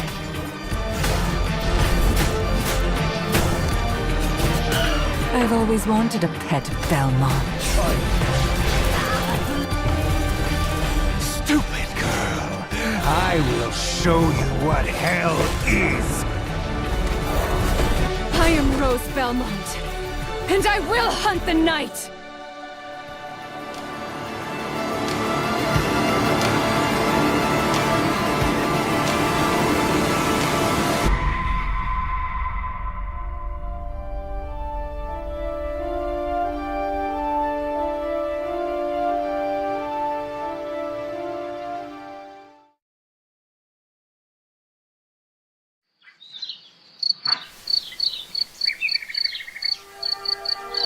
Some years have a color to them.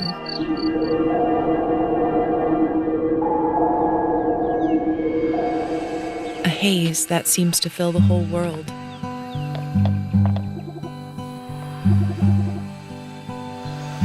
In its glow, you discover wonderful new places. Dear friends you always needed.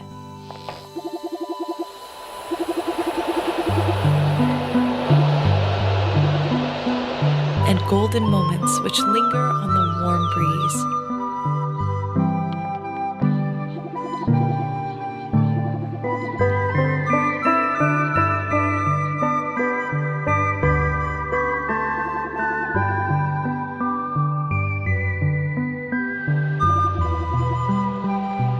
As you live your days as dreams.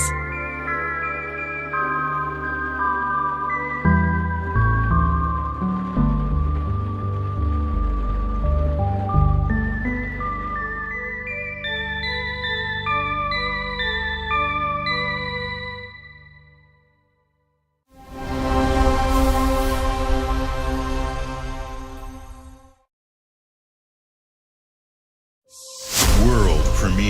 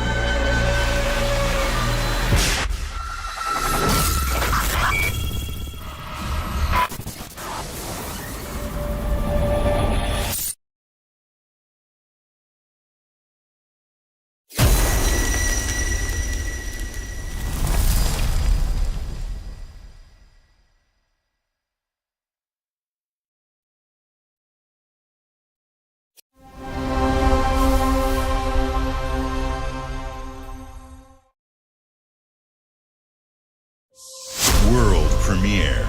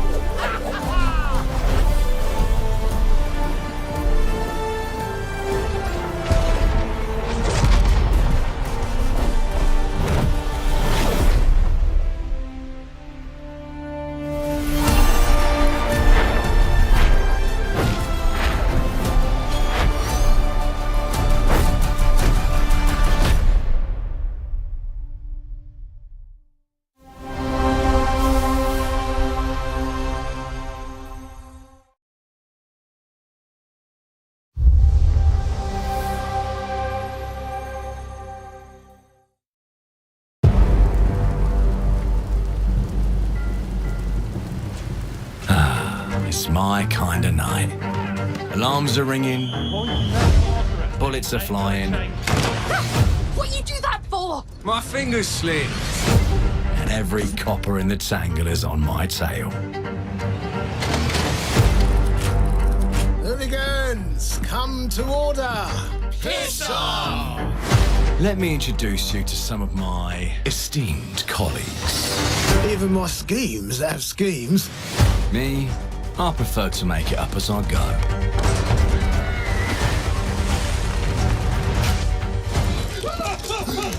Morgan! Oh, you'll have better odds getting through without me. Everyone knows you're easy pickings for someone with any sand. Then give my regards to the Sandman. Cheap rubbish.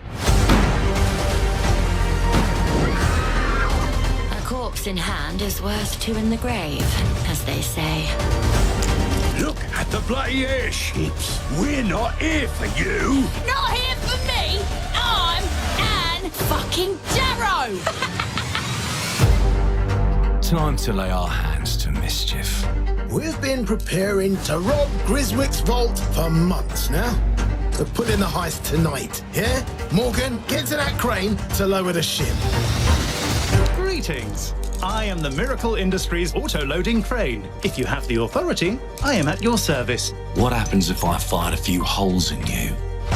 The lift is now unlocked. Ah, defeat. How sad. You were all doing so well. Do you expect us to go quietly? Well, I certainly don't expect any trouble from some of Avalon's most disposable citizens. Hello, frightened human. I can get you out of this.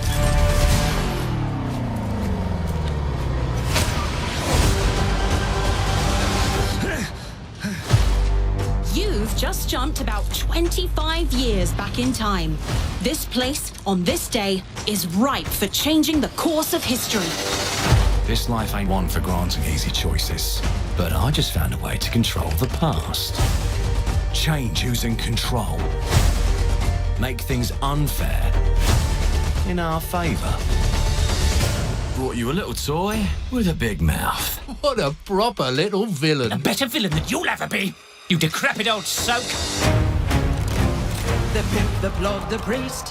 Who do we like the least? Oh, it's different how they do ya. The ways they stick it to ya. And when they're done with chucking it up, oh, downstairs, well, they're all gonna screw you in the end.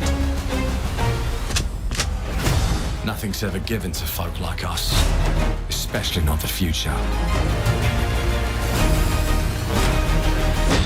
But This time, we've a chance to steal it. When they're done, What more could an honest thief ask for? stairs, well, they're all going to screw you in the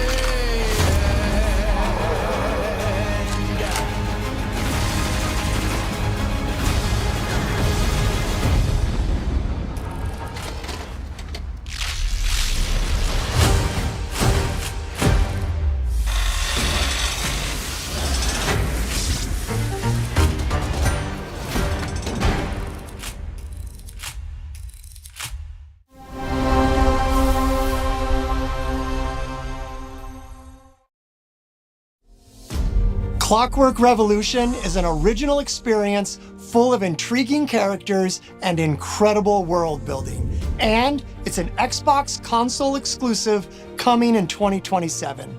Thank you so much for joining us today. This is a milestone year for us as we celebrate 25 years with you, and we're excited about our lineup of iconic games. Record-breaking Forza Horizon 6, the return of Master Chief, rebuilt from the ground up, the extraordinary world of Fable, full of choice and consequences. Incredible games from our partners at Sega, 4A Games, Koei Tecmo, and more. And players can look forward to 2 upcoming exclusives, Gears of War E-Day in 2026 and Clockwork Revolution in 2027. In a moment, we'll dive into Gears of War E-Day, but before we do, one franchise that has been with us from the beginning is Call of Duty.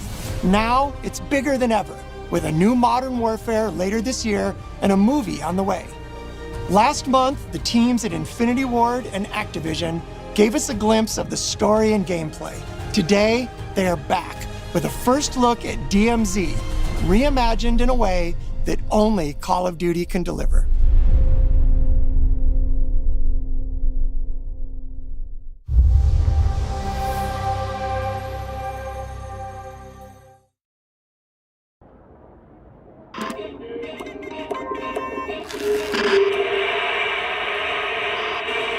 경의하는 최고령도자 동지.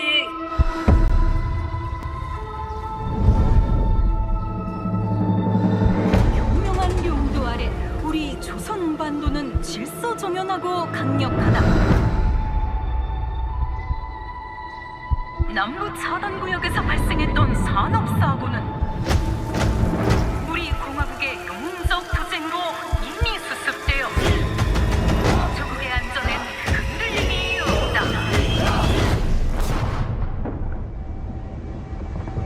차단구역은 안전하다.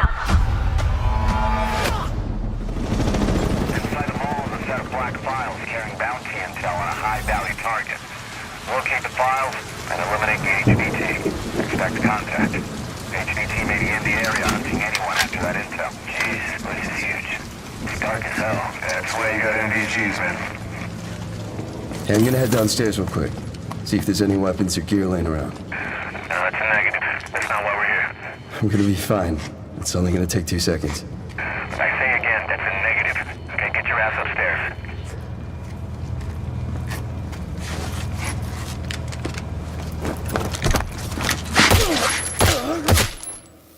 Damn, he's down. Let's go help him. Hell no. That's on him. I told him to get his ass up here. Copy. Where are we at on the intel? Got it.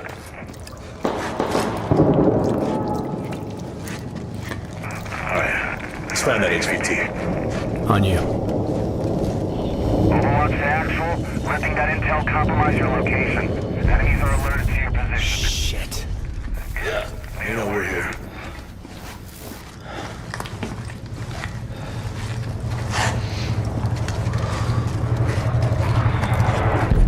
Damn. Okay. Alright, let's just find that HVT.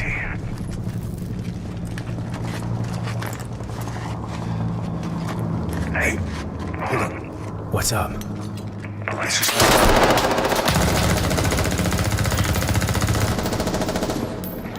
Hey, you good, man? Fuck. Yeah, you're alright.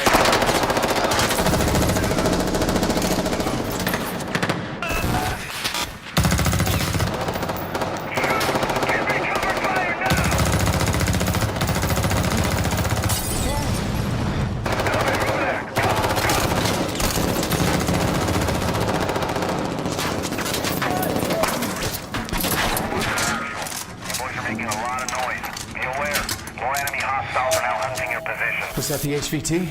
Hey, fuck the HVT. Let's just go to Expo. Fuck!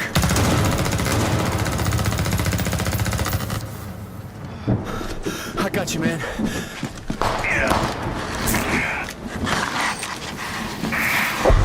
You good? Yep. Let's just get out of here. All right.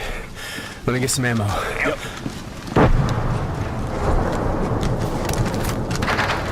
Oh, hell yeah. All right, let's move. Overwatch to actual. Look for any building with green smoke. I say again, green smoke. Breeze, you got eyes? Yeah, I got it.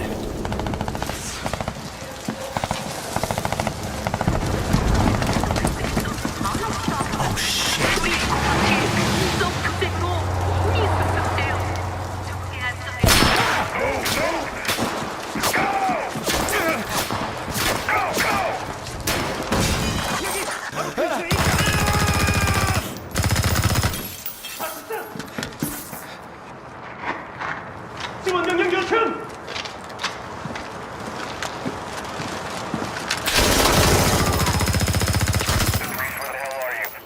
I'm inside.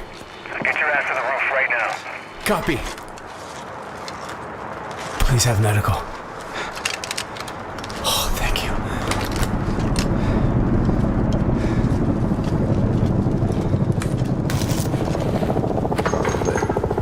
Hey, Locker, you downstairs? Negative. Head up the ladder. Going up to the roof. Oh, shit.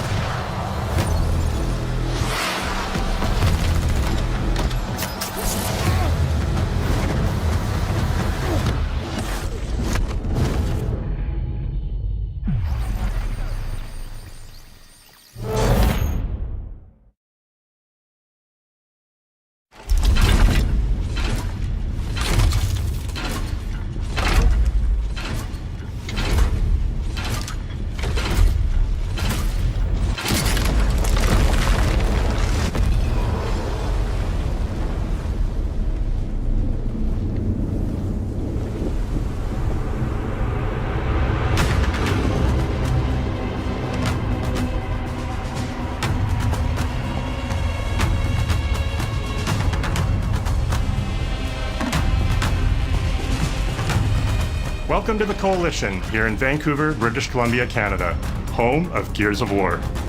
When Gears debuted in 2006, it instantly redefined the genre. And now in 2026, we're on the cusp of another rare moment.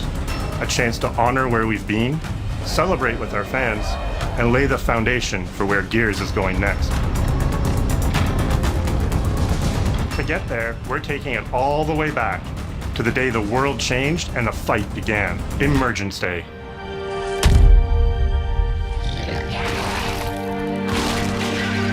It's a day of unimaginable loss that sits at the heart of our universe. And today, for the first time, we're ready to take you inside the studio and show you all the ways to play with our new movements, weapons, and modes that will make E-Day the most brutally satisfying Gears yet. Is that all you got?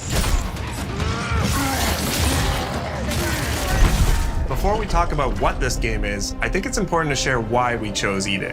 When we started this project, we were moving to Unreal Engine 5. It was a new foundation with a blank slate. So we took a moment to reflect on what makes Gears so special to us and to our fans. And we realized that all of the things that make this world feel so unique, brotherhood, brutality, that melancholy beauty, and over-the-top spectacle, they're all perfectly set up in this one moment in time, E-Day. The moment the Locust ripped through the ground and changed the history of Seraph forever. And to tell that story, we wanted to build an experience that evoked the vibes of the original Gears game. So we started with this one still from the Mad World trailer. It's Marcus facing down the Locust, defiantly firing into the darkness against overwhelming odds, and we said this is the emotional core of Gears. This is the tone and feeling that we wanted to build our next game around. This is our most ambitious game yet. E-Day is a story we haven't been able to tell before because we didn't have the technology to do it. We finally have the tools to reimagine the Gears world at a new, unprecedented level of detail. We're pushing Gears to new heights with the densest, most detailed world we've ever created. With seamless, large-scale environments. It's even worse from up here. Fully dynamic ray trace lighting. And richer real-time destruction. Starting with an empty hard drive, we literally rebuilt everything from scratch. Characters, enemies, weapons, animation, sound, the world itself. And then we tear it apart in front of you. Watch out! Coming down! You'll fight against bigger and more brutal enemies with new and craftier weapons and navigate the battlefield with more natural character movement so that every moment of emergence plays smoother and hits harder. This is a game that feels like Gears, but plays like new. Now, we're inside. It's a return to the feelings that we had when we played the original games, but now reimagined, evolved, and enhanced with the power of a new engine.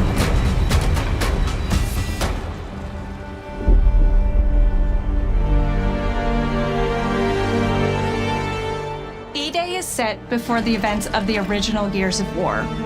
After decades of conflict, peace has finally been declared on Serra, and the Gears have returned home.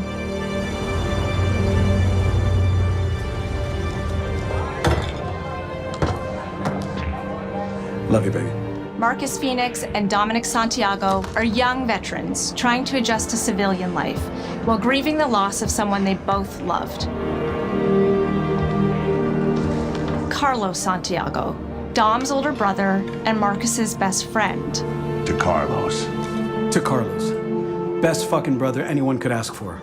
Carlos died in combat in a moment of sacrifice before the war ended, and without him, Marcus and Dom's relationship is distant. The emotion from our refinery kept power. With the world just barely on the cusp of peace and our characters coming to terms with their new reality, the Locusts emerge and change everything. This is the Coalition Emergency Broadcast System. There are reports of multiple tremors causing minor damage across Kelowna. Strap these up. E-Day tells not one, but two origin stories. The start of this world falling apart and a brotherhood coming together. And over the course of 3 intense days, you'll see how loss reshapes this world and our characters, beginning with a night of desperate survival in a brand new city.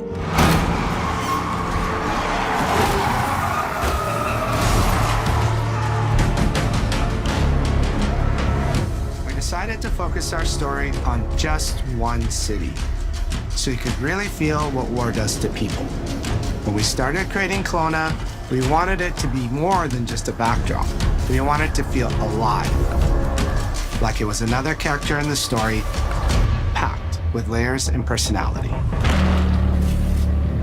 Kelowna used to be all about innovation and discovery. But years of industrialization for the Cog War effort totally reshaped it. With such a rich history, it made sense to lean into that classic Gears retro vibe.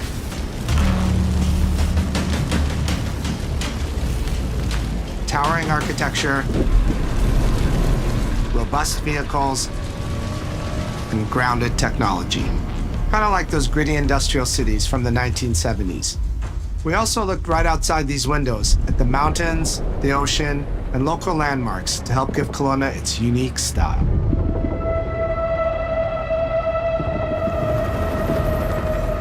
As you play the campaign, the city reveals itself through the main districts. The historic center, with its classic Gears architecture in stone and steel. The downtown core, more modern, reshaped by decades of industrial growth. The military airfield, set at the forest edge with shipyards nearby, the refineries, and supporting working-class neighborhoods, built around constant emulsion production. Gears plays best in a city, and Kelowna is the ultimate battlefield. Kelowna's density, tight streets, mixed with open spaces, let us rethink how gear moves through the world, and it created the perfect stage for greater scale and verticality in combat. Our soldiers are basically giant tanks in armor. They slam into cars, weaving through hails of bullets. And we wanted to keep that heaviness, but add more fluidity to how you move through the battlefield. Cover is life in Gears. And we've completely rebuilt our movement and cover systems, with smoother transitions and a bigger range of cover heights and shapes, including new low ground cover. This all allows us to create more complex and organic feeling spaces than ever before. From Sprint, you can now slide, which lets you quickly get under objects, slide around corners, or transition more smoothly into cover from a run. And we added the ability to jump, which really opened up this citywide battleground. We get to play with more verticality, climbing walls and vehicles, or clearing gaps in crumbling buildings to reach new flanking routes. At the heart of our gameplay is still that great Gears combat puzzle. A mix of unique enemy combinations, tactical weapon choices, and your ability to read and move through the arena. But now you have more choice than ever, and we get these peaks of almost action movie sequences. You can throw yourself off a balcony, land next to your buddy and revive him, scramble through cover, slide under a truck, and hit safety on the other side. We get these amazing Gears playgrounds, small and large, where all these elements come together, and the city is filled with them. Our missions move across the city, from linear fights in narrow streets and alleys to more open districts, where you have access to entire neighborhoods. Now you have strategic choices. Do you take the enemy head-on? Do you flank them from a side entrance? Or do you climb up to the balcony across the street and take them all out with your long shot? It's up to you. And if you're playing co-op with your friends, well, then you can try all three at the same time. Taking your own path reveals small stories from the city. Survivors trapped in an apartment. There's a civilian in that building, 4th floor. A Raven crashed in the distance. A group of Gears readying an ambush. You still have your orders, but it's up to you to decide where you offer to help or how much of the city you choose to explore. And that city is fully realized. To create a city of this scale and detail, we needed to invest in an entire suite of tools. Tools for roads, intersections, sidewalks, e-holes, buildings, rooftops, and pipes. We have a procedural content generation toolset for scattering millions of pieces of trash and debris across the ground to make Kelowna feel lived in. This is the largest, most complex location you've ever seen in a Gears game. But the port control is connected to an older antenna. I can reconfigure their radios to reach Afira. Do it. The remaining Gears will hold the fort. In other Gears games, the world's basically already dead. There are very few human survivors left. But in E-Day, you're watching a live city get ripped apart in front of you. People who once went to work, sporting events, and celebrated the possibility of peacetime are now stopped in their tracks. They abandon their cars and run for survival, attempting to find refuge in subways or stores. A glimpse of a child's toy or dinner left uneaten are reminders of what's been lost and the horror of what the locusts have unleashed.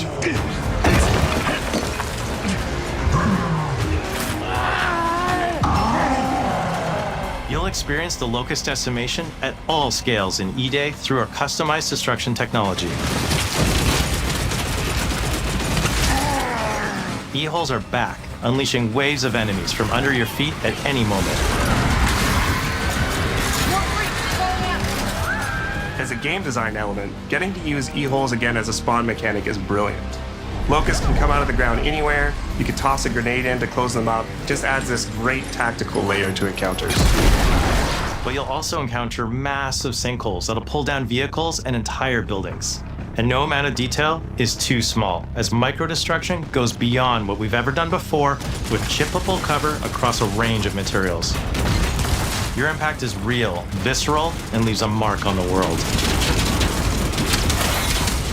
Destroyed Beauty has long been a visual pillar of Gears of War, and we finally get to show the before, making the after hit that much harder. You'll recognize a neighborhood that was once intact is now completely destroyed. You'll walk through city streets filled with smoke and fire, and it feels completely different from how you first experienced it. You start getting this real feeling of the city's a character, and it's really under attack. It's the fall of Kelowna.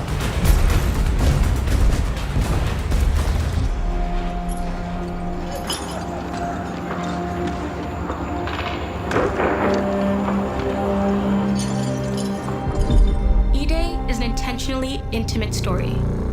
There's this colossal event going on in the plot, but the actual characters and the journey they go on is where you get to explore themes of burden, of loss, and of loyalty. The whole world of Gears is about characters.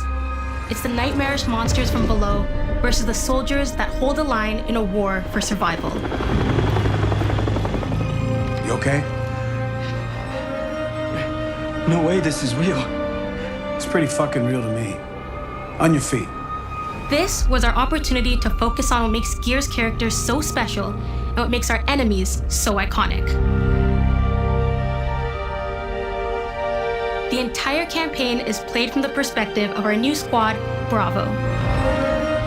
As the invasion breaks out, you'll meet Mags Carter, a former Gear now sweating it out at Kelowna's emulsion refinery. Now, why don't you come talk shit when your balls drop? And quit going through my stuff. And you'll also meet rookie cadet Lucas Reyes. A sharp comms officer who never made it to the front lines despite his dreams of military glory. Holy fucking shit. Mags and Lucas, together with Marcus and Dom, are 4 soldiers thrown together, fighting through tensions with each other while fighting the Locusts, ultimately forging their bonds in battle. We follow Bravo Squad with our cinematic cameras, just like the intense war movies we love. The shots are intentionally gritty and a bit shaky, and leaning into these rough edges is what makes you feel like you're right in the middle of the action. Bravo's story also intertwines with others called to defend the city, including returning characters like warrior philosopher Ty Caliso. Our roads converge again. Marcus Phoenix. Ty. And fans of the books will finally get to see the hard-ass Raven pilot Gil Gettner in-game for the very first time. Let's go and fuck this mess. Marcus and Dom are absolute legends. You can spot those strong jaws and thick necks from a mile away. But if you go too realistic, you lose those unique features that make them stand out. Honestly, Marcus just isn't Marcus if you take away his classic perma-scout. So instead of chasing perfect realism, we focused on making them believable and memorable, respecting the details that really make them who they are. Material and character fidelity in Gears of War E-Day far surpasses anything we've been able to achieve before. Our facial animation systems have been completely upgraded for E-Day, with 3 times more joints and over 350 facial shapes sculpted for each head alone to really represent the emotion in our characters. Marcus has more detail in his eyelashes than his entire character model did in the original Gears of War on Xbox 360. Phoenix. Marcus. Sergeant, 26 RTI C Company. Next of kin, Adam Phoenix. With the amount of layers we have, we've never had fidelity at this scale. Combined with a much more sophisticated animation rig, this allows us to have way more expressive characters with a huge range. From a small smirk to yells on the battlefield. Come and get some, you goddamn grubs!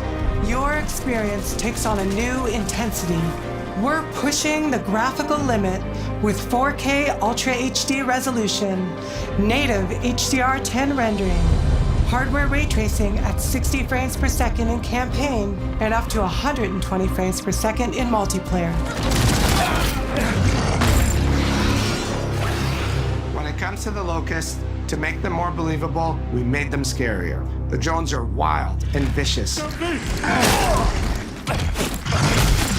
The boomers are even bigger this time around. Like living battering rams smashing through doorways onto the battlefield. The wretches scream so loud it disorients you before they rip you apart. And the Reavers, they crawl up buildings and rain fire from above. Basically, the whole Locust army, whether new or old, are more intense than ever before.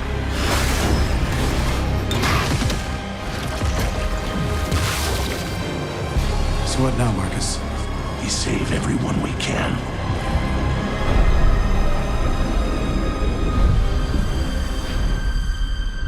Gears of War has never been a horror game, but the world has always felt horrifying.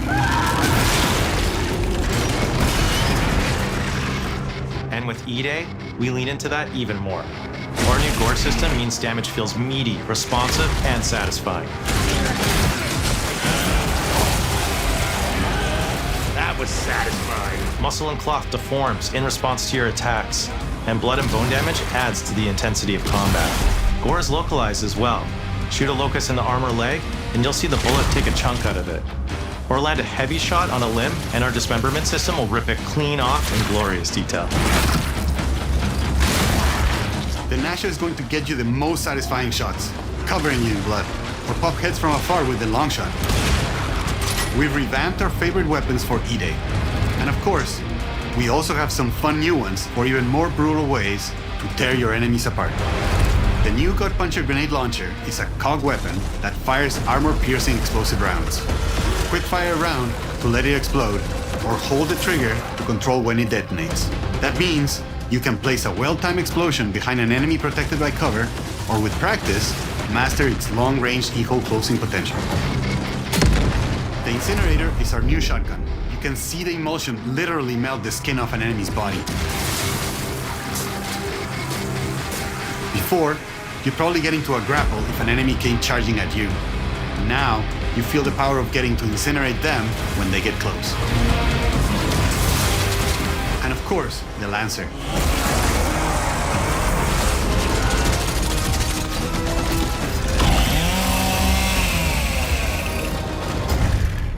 Nice. The creation of the Chainsaw Lancer is another origin story from lore that we wanted to show in E-Day.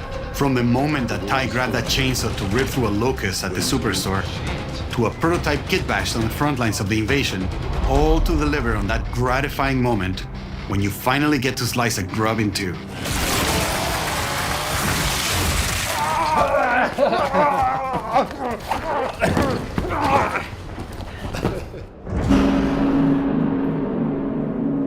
Gears music has always been about tension, escalation, and release.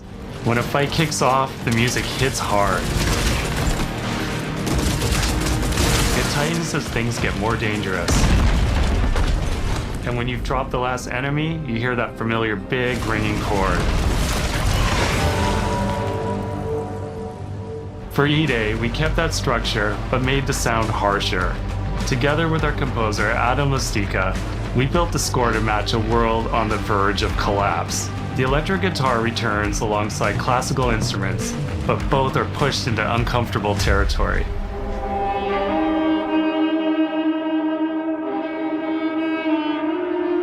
Like dragging a bone saw across a cello, creating dissonance that never fully resolves.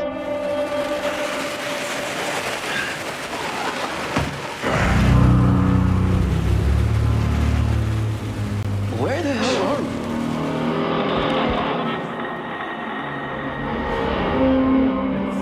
And then there's the sound design.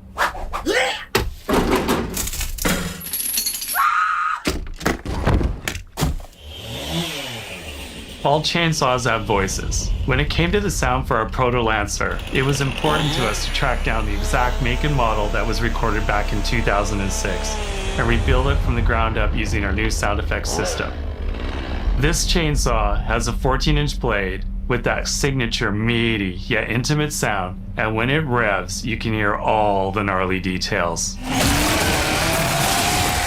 In terms of how you'll experience Kelowna, I always think about our acoustic system like this. I'm walking down a street and I hear the sound reflecting off the walls around me.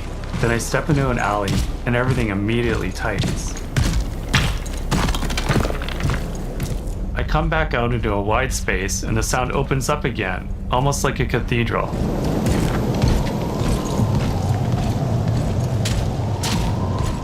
And it's not just those spaces, it's the transitions between them where the magic really happens. That's where things feel alive. That's acoustics in real time. It's a heavy world. And what better way to experience its dread and tension than through the music and sound that surrounds you? No other game does the squad like Gears does. Our themes, our gameplay, and our modes, they all revolve around this core element. But it's not just about the brotherhood that you experience in the stories. It's also about the bonds you create with your friends. Co-op has always been a part of our DNA. And like every great Gears game, you can bring your own squad to this fight. In campaign, all 4 characters are playable from the start, and we support 4-player online co-op and 2-player split screen on console. In Versus, our sweaty squad-based PvP is back, with a collection of 4v4 modes and all new maps set in locations in and around the war-torn city of Kelowna. We've combined classic Gears symmetrical PvP map design with new traversal opportunities. You'll put your skill to the test alongside a seasonal roadmap of killer content, almost all of which you can just earn by playing the game, completing in-game challenges, events, and achievements. And today, we're excited to announce a dynamic new evolution of Gears' iconic PvE mode, Horde Siege. It's a 12-player mode where all 3 squads fight alongside each other to battle the Locust invasion and defend Kelowna across a range of city-based maps. We'll have more to share soon, and we hope you join us for our open beta weekends later this summer. We good? Sergeant Phoenix? Guess we're back to it.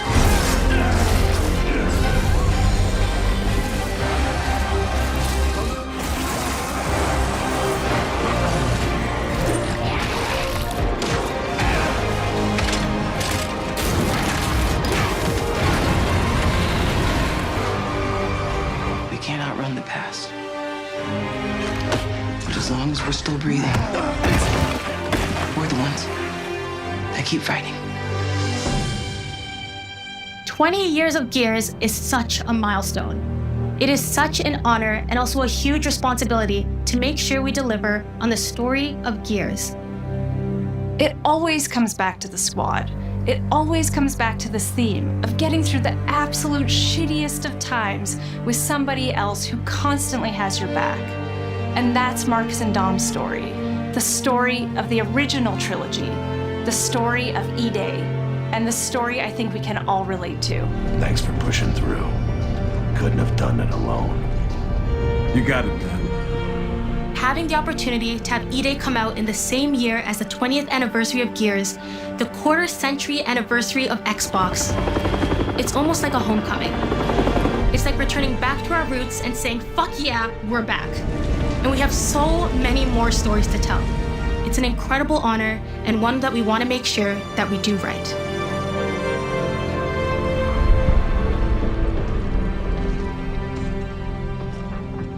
Ty.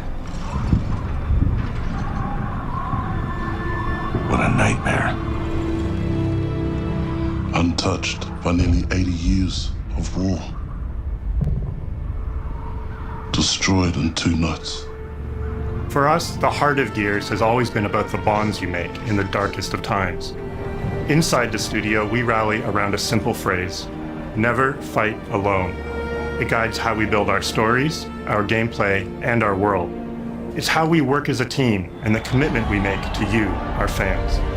Everything comes back to that important idea of sharing life's experiences, the highs and lows, together. And E-Day is the best expression of never fight alone that we've ever made.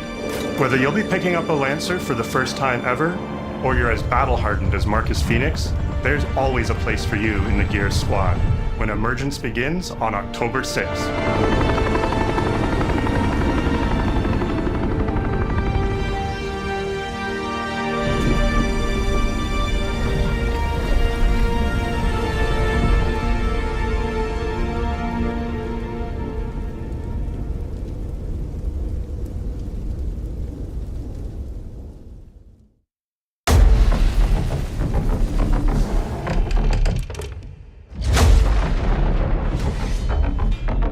I know why you're here. Ladies and gentlemen, take your seats.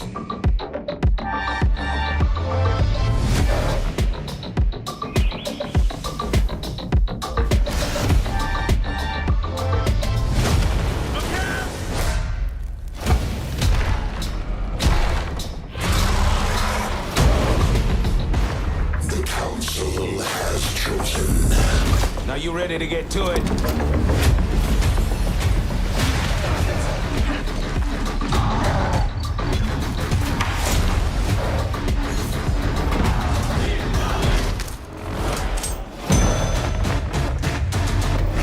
Do you expect us to go quietly?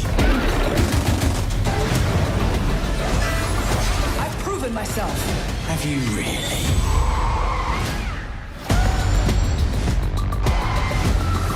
I have come here to destroy you. Welcome to the surface.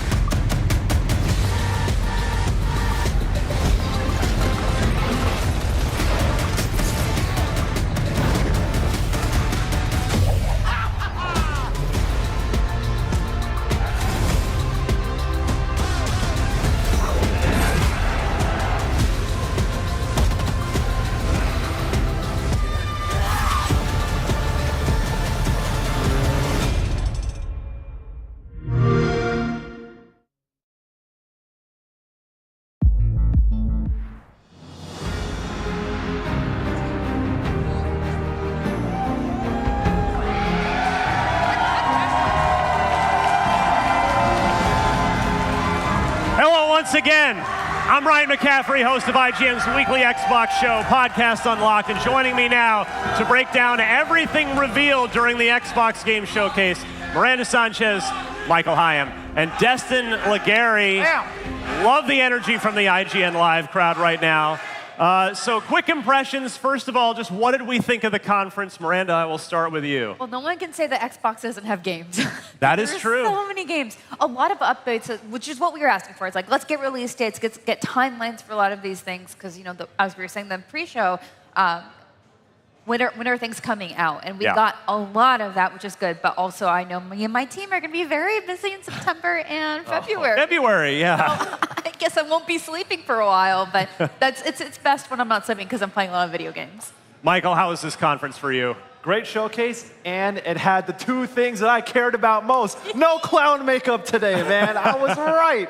We had P4, we had P6. I'm going to talk all about that later. We'll get to that. They had the things I wanted, and there's so much around that. Just that sizzle reel at the end with all the logos of all the games it's showing. It's like Miranda said, I'm with you on that.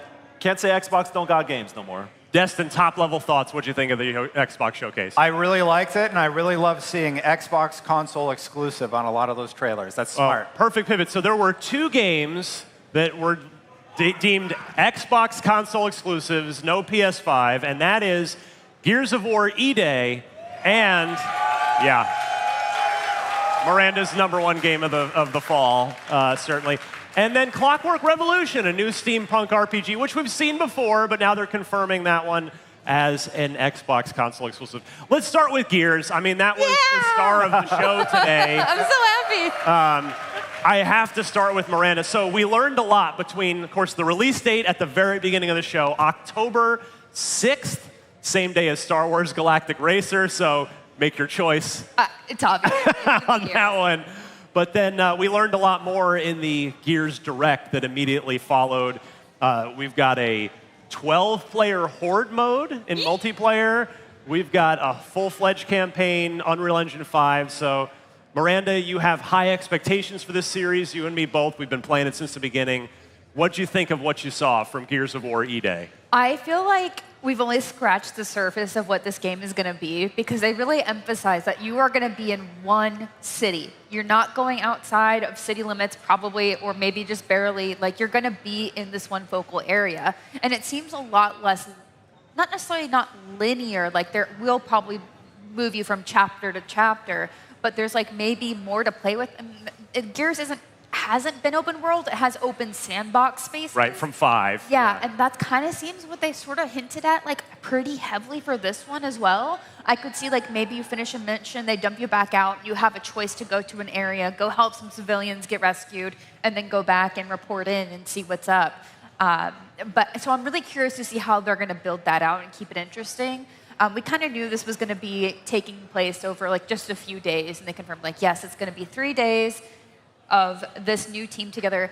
I was also excited. Okay, I'm gonna rein it in because I could just talk about this for like the next hour, which we got a lot to talk about.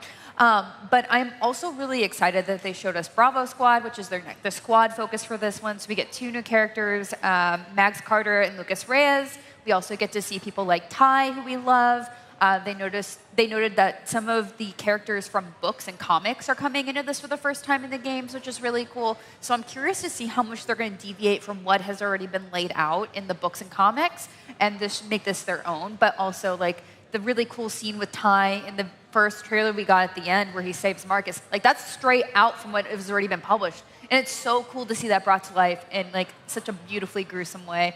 I love their tech when they're just like, look at how we do dismemberment. Look at all this gore. And I was like, yeah. We've got some jumping now.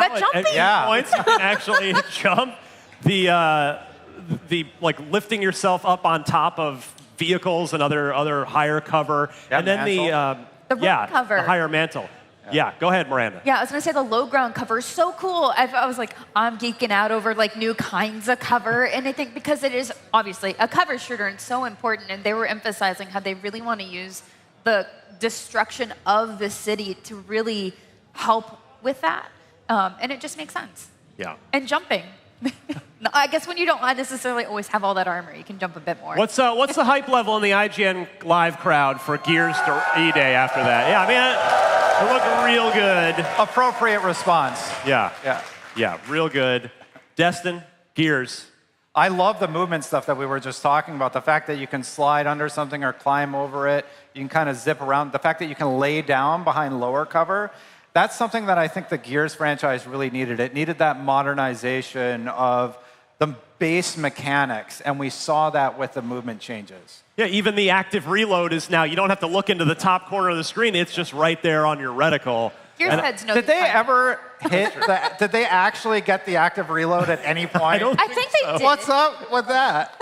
Come on, Coalition. Yeah. Michael Hyam, let's talk a game that you and I are both looking forward to, probably more than anything else in the Xbox lineup. We talked about it in the pre-show, and we got it. Fable. So we not only got to see Fable, we got a release date. Yeah, we got a release date of February 23rd. So my manager, Michael, who's upstairs right now, I might have a little something on February 23rd. I might not be able to make it into work that day.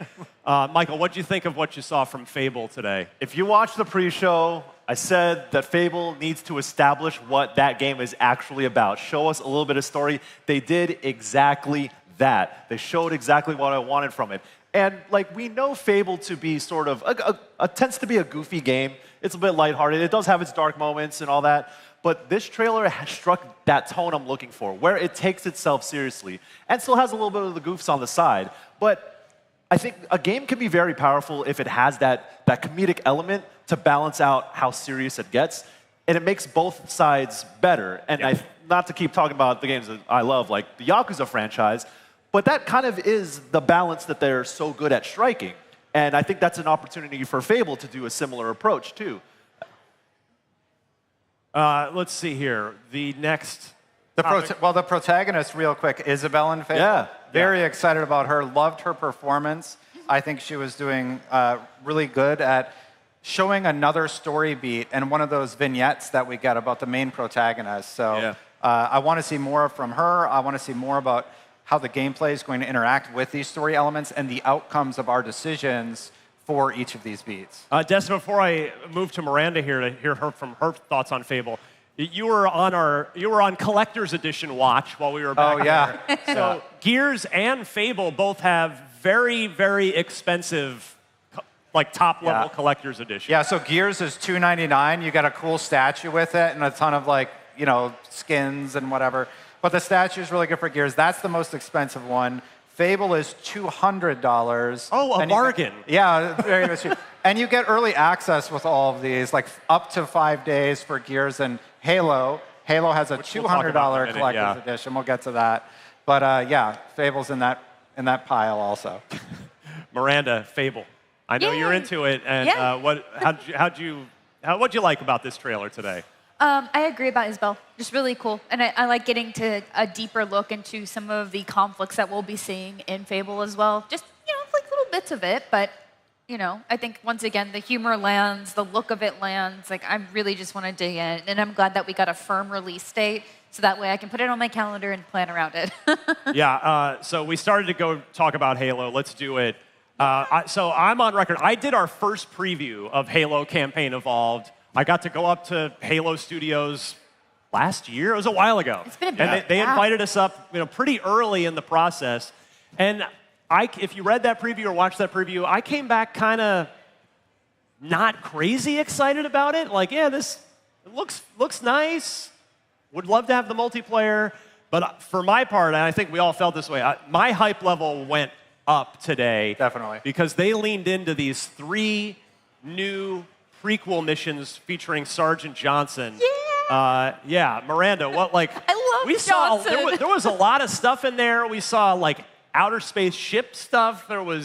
We saw a fuel rod cannon in there. Yeah. We saw brutes in there. So, what do you think? It's interesting because we have 2 games that are basically going back and adding more, right? Yeah. So Gears E-Day is how do you innovate on something that already has established things going forward? And same thing with Halo. We know what comes here. So we're like, hey, that wasn't there before. But I think the way they're getting around that was I think it's meant to be some sort of Covenant research ship or something. And so it might have things that you wouldn't have seen in Halo 1. And that's kind of how they're maybe explaining it or leaning into that a bit. And also just unique enemy types, right? Different armor we saw in there. Some of them looked really sleek. Some very sleek Covenant. And so I think maybe that's what they're going to kind of lean into. And I'm all for it. This just looks so fun. Destin, I know you have a very technical eye.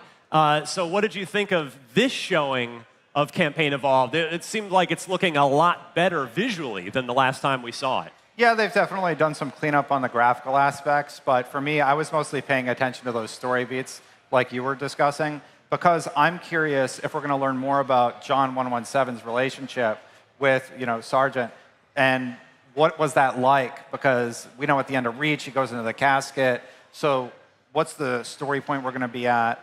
The casket? It's a cryopod. He's not dead. It's the Hush casket. The level's called. Anyway, But anyway, really looking forward to what story elements they're going to add, because there's so much they could go into. They could talk about the Gray Team. They could talk about Chief, et cetera. Yeah. And I know you mentioned a $200 collector's edition for this, but it's the regular, just buy the game, $50. You get a statue with the collector's edition. You get a statue, but you also, if you get the very fancy edition, you get a replica of or you get an art book that is a replica of the original game manual. Yeah. So it's nice. a modified version of that, which is so cool. I'm a nerd for that kind of stuff. You get up to 5 days early access, the art book, you get the Hungry Buzzard short story, like a comic in there, and digital manual, 5 skins, 6 weapon skins, and the Foundry weapon pack. Yay. It's a laundry list. We've got a couple minutes before we take a quick break. Let's get to the other console exclusive, Clockwork Revolution. Michael Hyam, thoughts? Just like the Fable showcase that they had, story was the main thing. What is this game actually about? Again, with Fable, we saw all the gameplay before. Clockwork Revolution, when we saw it last year, very gameplay focused. Now, we know what the game is about. And I like that. I like the tone they're going for, the scale they're going with, and even with some of the gameplay they showed in the trailer, there was how do you manipulate the environment? How are you going to use some of your skills? That was interesting as well. But I'm just really digging the kind of Honored to Dishonored in a way. Yes. Where it's it looks just like a Dishonored, and not in a way that's like imitation or anything. It's like we're using this aesthetic in our own way and building a full world around it. I'm really impressed with what we saw with this, and I was already looking forward to it, and showing off the different characters. So giving it the personality it needs. Yeah. It is kind of goofy in a way, but I just like how they're playing with the tone because it matches the style, it's aesthetic, and I think that another thing too is choices, who you're going to be interacting with, what those environments are going to say about the story as well. I love what I'm seeing from it. There was another game we'll talk about a little later that had a bit of a Dishonored-y vibe too, so stay tuned for that. But Miranda, what were your thoughts on Clockwork Revolution? At this point, I just want the game. Yeah. At first, we were like, coming in due time. We saw that at first, we were like, again? And then they shipped it, and they're like, oh, they got us. Yeah, we got God on that one. But it's just like, yeah, I think we've seen so much at this point. It's like, you don't need to sell me more on this. I want to play it. Yeah, I want a gun in one hand, powers in the other. You know, like, it seems so cool. It's just, you know. The thing about this one that fires me up is we know In Exile is a really talented role-playing game development studio, and I guess I don't have the spreadsheet in front of me to prove it, but it sure seems like this is the highest budget game that they've ever made. So they've got a lot of resources, and we get to see them just kind of go nuts with the full extent of Microsoft's deep pockets backing them up on this one. So it's going to be a good one next year, and we've got plenty more games to talk about, but we need to take a quick break. While we're doing that, why not check out the IGN store? It's your destination for new and exclusive apparel, gear, vinyl, and collectibles. Hey, if you're a Fallout fan, you need to check out this wearable Pip-Boy 3000 replica and so much more. Head to store.ign.com right now. All right, we will be right back with more recaps of the Xbox Game Showcase here on IGN Live. Stick around.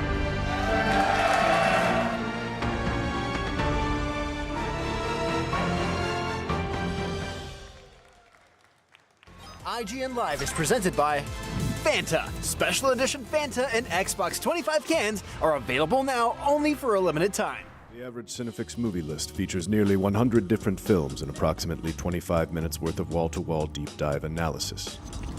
To simulate that pace for this 30-second ad, we're featuring 26 different films, and before you say it, no, that math does not check out. We're not math people, we're movie people. We can't even count down from 10 without ending up at, like, 96. Subscribe to IGN Movies and TV for more Cinefix movie lists. Bad at math, great at movies. Can't find that final collectible you're missing? IGN strategy guides and interactive maps are here to help. One step at a time. IGN guides are trusted by millions, easy to use, and best of all, free. IGN has the very best, most complete and accurate guides for Shadow of the Erdtree, Baldur's Gate 3, Tears of the Kingdom, and so much more. See? It's good, right? Every guide is tested and verified for you by experts. Just search for IGN when you search for guides.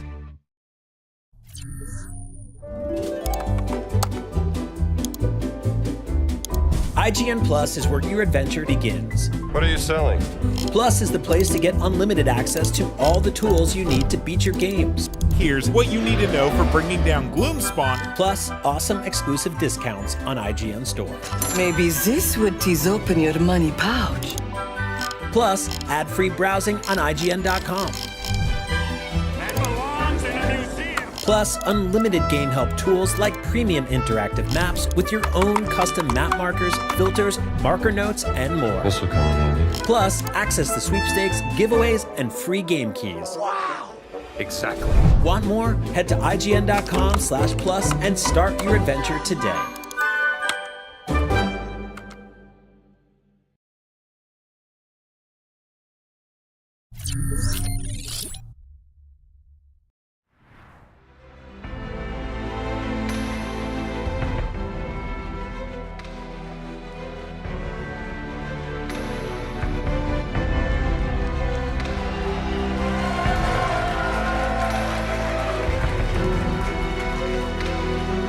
You're watching IGN Live. Welcome back. This is Unlock's post-show breakdown of the Xbox Game Showcase, which was absolutely massive, as always. All right, let's talk about next year. I counted and this may not be an accurate count, but I counted 12 games that were labeled 2027 in this thing, as if this year wasn't already busy enough.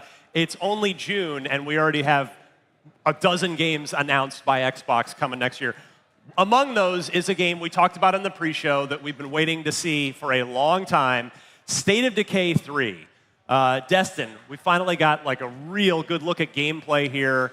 What'd you think? I want to play it. That's what I think. I want to go out there. I want to fight the zombies and save people or sacrifice them. Well, that's the People thing. have to get left behind, you know? Right. It's all about managing those relationships with the survivors. Michael, did that State of Decay showing live up to what you'd hoped for? It did exactly what I think it needed to do. Was like show that it's real, show some gameplay, and I kind of like the tone they're going for. Again, it seems like it's a little bit more serious. You know, State of Decay 1 and 2 weren't like story games necessarily, True. but you know there was like maybe a little bit of a cartoonish element to it because it was so gameplay focused. And, like it's aesthetic, but I feel like this one, the State of Decay 3, it feels a little bit more grounded in what it's trying to do, and at least we got to see like. At this scale, with this aesthetic, I think it's looking polished. I hope that's the case. I hope this is indicative of it being polished. And I really like what they're doing with scale, the environments, and yeah, again, like Destin, I kind of just want to play it. Yeah. At this point, you don't need to tell me much more about what State of Decay does. Miranda, I know we've all signed up. There are alpha play tests that you can sign up for. We don't know if you know you're not guaranteed to get chosen, but we're going to play some State of Decay 3, right? Absolutely. Yes, I think that's echoing Michael. I just want to play it. Again, a known quantity sort of thing. But I love seeing the environment, woodlands, very dark, of course. Spooky. We have like it looks like some sort of power plant or something. Like there's just so many different environments they're showcasing. I think what again we really want to get into is like the updates to some of the really cool mechanics they have specifically in here. What kind of people are we going to meet? Who are we going to sacrifice? Who will we actually save? I know I've seen some people I've just turned around. So you know, I'm like. You don't need to come with me. It's okay. My resources are limited, so You'll be fine. Yeah, more vehicles and like some cool traps for zombies. So I think the strategy part of it too is really interesting, and I'm looking forward to seeing more of that. Especially, I think we'll hear more about that around the playtest. Yeah. We've got a ton of games to get through, so I don't want to linger too long on any one in particular. And there are more first-party games, more Xbox Game Studios games, but I don't want to make Michael Hyam wait any longer. All right. Persona. Oh, you got pretty excited. P6. Yeah. And we got P4. I want to start with talking about Persona 4 Revival. Again, like I said in the pre-show, they gave me exactly what I was looking for. Show me how the game looks. Let me show me some new mechanics. Show me what you're doing differently this time. And there's a lot to get into, but I want to highlight the song that plays. It's a brand new song for Persona 4 Revival. I'm not gonna lie, I don't know if you noticed this, Miranda, but I was tearing up when I was watching this, man. Like, this game means a lot to me. This game means something, and it means a lot to so many other people too. I think. Yeah, for me, the big part was that they showed Marie. So that's the big question because of what they did with P3. It's like, are you guys going to do the same thing with P4 and strip back from like what we got with the remakes? And like Persona 4 Golden is like the definitive story edition of this, and I was so worried. But Marie's there. Yeah. I'm so relieved. I'm so excited. As you said, like this is like a foundational game for many people, myself included. So I'm so stoked. Yeah, I was tearing up a little bit. It's nice to see that world with its new aesthetic.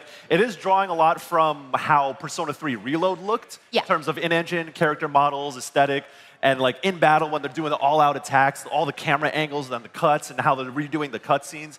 I mean, like P4 is kind of a known quantity because it's been out for so long, but these are the kinds of things that I want that's going to give it new life and make it feel like it has a lot more like motion, a lot more momentum to that, and feel modern in that way. I actually really like what I'm seeing from P4. P6. Very dark teaser, literally and tonally. Yeah, Persona 6, it almost felt like they're leaning more into Shin Megami Tensei, which is the more demonic RPG that, you know, is playing with a lot more darker themes and death and heaven and hell and all these other things. But Persona 6, again, they didn't show much. It was just static and tombstones, and then it glows red or glows green, and then Persona 6, and that's it. We got the logo, at least. But what this is telling me is that they're doing something that's a bit more serious, a little bit darker, again, pulling from SMT. And I think that Persona is a series don't get me wrong, like I said, I love it to death, but I think it needs to make a jump to something a little bit more mature, and I hope this new trailer or this reveal is indicative of that. I think even with you saying it more mature, I think also age-wise for the characters, because that has been a problem that we've talked about in the past, especially with P5. Like, there are some things that were really kind of uncomfortable. Kind of is maybe an understatement, is very uncomfortable in some situations. But I think, like, even college age, so if they do want to keep, like, the school theme, because that is part of the games generally, like, you have to go take tests at school, right? Yeah. I don't want them to cut that entirely. So it's like, let's do college. Like, let's look a little bit older. At least that's just what I think would be pretty cool, at least. Another first-party game, getting back to my Xbox Game Studios. Don't call it Hellblade 3, call it Senua. Destin, what'd you make of this? I really like seeing this because on the lead up to Hellblade 2, there was all this coverage about the combat system and how they reworked it and all this work that they put into it. I think this is what they were discussing because this looks vastly different from Hellblade 2. Hellblade 2 is a little bit more cinematic. I feel like the gameplay, it was there, but this is a deeper dive into what Senna was actually capable of and how she masters the battlefield. Like that shot where she throws her sword and hits the enemy in the distance, I love that. Yeah, Miranda, we talked on Unlocked when Hellblade 2 came out that it's probably the most, at the time, most technically beautiful Series X game, and it was the first Series X game technically ever announced, but it was pretty light on gameplay, and this reveal seemed to want to communicate that, hey, there's a lot more gameplay this time around. Right, you even emphasize it's like, oh, they're really leaning into like, look how she's like fighting things. Look at like the activity you're doing here, which is, I think, them course correcting a bit, which they kind of need a message to get people interested in this, you know? Yeah, and hopefully we still get the great story, but get some awesome gameplay with it. So that's coming out in 2027. Also, so let me go to one of the surprises, one of the new reveals, third-party game, but it impressed the heck out of all four of us as we were sitting back there watching it. Magicians, the Devil's Deal. Yeah, did you guys like this one? Kind of cool. This one seemed really cool. So, Michael, this is the one I was hinting at before. A little bit of a Dishonored vibe here, artistically and maybe even gameplay-wise a little bit too. This might be the new wave. Everyone's trying to make their Dishonored likes or their BioShock likes. You know, with this being like about magicians, like you can do a lot of interesting things with manipulation of the environment. There's a lot of stuff that reminded me of BioShock plasmids in this as well. And having that old like 1800s aesthetic, like I think it really works well. And if I think between this and Clockwork Revolution, it's like, okay, nobody make this kind of game anymore. Wait for these to come out so we can see how they actually play and if they pan out. But it's a nice surprise. You know, I think it looks like it's going to be creative. You know, using a magician's wand as like one of your weapons is super cool. What they're doing with like all this supernatural stuff. Like I'm really enjoying kind of this trend, I guess. And yeah, it was at first we were looking at this and we're like, oh, is it just like a CGI trailer that kind of imitates? Yeah, it was definitely fake at first, and then they showed some real stuff. Yeah, and then they actually showed us what it looks like in motion, and yeah, I'm super into it. I'm not gonna say no to this. It looks like mechanically, gameplay-wise, aesthetic. Again, I think they're hitting the right notes. Miranda, did this work for you as well? Oh, absolutely. Like, it is just captivating. I was like, wait, do we know who's making this? Because it did look so familiar, speaking of Dishonored and like the style, like the art style of it. But this is from Uppercut Games. They've done City of Brass, Epic, I think the first and second, and Submerged. So games I actually haven't played, so I'm, again, really impressed by this. And just, again, at the end, when they have the gameplay, it looks so cool and really imaginative. And I think that's what we kind of want to see. And Destiny, you kind of hit on it earlier. It just looks, we're looking for games that are just different. Like they're trying something that's not been done before, not just narratively, but like visually and mechanically. And sure, at the end of the day, it's still spell casting, it's still whatever, but it's a magician aesthetic, and it's so cool. Like the ways that you can play with that, like the theming of it, like people being wrapped in chains to stop them and stuff. Like it's just really neat. I like the part where he charged up cards like Gambit. Yes. Like I was like, all right, I'll try it. Yeah. No, this is instantly on all of our radar. This looked fantastic. So we'll keep an eye on that one for next year. Something for this year, though.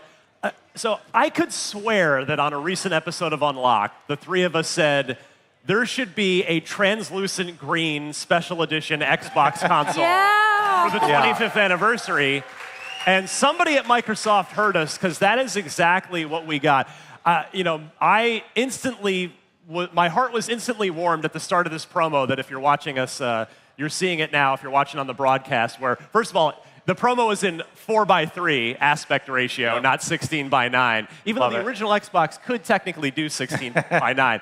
But my heart was also moved by, you briefly see a copy of Official Xbox magazine get picked up, which I worked on for 10 years. So that made me happy. But Destin, tell me, are you day one? Are you going to line up for one of these guys? Yeah, I mean, there were fan mock-ups of this thing already online. Like, people really want this. I think they're really going to appreciate Xbox owning this idea, making an actual version of this console that you can purchase. Like, I see Clobirl online retweeting the images made by, I'm blanking on the artist's name, Art Pope? Pope Art? Oh, yeah. Yeah, and he does a lot of this stuff too, so. Yeah, and at least, like, if you don't want to spring for the God knows how much it'll cost console, there's a controller that at least you can grab the translucent green controller. I hope they have that separate, because they don't always do them separately, so. Yeah. That's all I want. Because I already have 2 Xboxes. I don't need a third. That's true. I mean, it's a good problem to have. All right, we've got just a couple minutes left. Miranda, I want to hit on a couple that you were just smiling ear to ear on during the broadcast. And I will start with Bad Magpie. Yeah. This came fairly early on in the show. Very unique visually. You play an adorable little bird. Yeah. It looks super charming, like the art style and like the comedy of it. Because I think when you get games like this, you're like, is it just cutesy? It's like, no, the flowers are terrifying. Look at the bird. It's just so funny. And so I like the humor that they're going for. And obviously it's going to be kind of emotional because it looks like this magpie gets left behind when others go on to migrate, maybe. But I love a cool little adventure game starring a unique character that I guess is electrocuting itself in sockets. But, just a little silly. You can kind of cause some chaos, but also have like a genuine experience of like finding your way. And I also love puzzles. So I am just so very excited for this. I want to keep talking about more games. We're going to have to do that on the next episode of Unlock because we are about out of time. But before we go, we got to do, of course, game of the show, your favorite thing of the entire thing. Destin, our guest of honor, I will start with you, my friend. Fable. I think that Fable reveal was great. I really love seeing Isabelle, how she's going to incorporate into the story. That's the one I'm most interested in seeing more of. Yeah, we're gonna see how if the crowd agrees with each of us. So we got a pretty good response on Fable right there. Again, out in February. How about Michael? I think I know what you're gonna say. But go ahead and say it. Yeah. We didn't see much of it. We just got a logo reveal, but Persona 6, baby. It's real. Makes sense. Miranda, your game of the show? I know. Just say it. Here's EA, of course. Yeah. I want to say something that someone hasn't already said, but it's Fable. I said it at the top, and it's still the one for me. It is just Playground Games they don't make 9 out of 10 video games. They make 10 out of 10 video games, and this is certainly going to be their biggest challenge yet because this is a genre whole. They've not done anything like this before, but everything they've been showing us so far has just been absolutely phenomenal. So many great games in the Xbox Showcase, and we invite you to come back and join us next week on Podcast Unlocked, and we'll be getting into more of this. But for now, this about does it for this IGN Live edition of Unlocked, talking all things Xbox Game Showcase. If you like what you saw, you can catch new episodes of Unlocked every week on IGN, YouTube, Spotify, or wherever you get your podcasts. Now, coming up later today on IGN Live, we'll be checking out Call of Duty Modern Warfare 4, plus the upcoming Tomb Raider remake, Legacy of Atlantis, all that and tons more right here. So stick around, there's more.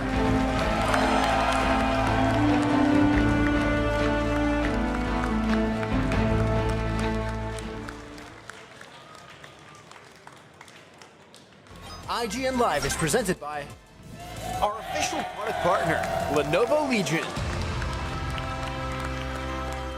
Never Cinefix movie list features nearly 100 different films and approximately 25 minutes worth of wall-to-wall deep dive analysis.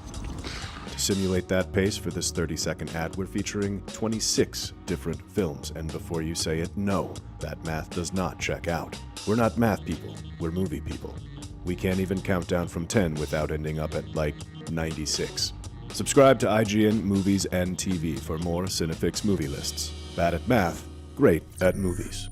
IGN Playlist is the best way to track your game collection. Now you can even import your entire Steam library to Playlist, making it easier than ever to review games, show off your collection to the world, and finally chip away at that massive backlog you keep meaning to get to. IGN Playlist, check it out. IGN Store has everything you need to level up your life. Red 6 standing by. Refresh your wardrobe with official gear you won't find anywhere else. Treat yourself to the coolest collectibles like an adorable SKA plush, your very own Assassin's Creed Hidden Blade, and a fully functional Pip-Boy 3000. Head to store.ign.com and start shopping today. Do you want to be the very best like no one ever was? Streamline your journey to becoming a master trainer with Planet Pokemon. Choose your Pokemon, filtering by type, stats, or game availability. Then use the full team builder to assemble an unbeatable lineup. Plan out the optimal set of moves, items, and abilities. Play to your strengths by analyzing your team's resistances and offensive coverage. Or really maximize your Poke potential by digging into the stats by adjusting EVs and IVs. And save multiple team builds for different strategies in different games. Plan your dream team today at planetpokemon.com.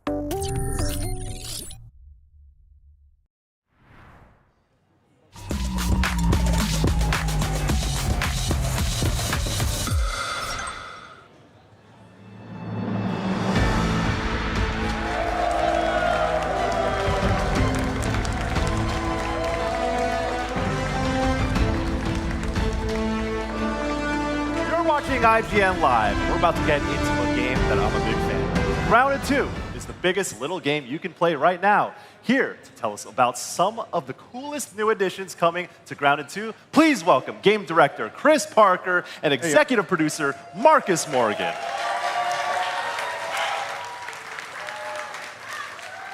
Now, we have so many questions for them, but before we get into those questions, I believe you have an